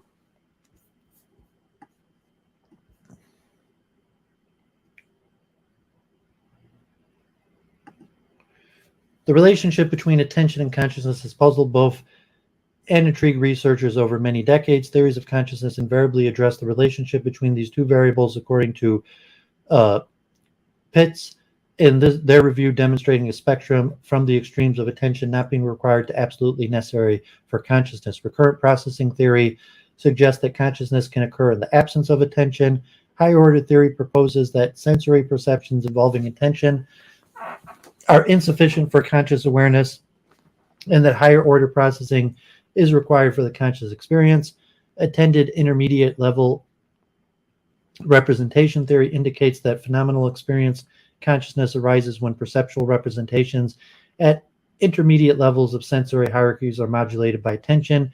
Integrated information theory proposes that attention shapes the structure of integrated information and hence the content we consciously experience. Global neuronal workspace theory postulates that attention is necessary for conscious perception. These theories are largely based on perceptual consciousness, mainly visual research in human consciousness. Conscious awareness includes both sensory perception, visual, auditory, olfactory, touch, pain, balance, acceleration, and positioning, and thought forms, focused thoughts, mind wandering, retrieved memories, emotions, problem solving, and self-awareness, plus various combinations, leading Dennett to indicate that consciousness can involve anything and everything. Conscious awareness appears to transpire in animal species varying in cognitive capacity, and not just humans with enhanced cognitive ability. According to Fabero, there are 5 lines of evidence supporting the presence of consciousness in vertebrate species. First, the pattern of EEG activity in the range of 20 to 70 hertz, typically linked to wakefulness or REM sleep. Second, thalamocortical activity. Third, widespread brain activity during processing of sensory stimuli. Fourth, selective synchronization at cortical and brainstem levels of dynamically formed neural networks involved in binding sensory stimuli. Fifth, the presence of egocentric map for localizing an individual in a given space. Fifth, amphibians, reptile, birds, mammals, and primates demonstrate some form of consciousness based on these and other indicators of consciousness. Furthermore, beyond vertebrates, it appears that consciousness occurs in at least more cognitively advanced invertebrates, such as cephalopods, including octopus, squid, and cuttlefish, that rely on decentralized nervous systems and their tentacles to achieve remarkable problem-solving feats, and possibly also arthropods. It has even been proposed that the origins of consciousness might be with the first cellular life forms, prokaryotes, based on subjective awareness. The various theories addressing the link between attention and consciousness typically rely on more advanced neural structures not present in many species demonstrating conscious awareness. So this one is pretty interesting, and like attention. So sliding scale theory. So the sliding scale theory of attention and conscious unconscious describes how attention directly relates to the information processing involved in the cognitive unconscious and conscious awareness. Attention involves focusing of a unit or units of information, but varies along the spectrum of time and space compression. Unconscious information processing is characterized by an extended time frame and diffuse space, evidenced by parallel information processing. Regarding the time frame, past elements are represented, such as pertaining to memories and evolutionary derived processes of numerous types, including but not exhaustive of social cognition, motivation, executive functions, and other cognitive capacities, emotional information processing templates, psychological defense mechanisms, and cognitive regulations. In the present moment, emotional and non-emotional information processing, utilizing input from diverse body systems, transpires. Additionally, anticipated states are compared to encountered states as part of evolved comparator system. Regarding future relevant material, action preparedness occurs, involve models and probability estimates of potential events yielding anticipated states. With such an extensive range of foci, the space involved in diffuse covering much ground, supporting the diffuse space aspect, and how parallel processing the norm when complex or multifaceted material needs to be processed in a fairly short time frame. Unconscious information processing appears to be superior due to the parallel function allowing simultaneous analysis of different information streams. Visual information processing research demonstrates that attention occurs in the absence of awareness, supporting the application of attention to the unconscious mind. So this is a pretty long article, but you're just interesting to look at this concept of sliding scale attention in relation to consciousness. That what is consciousness? Attention is a form of consciousness, and attention is something that would appear to have a sliding scale. Here, the morphospace of consciousness, 3 kinds of complexity for minds and machines. This one's also pretty long. In the perspective article, we show that the morphospace based on information theoretic measures can be useful construct for comparing biological agents with artificial intelligence systems. The axis of the space labels 3 kinds of complexity: autonomic, computational, and social complexity. On the space, we map biological agents such as bacteria, bees, elegans, primates, and humans, as well as AI technologies such as deep neural networks, multi-agent bots, social robots, Siri, and Watson. A complexity-based conceptualization provides a useful framework for identifying, defining features and classes of conscious and intelligent systems, starting with the cognitive and clinical metrics of consciousness that assess awareness and wakefulness. We ask how AI and synthetically engineered life forms would measure on homologous metrics. We argue that awareness and wakefulness stem from computational and autonomic complexity. Furthermore, trapping insights from cognitive robotics, we examine the functional role of consciousness in the context of evolutionary games. This points to a 3rd kind of complexity for describing consciousness, namely social complexity. Based on these metrics, our morphospace suggests the possibility of additional types of consciousness other than biological, namely synthetic, group-based, and simulated. This space provides a common conceptual framework for comparing traits and highlighting design principles of minds and machines.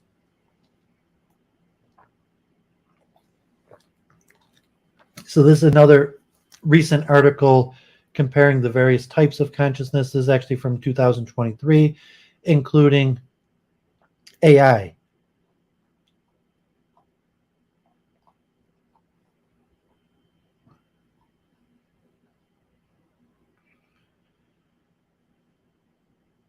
That includes comparisons, clustering of disorders of consciousness in human, represented on scales of awareness and wakefulness, adopted from neurophysiological recording. Signatures of awareness have been found in cortical thalamic activity. So wakefulness and awareness. So let me look a little at the introduction. How do we build a taxonomy of consciousness based on evidence from clinical neuroscience, synthetic biology, artificial intelligence, and cognitive robots? Here we examine current biological motivated metrics of consciousness. In view of these metrics, we show how contemporary AI and synthetic systems measure on homologous scales. In what follows, we refer to phenomenological descriptions of consciousness, in other words, that which can be described in epistemically objective terms, even though aspects of the problem of consciousness may acquire an ontologically subjective descriptions. Drawing from what is known about the phenomenology of consciousness in biological systems, we build a homologous argument for artificial, collective, and simulated systems. For example, in clinical diagnosis of disorders of consciousness, 2 widely used scales are patient awareness and wakefulness, both of which can be assessed using neurophysiological recordings. We extrapolate these metrics to construct a morphosphere of consciousness. The origin of the concept of the morphosphere comes from a comparative anatomy and paleobiology, where quantitative measures or principal components for clustering methods allow classification in a metric-like space. However, it can also involve a qualitative relation-based approach, as the one we will follow here. A related concept of the so-called theoretical morphosphere has also been defined in formal terms in the n-dimensional geometric hyposphere produced by systematically varying the parameter values associated to a given set of traits. More recently, morphospaces have been used in the study of complex systems, linguistics, and biology. Hence, a morphosphere serves as a useful tool to gain insights on design principles and evolutionary constraints when looking across a large class of systems that display complex variations in traits. For the problem of consciousness, we construct this morphosphere based on 3 kinds of complexity: These considerations suggest an embodiment-based taxonomy of consciousness. For practical reasons, many experimental paradigms testing consciousness are designed for humans or higher order primates. In this article, we argue that metrics commonly associated to biological consciousness can be appropriately extrapolated for conceptualizing behaviors of synthetic and artificial intelligence systems. This is insightful not only for understanding parallels between biological and potentially synthetic consciousness, but more importantly for unearthing design principles necessary for building biomimetic technology that could potentially acquire consciousness. As evidenced by several historical precedents, bio-inspired design thinking has been at the core of some of the greatest scientific breakthroughs. For instance, early attempts at aviation in the 19th century were inspired by studying flight mechanics in birds and insects. In fact, biological flight mechanisms are so sophisticated that their biomimetic implementations are still being actively studied within the field of soft robotics. However, it so happened that rather than coming around to mimicking nature exactly, humanity learned that the basic laws of aerodynamics based on observation from nature and looked for other embodiments of these principles. This, in fact, led to the invention of the modern aircraft by the Wright brothers in 1903, leading to a completely new way to build machines that fly than those that exactly mimic nature. Metrics of consciousness are also the right tools to quantitatively study how human and animal intelligence differs from state-of-the-art machine intelligence. Once again, it is instructive to take a historical perspective on human intelligence as laid out by one of the founders of AI, Alan Newell. In 1994, in his seminal work, Unified Theories of Cognition, Newell proposed the following 13 criteria necessary for building human-level cognitive architecture. Behave flexibly as a function of the environment, exhibit adaptive, rational, goal-directed, oriented behavior, operate in real time, operate in a rich, complex, detailed environment, using symbols and abstraction, use language, both natural and artificial, learn from the environment and form experience, acquire capabilities through development, operate autonomously, but within a social community, be self-aware and have a sense of self, be realizable as a neural system, be constructible by an embryological growth process, arise through evolution. Current AI architectures still do not meet all these criteria. On the other hand, although Newell did not discuss consciousness back then, the above criteria are equally relevant to the problem of consciousness. Given current advances in our understanding of neural and cognitive mechanisms of consciousness, one may well argue that the problem of consciousness supersedes and even subsumes the problem of biological intelligence. While Newell's criteria lists signatures that are the consequence of human intelligence for consciousness, it is more useful to have a list of functional criteria that underlie the process of consciousness. Below, we will discuss such functional criteria. Why are all these considerations relevant for understanding the direction of today's AI and development of new technologies? The field of AI, in particular neural networks, began as a modest attempt to understand cognition and brain function.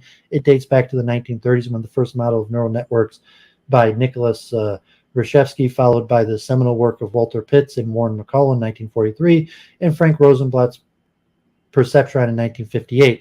Eventually, with the use of analytical methods from statistical physics, those simple models paved the way to understanding associative memory and other emergent cognitive phenomena. Even though artificial neural networks did not quite solve the problem of how the brain works, they led to the discovery of the brain-inspired computing technologies such as deep learning systems and powerful technologies for computational intelligence such as IBM's Watson. These machines possess massive volumes of data and are built for intensive computational tasks that the brain may not even be designed for. Yet, in spite of these computation successes, contemporary AI is still challenged in many tasks that human and animal brains seem to perform effortlessly.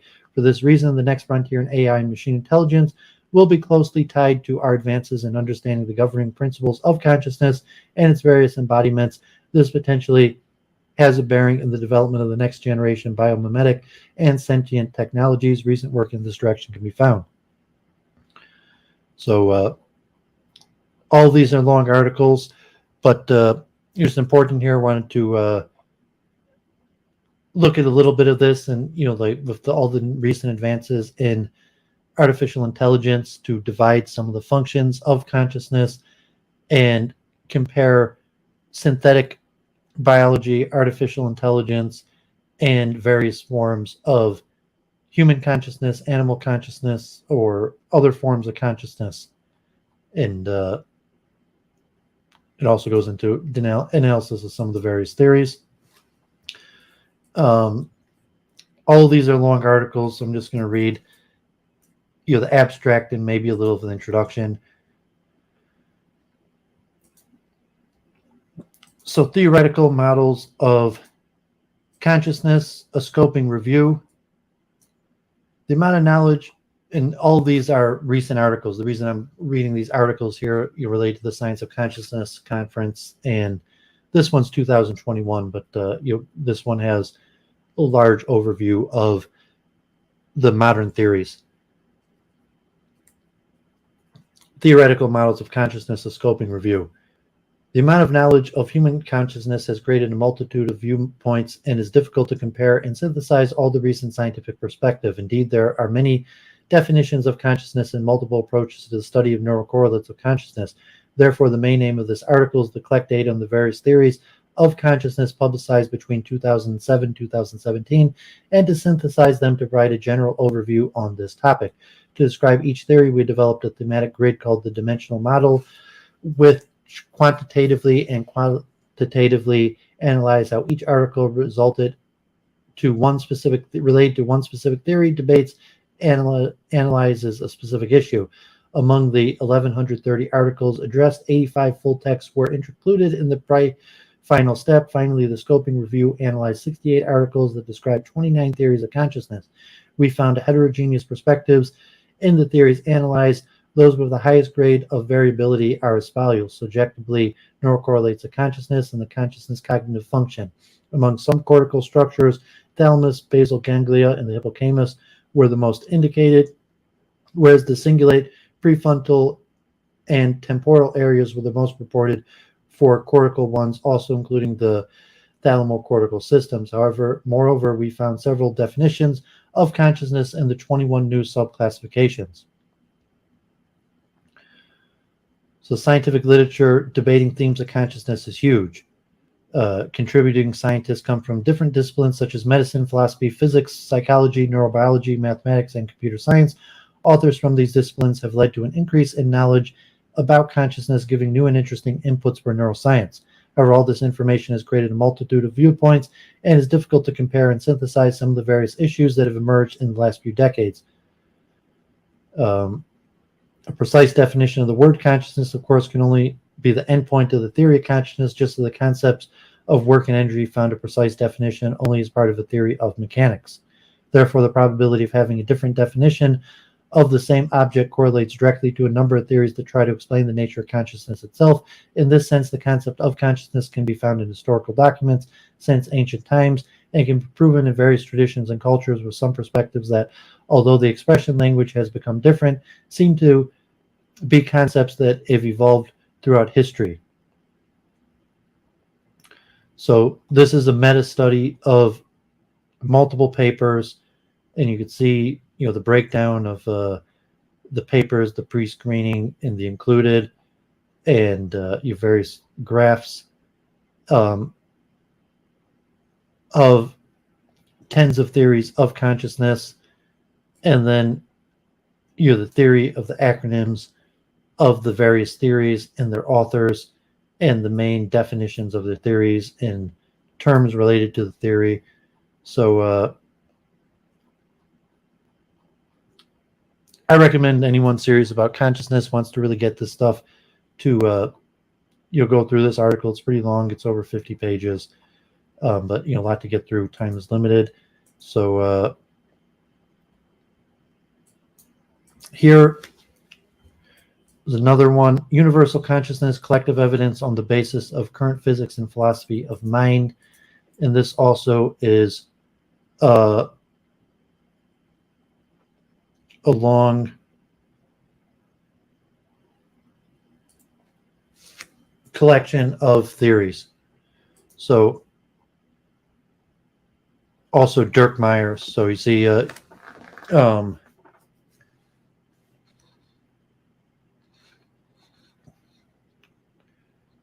concept of a universal knowledge field was previously also framed in universal consciousness, cosmic consciousness, universal mind, universal memory, universal intelligence, holographic memory, collective consciousness, implicate order, and the plenum, among many other terms. The concept that information can't take a universal character and that all information is present in a general knowledge field can be treated from a number of backgrounds and perspectives. In principle, this item can only be approached through a general treatment of the evolution of intelligence, and therefore us is intrinsically based on human knowledge and its scientific concepts, natural laws, evolutionary theories, historical analysis, and philosophy. This seems evident since clearly everything we discuss and project and all we can say on the observed nature entails the product of human deliberation. In other words, one could say that the basic information implicit in nature can only be revealed and faithfully registered through human observation that, coupled to our intelligence and metaphorical representation, transforms experience and significance.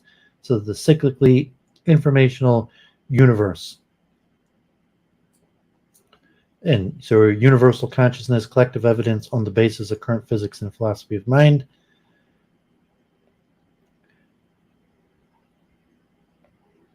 Yet if we assume a collection, storage of all information that is present and or evolves in the universe, and that humans and other intelligent species in the cosmos interact with such a knowledge field, it intrinsically implies that it cannot be solely treated as a byproduct of human brain and intelligence in general. At first sight, this idea seems to conflict with current mainstream science and conventional pictures of reality.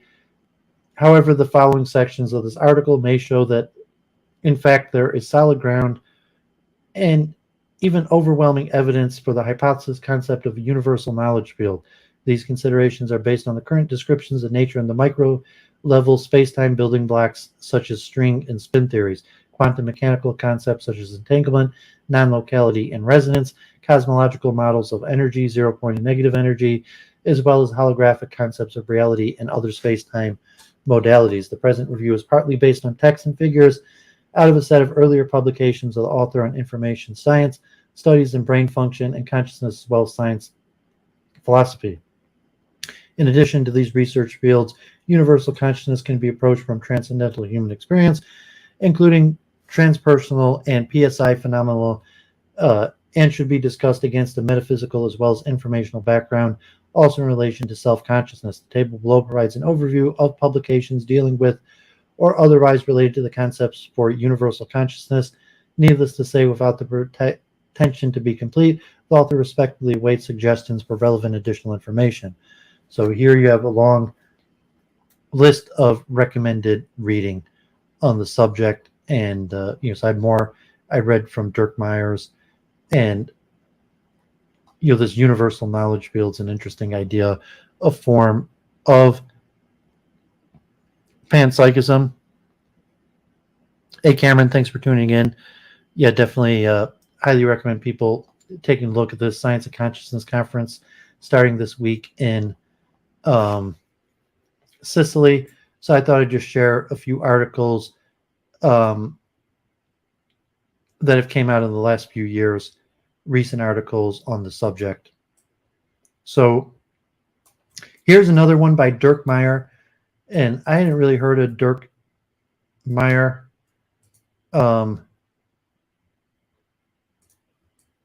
So this is like really like a full book. It's like over 100 pages. So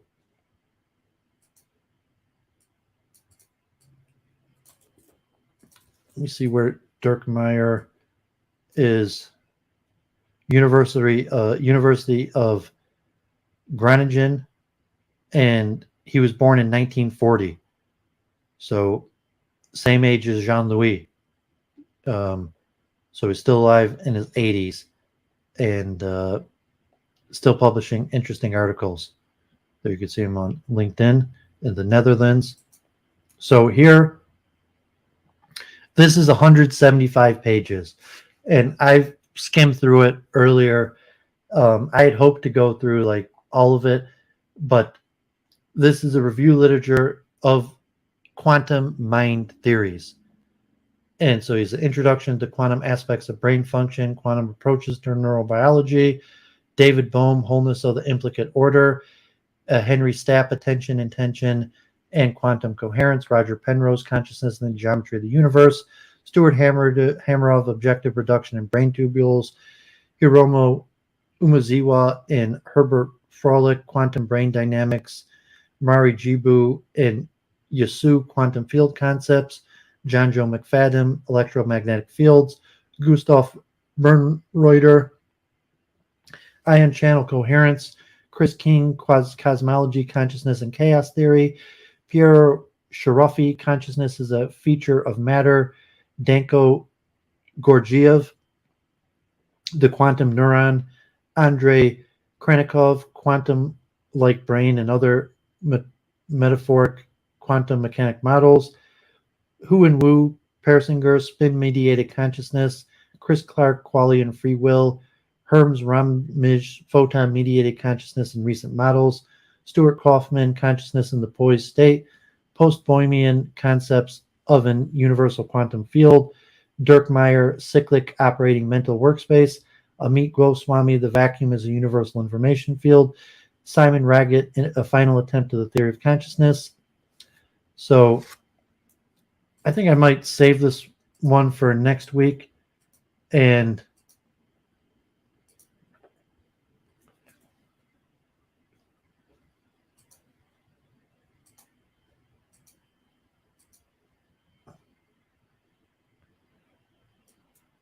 I'm going to save this article for next week and hopefully go over it more. So this one, from Dirk Meijer, it has some pretty cool diagrams and an overview of about 10 of the major quantum fields, quantum theories of consciousness.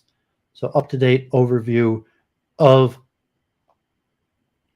quantum mechanical theories related to consciousness. And I'd wanted to go through more in depth, but I'm already approaching 5 hours, 4.5 hours, and I had a long day, and I'm gonna have a long day tomorrow too. So I'm gonna put this out there now. I'm gonna save this for next week and hope to go over this again next week. And there's a whole 150 pages and has really great stuff. It has an overview of all of the main models of consciousness based on quantum mechanics. And, so this week is the Science of Consciousness Conference. That's why I thought I was going over this. And, I ended up talking with Elliott and the Jean-Louis, and I had a long day. So, unfortunately, I'm not going to be able to go over as much as I wanted. But, anyone in the chat, Cameron, encourage you to read as much as possible about this. And, if you want to speak about it, let me know. So, here's the last one. I had been thinking to read this one all the way through. So, Quantum Mechanics and Consciousness, Valia Alori. And I thought this one might be recent, from Illinois. This one's not that long, so maybe I will try to read the majority of this. This one's a nice overview. The last one I was showing, the Dirk Meijer, is like 150 pages, and it's more, I can't even say encyclopedic, because really encyclopedic would be like 10,000 pages, but it's much more comprehensive. So this one, just 10% as long, is more just an overview.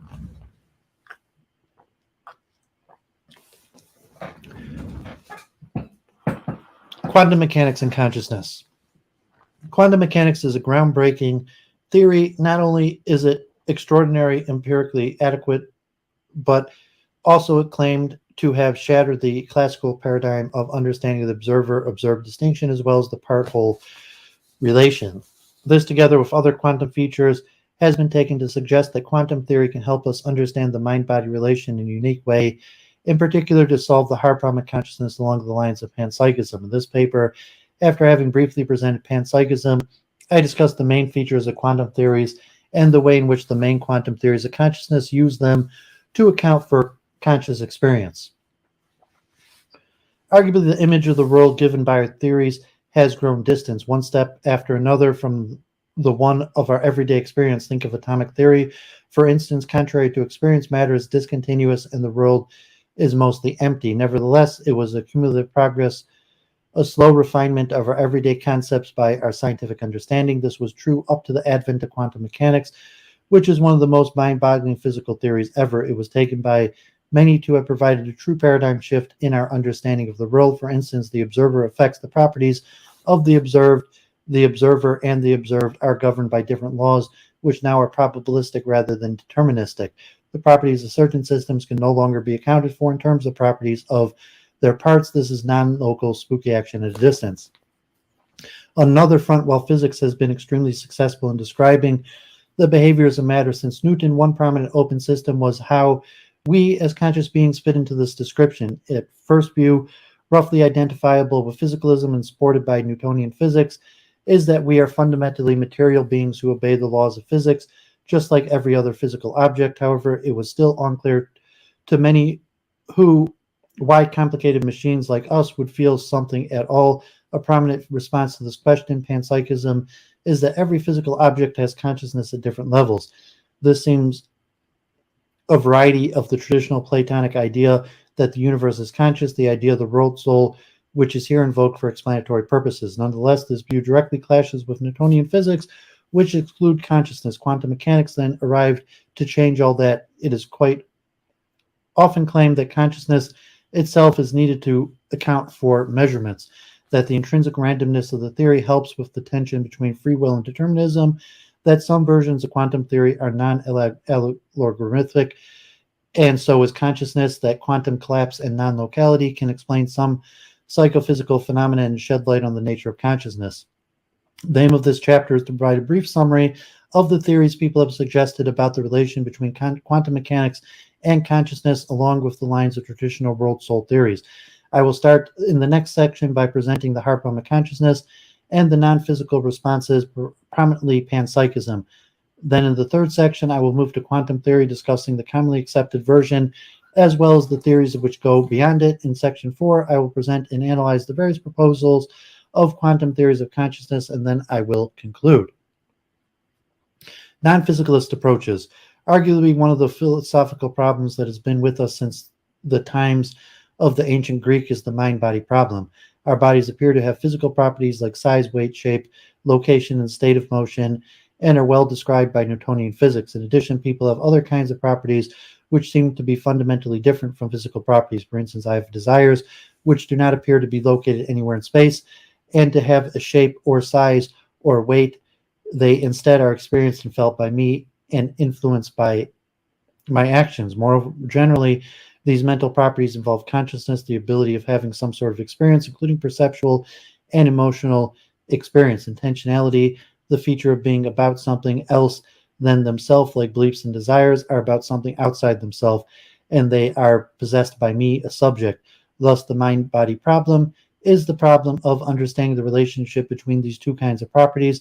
One answer is to endorse dualism, the view that the mind and matter are fundamentally different substances interacting with one another. However, whoever hopes to construct a more unitary view of nature comes to the face of the following dilemma. Either mental properties and properties are properties of the fundamental particles, which also constitute our bodies, or they somehow arise from them. If the latter, which we can loosely identify it with physicalism, one needs to explain how we are composed of the fundamental building blocks of nature, which do not possess mental properties, even if we do. If the former, which we can identify with panpsychism broadly construed, one has to explain how these fundamental entities do not appear to have these features, even if they do. Panpsychism, strictly speaking, is the view that there is one fundamental substance with mental properties. Other theories closely related to panpsychism include dual aspect monism, according to which reality possesses phenomenal as well as physical properties. Another possibility is that the substance is neither mental nor physical, and thus it has been dubbed neutral monism. Be that as it may, physicalism and panpsychism, broadly construed, have an alternating fate throughout history. In the 17th century, physicalism and the mechanistic view of the world, initiated by Democritus, culminated with the scientific revolution boosted by the triumphs of Newtonian mechanics. As noticed, this framework leaves no room for mental or conscious experience. Everything is made of matter, including us, and so we are merely complicated machines. Moreover, since the physical world is causally closed, and thus a scientific investigation of consciousness is not needed for the development of physics, physics simply took off as a success successful development, isolating the mind in its own domain. Regardless, panpsychist views have always been present in the philosophy during and after the scientific revolution, starting with Baruch Spinoza and Gottfried Wilhelm Leibniz. For a variety of reasons, panpsychism and its cousins became dominant in the 19th century. Metaphysics, featuring proponents such as William James and Charles Sanders Peirce, among others. Aside from its influence in metaphysics, however, panpsychism did not have much impact on science itself, which continued its successful development. Indeed, the gap between science and philosophy presumably had a big influence on the growth of positivism and in the philosophy of science. In fact, starting in the 1930s, an increasing number of people wanted a philosophy informed by science and ultimately discredited panpsychism in philosophy of science first and later in the general philosophical community as well. Thus, panpsychism lost much of its attractiveness in this respect in the eyes of the growing community of philosophers, since it seemed to preclude any integration of the mind within the accepted and successful scientific picture. For most of the 20th century, philosophers of mind, therefore, the mind-body problem was the problem of scientific integration of the mental, and physicalism looked like the best choice. In the 1970s, when the positive school began to lose its influence over philosophy, a series of anti-physicalist arguments started being published, initially by Thomas Nagel and Frank Jackson, and followed by much other work, notably the arguments of Galen Strawson. The main problem, now dubbed the heart problem of consciousness, is that science, being objective, cannot explain why a person has subjective experience. The panpsychist proposes that consciousness is explained in terms of more basic forms of consciousness, postulated as properties of the fundamental constituents of the material world.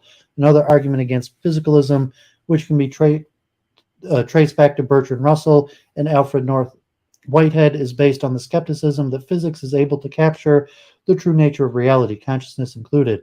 The idea is that physics can only get us to a structural mathematical properties of nature, while its intrinsic categorical properties are hidden from us. Panpsychism proposes that while physics only tells us how an electron behaves, the electron is essentially a thing that instantiates consciousness.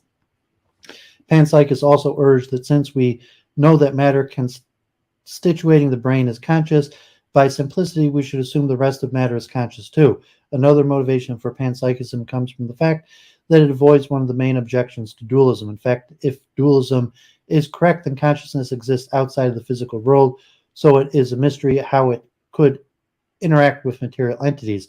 However, if, as the panpsychist believes, consciousness is everywhere in the physical world, the mystery disappears.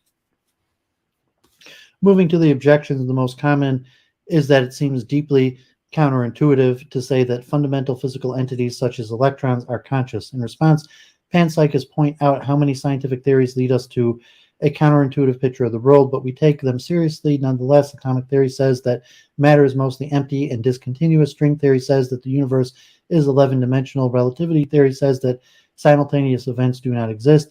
In addition, evidence for panpsychism is more secure than evidence for any physical theory, as we know for sure consciousness exists because we directly experience, in contrast with electrons in which we merely indirect evidence.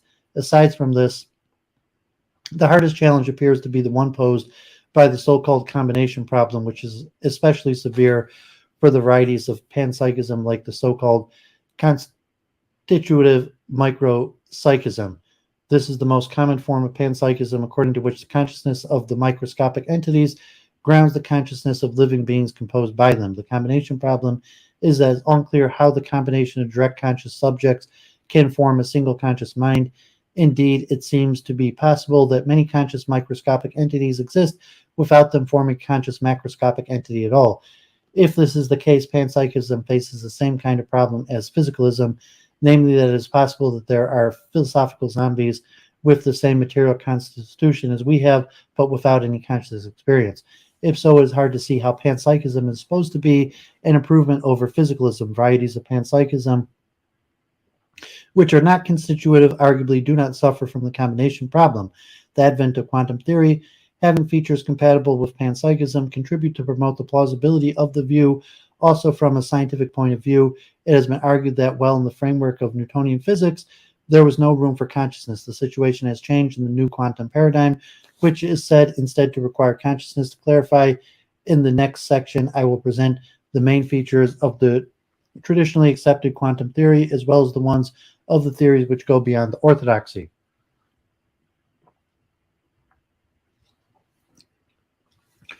Quantum theories. The so-called classical world was described by two theories. One, Newtonian mechanics, describes matter as made of particles with definite position and velocity. The other, classical electrodynamics, describes light as the wave constituted by the vibrating electromagnetic fields. Waves and particles have fundamentally incompatible properties. Particles always have an exact location and move along one direction, while waves and vibrations would propagate in all directions.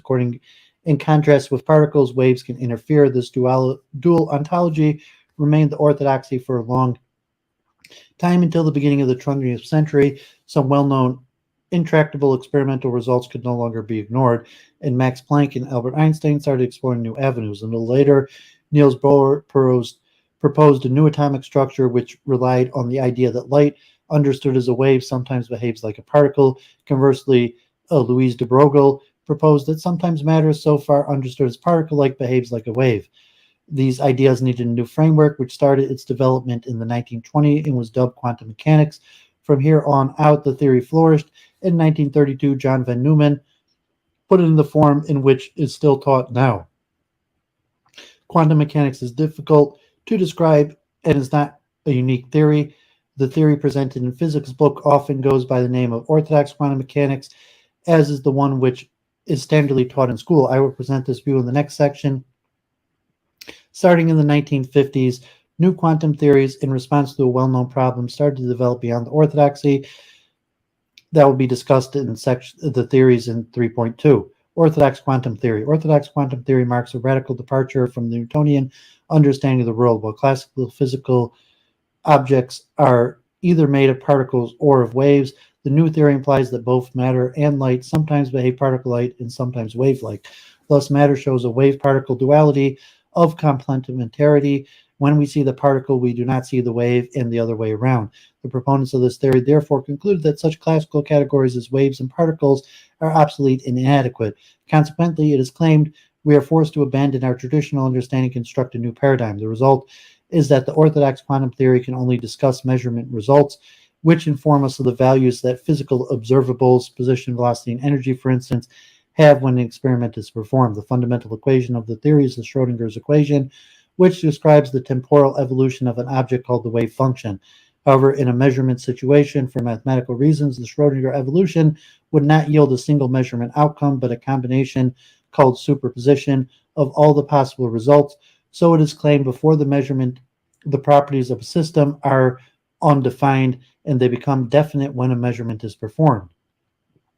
Therefore, it is the act of measuring or observing which suitably gives reality to the quantum realm. Mathematically, this is implemented by postulating that when a measurement is performed, the wave function randomly and instantaneously collapses from the superposition state to the state describing the measured outcome.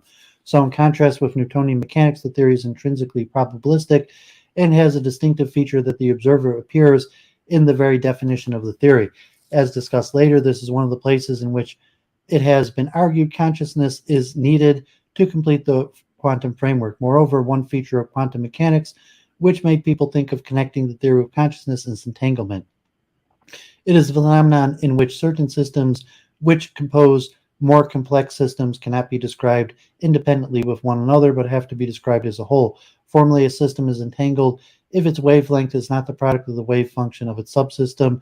So given A and B, two entangled objects propagating towards the opposite side of the galaxy, any interaction with A will instantly affect B, regardless of their spatial distance. Einstein, Podolsky, and Rosen, often abbreviated as EPR in their joint article, noted that this violated a locality condition, which happens in a given spatial region cannot instantaneously influence what happens in a spatially segregated region. Since EPR thought that this condition had to be true, because suggested by relativity theory, according to which nothing travels faster than light, they concluded that quantum theory had to be false. However, later, John Stuart Bell proved that any theory which reproduces the predictions of quantum theory has to violate the locality condition, therefore invalidating EPR's rebuttal of quantum theory and showing that quantum theory has to be non-local. Orthodox quantum mechanics has later developed into more complete theories which aim to include relativity theory, called quantum theories or of fields. Their development began in the 1920s with a description of interactions between light and electrons, culminating in the first quantum field, quantum electrodynamics, which describes many particle systems. their mutual interactions, and their interactions with the electromagnetic fields. In this framework, one relevant notion is the collective excitation. Formally, it can be shown that the formation of collective excitations is an example of spontaneous symmetry breaking. The symmetry of the fermions is broken by the bosons, which is a mechanism often present in quantum field theory. As we'll see later, these collective states have been invoked to explain specific mental features, in particular some features of memory. Beyond the orthodoxy, aside from non-locality, which is a genuine feature of the quantum world, independent of the quantum theory considered, complementary and the definitional role of the observer are distinct features of the orthodox approach, which are not shared by other quantum theories. Even in the 1920s, many were reluctant. The orthodox theory later became the accepted view for a variety of reasons. Starting from the 1950s, however, there was a new wave of alternative proposals which rejected both complementarity, at least in the original sense, and the privileged role of the observer. Two of them, which I will discuss below, have been taken as inspirations of some quantum theories of consciousness. The first one was proposed by David Bohm and later dubbed the pilot wave theory. In this theory, which is a rediscovery and expansion of the original proposal by de Broglie, the motion of particles is guided by the wave function, so that both particles and waves, in a sense, really exist rather than being merely complementary aspects of the same reality. In this theory, which is deterministic, the properties of every system are always well defined, so one does not need an observer to complete the description. In the 1980s, Giancarlo Gherardi, Albert Ramini, and Tullio Weber proposed that the collapse of the wave function during the measurement happens as a matter of law of nature rather than being triggered by an observer. For this reason, their theory, called spontaneous collapse theory, there is a stochastic equation that would unify the Schrodinger evolution and the collapse of the wave function, while in the spontaneous collapse theory, no mechanism to trigger the collapse is specified. Roger Penrose has proposed that it was induced by gravity, as he thinks it is going to help with the mind-body problem. Quantum approaches to consciousness. All of the distinctive features of quantum theory reported above, wave-particle duality, the privileged role of the observer, indeterminism, and non-locality, have been used to claim that quantum mechanics can be of help with scientific understanding of consciousness. However, different quantum theories offer different possibilities, and so I will divide this section into approaches that are directly built from orthodox quantum theory and the ones that require going beyond the traditionally accepted theory. Approaches based on orthodox quantum theory. First, the need of an observer in the definition of orthodox quantum theory suggested that this theory is leaving room for consciousness. Eugene Wigner proposed that only a conscious observer can trigger the collapse. In the 1980s, Henry Stapp began developing Wigner's idea by distinguishing between actuality and potentiality, as hinted in some of Heisenberg's work on the meaning of complementarity. Before anyone observes the system, it has several potentialities or propensities. For instance, an electron facing a screen with two slits has the potentiality of going through the first and the second slit. Instead, when the system is observed, it actualizes one of the potentialities. That is, when someone measures where the electron has passed, then only find one answer. It passed, say, through the first slit. This is the distinct departure from the traditional ontology of the substance towards some process ontology in the tradition of Whitehead, where the focus is on change rather than on being. The deterministic Schrodinger of evolution does not control the actual things, but controls these propensities. The wave function collapses are Heisenberg's actual events. Stapp identifies conscious events with certain specific kinds of brain events rather than synaptic events or more microscopic ones. This is in contrast with the approach developed by Frederick Beck and John Eccles, later refined by Beck, according to which consciousness enters at the level of the synaptic cleft. These proposals also emphasize that both non-locality and indeterminism help to bridge the gap between physics and consciousness. For example, Stapp argues that non-locality is at the root of the holistic character of the stream of consciousness, while indeterminism helps in making sense of the freedom of will. This view seems reminiscent of panpsychism in the sense that a particle is a set of objective tendencies or propensities for certain kinds of actual events to occur, and these events are things of a new and entirely different kind. A different but still orthodox-based approach is the one put forward by Wolfgang Pauli and Carl Jung.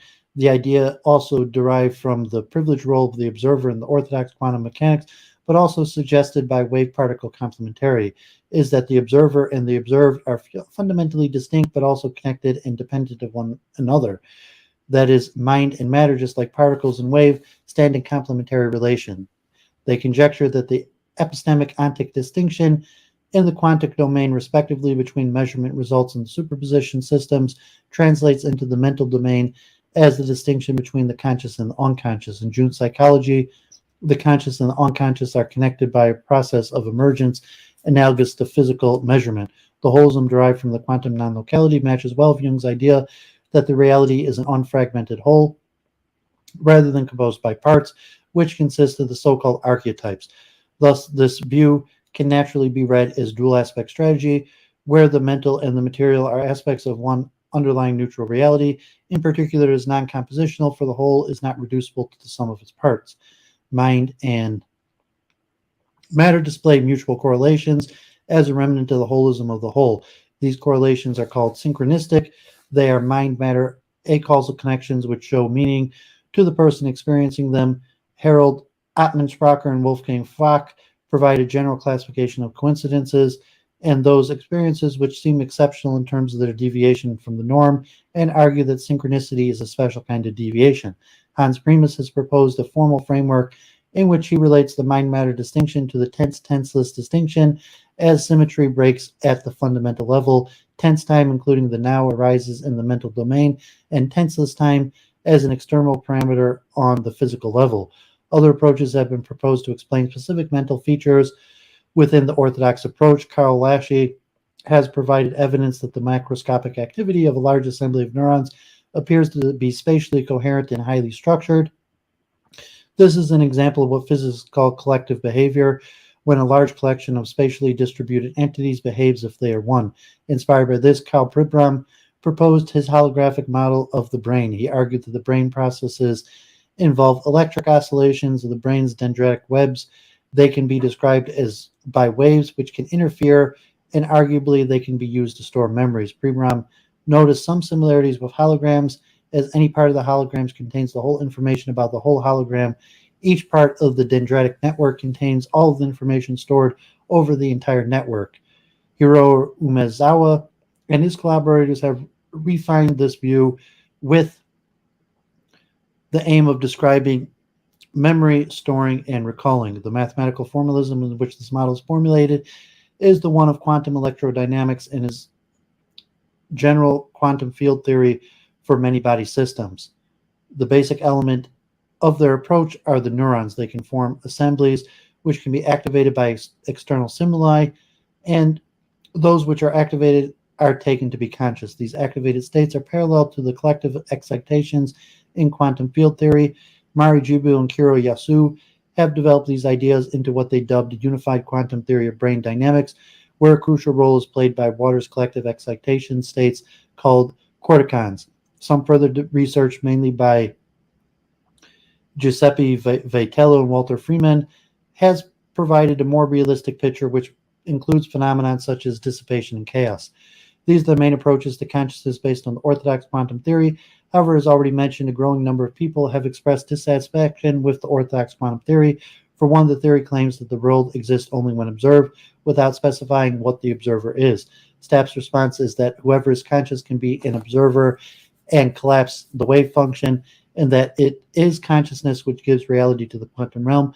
However, while Stapp's view may open the scientific route to panpsychism, it seems questionable whether it truly helps in understanding consciousness.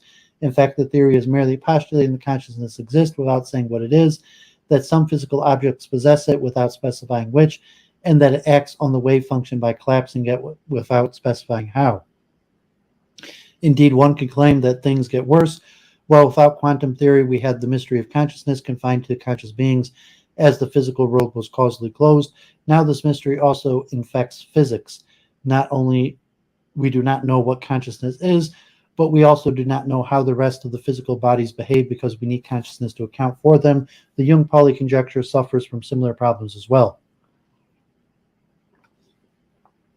Different considerations can be made for the quantum electrodynamic approach. While the treatment of the brain dynamic appears to be successfully reproduce the available empirical evidence. It does not address the heart problem of consciousness. This is a theory of brain states, which can be suitably treated as classical states, and as such is perfectly compatible with physicalism. In this approach, as the one of the Hameroff and Penrose that we will discuss in the next section, is unclear how the collective neuronal dynamics should have anything to do with subjective character of experience. To be fair, Freeman and Vitello agree that the model describes the brain, not mental states. Approaches going beyond the orthodoxy. Given that none of the theories which go beyond the orthodoxy require an observer, the connection with consciousness relies on other considerations. Roger Penrose proposed a non-orthodox quantum theory in which the collapse is triggered by gravity, since he believes that some characteristics of this theory may help understand some of the features of consciousness. His motivation comes from his conviction that consciousness is fundamentally non-algorithmic and non-computable. It does not function following a finite set of rules. Penrose thinks that since a stochastic theory like the spontaneous collapse theory is algorithmic, it cannot describe consciousness. However, he thinks that Heisenberg's uncertainty principle applied to the future theory of gravity could help. The principle states that the more determined the position of a particle is, the less velocity it has, which is another way of stating quantum complementarity. Another version of this principle, relevant for Penrose's purposes, relates time and energy. The greater the energy difference between two states, the less time it takes for a system to go from one state to another.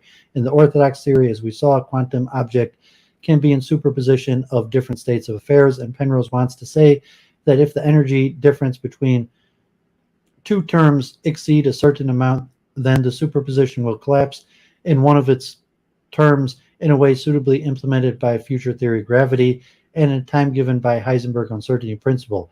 Anesthesiologist Stuart Hameroff suggested to Penrose that microtubules of the neurons are the right structure for the gravitational collapse to occur in. In fact, the tubulum, which consists of microtubule surface, can exist in two slightly different configurations. Hameroff noticed that some anesthetics were acting on consciousness as well as the ability to switch between the two configurations. Together, Penrose and Hameroff produced a module dubbed ORCO-R for orchestrated objective reduction, which they suggest could link microtubules to consciousness. One prominent criticism of this approach concerns the arguments to show that consciousness is not computable, which is based on Gödel's incompleteness theorem. Regardless, from a technical point of view, it has been argued that the types of states needed in this approach could not be physically realized in microtubules because they could stay isolated from the environment for the required amount of time. More important, I think, is the problem that this approach does not seem to solve the hard problem, as the Penrose-Hameroff account appears to be perfectly compatible with physicalism. Everyone seems to rest on the non-computability of consciousness, as if it is non-computable, then it is not describable objectively. However, even granting that, it seems unclear that this has to do with subjectivity, since one can imagine something being non-algorithmic without describing something's subjective point of view. While Hameroff seems optimistic about the ability of this approach to describe consciousness, as he argues that ORCO-R can accommodate for free will, Penrose is then quite tentative in his speculation, asserting that he wants to search within scientific explanation for some place where subjective experience might find a physical home, and admitting that he has not found it yet. Another quantum approach to consciousness was developed by Bohm. In the pilot wave theory proposed by Bohm, the motion of particles is guided by the wave function. One would think, therefore, that the wave function is a physical wave. However, the consequence of this is that in many particle systems, this wave lives in a 3n dimensional space where n is the number of particles in the system, and thus the world itself is higher dimensional. This, together with quantum non-locality, was one of the factors which led Bohm to the idea that particles should be taken as three-dimensional projections of n-dimensional deeper reality. He distinguishes between the implicate and explicate order. The explicate order is what we perceive, while the implicate order is the inaccessible ontic level. As in his reading of the pilot wave theory, particles and waves are the manifestation of deeper order. The physical and the mental aspects of reality belonging to the explicate order, and they emerge by explication or an unfoldment from an undivided neutral implicate or enfolded order. The totality of the movement of enfoldment and unfoldment is a process called hollow movement, to refer to the idea that information is non-locally distributed, like in a hologram. This view seems compatible with dual aspect approach, which in contrast with Pauli Jung conjecture is fundamentally dynamical in a Whiteheadian sense. Basil Hilly further developed Bohm's approach in a formal way using algebraic structures to model pre-space and pre-time in the implicate order. This view suffers from problems similar to the one approach is based on the orthodox theory as it breaks the causal closure of physics. Moreover, this view also relies on a particular reading of the pilot wave theory in which the wave function is a physical entity. However, there are proposals that maintain that this is not necessarily or advisable according to the proponents of this view to take the wave function as physically real, but that as it may, there are other approaches with a physical wave function in which no hollow movement or implicate order is required. If so, the evidence for Bohm's proposal seems to disappear. Conclusion. As we have seen, the arguments against physicalism suggested that we need to revolutionize physics to accommodate consciousness, as it does not have a place in Newtonian mechanics. Quantum theory, with its paradigm shift, which revolutionized the traditional scientific understanding as well as the traditional distinctions between observer and observed, and between parts and wholes, was naturally taken as the right place to try to accommodate consciousness in the scientific framework. As we have seen, various features of the theory were used as inspirations. First, the wave function collapse was used by Stapp to argue that while Newtonian mechanics does not leave room for consciousness, quantum mechanics requires it. From a different perspective, Penrose argued that the collapse caused by gravity could account for the non-computability of knowledge. Moreover, the randomness of the theory was taken by Stapp and by Hameroff to help accommodate free will. Entanglement and non-locality played a crucial role in the understanding of the holistic character of consciousness, as well as other mental states involving memories in the approach of Umezawa and collaborators Bohm and Pauline Jung. The collective behavior described by quantum collective excitations has been connected to memories by Vitiello and Freeman. Paul and Jung were inspired by the wave particle complementary, while Bohm was influenced by the high dimensionality of the wave function. While these approaches can be seen as following in the tradition of a world soul, and they provide new excited venues in constructing a unified theory of mind and matter, and at the same time they face the problem that now physics is no longer complete and thus no longer successful. One could maintain that we would not have to accept these theories if they were unavoidable, if it were not possible in principle to formulate a quantum theory independent of consciousness. Then one presumably would have no choice but to consider a unified theory of mind and matter.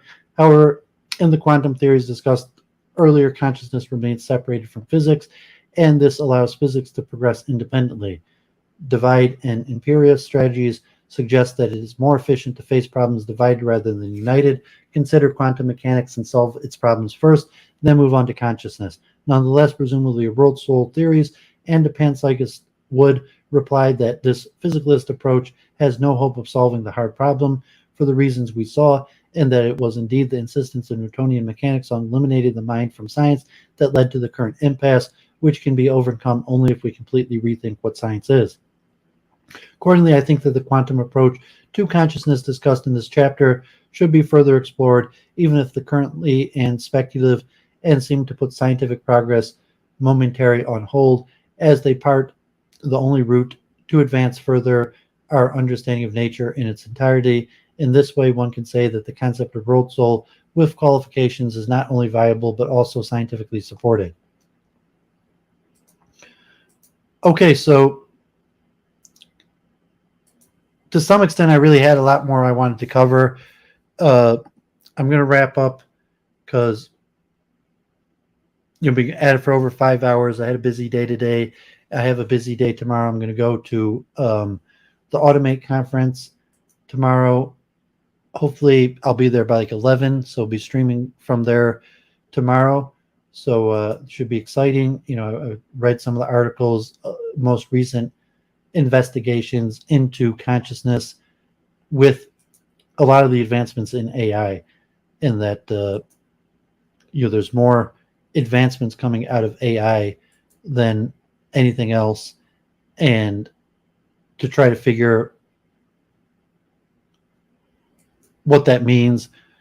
Can we divide consciousness and other things? So like robotics is one of the biggest fields, although ChatGPT is more used by large amounts of people. Robotics is actually probably, if not the main field, one of the most main fields of machine learning, and the heaviest usage is not applicable to the common person, or for the people to, tangibly understand the current level of AI. So appreciate Elliott coming on.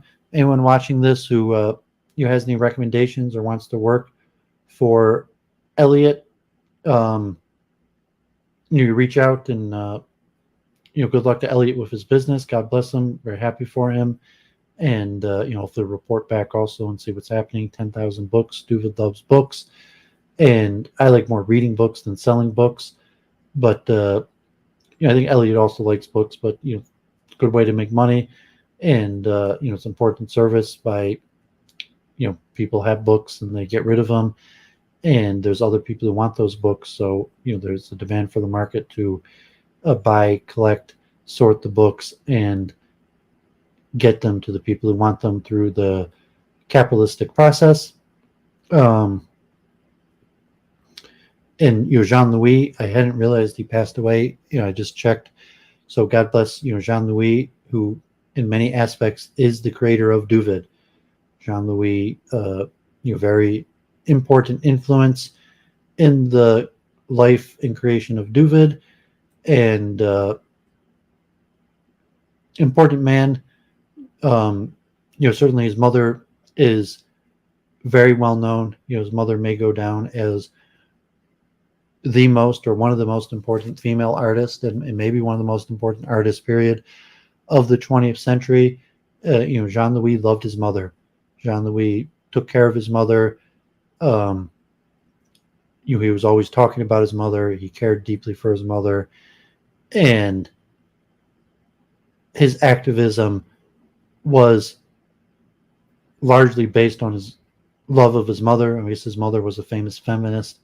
So if he's like a male feminist, if however that's possible, but to be a male feminist who's the son of one of the most famous feminists, not sure if that makes a difference. If you could have like feminist creds by being the son of a famous feminist, but I like Jean-Louis. I was sorry to see he passed away, 82 years old. He lived a good life, and so I was glad to say some words and share my memories of him, read some of the eulogies. If anyone who knows Jean-Louis wants to reach out and talk, happy to talk. And I guess with that, I'm going to wrap up. So, I had this Haknas Sefer Torah earlier today in Troy. So congratulations to Chabad, more Torah learning, and expanding into new areas. So congratulations to the Jewish community of Troy, Auburn Hills, Macomb County. Michael, thanks for helping me out today, and schlepping me out and telling me about the event and getting me to go out there. So I ended up streaming it. So wish the best to Michael. Shavuos is coming this Thursday night. So like Spiros Omer and the holiday. So Shavuos is this Thursday. So anyone celebrating Shavuos, counting the Omer. So people should have a good Shavuos holiday, meaningful, and the giving of the Torah. And with that, I will sign off, and we will see you next Sunday night. And anybody, I think Jai Pataka Swami, anyone knows Jai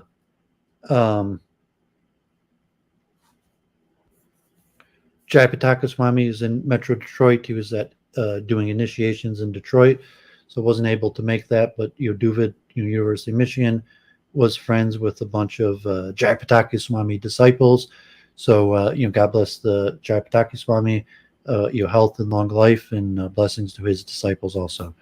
So signing off.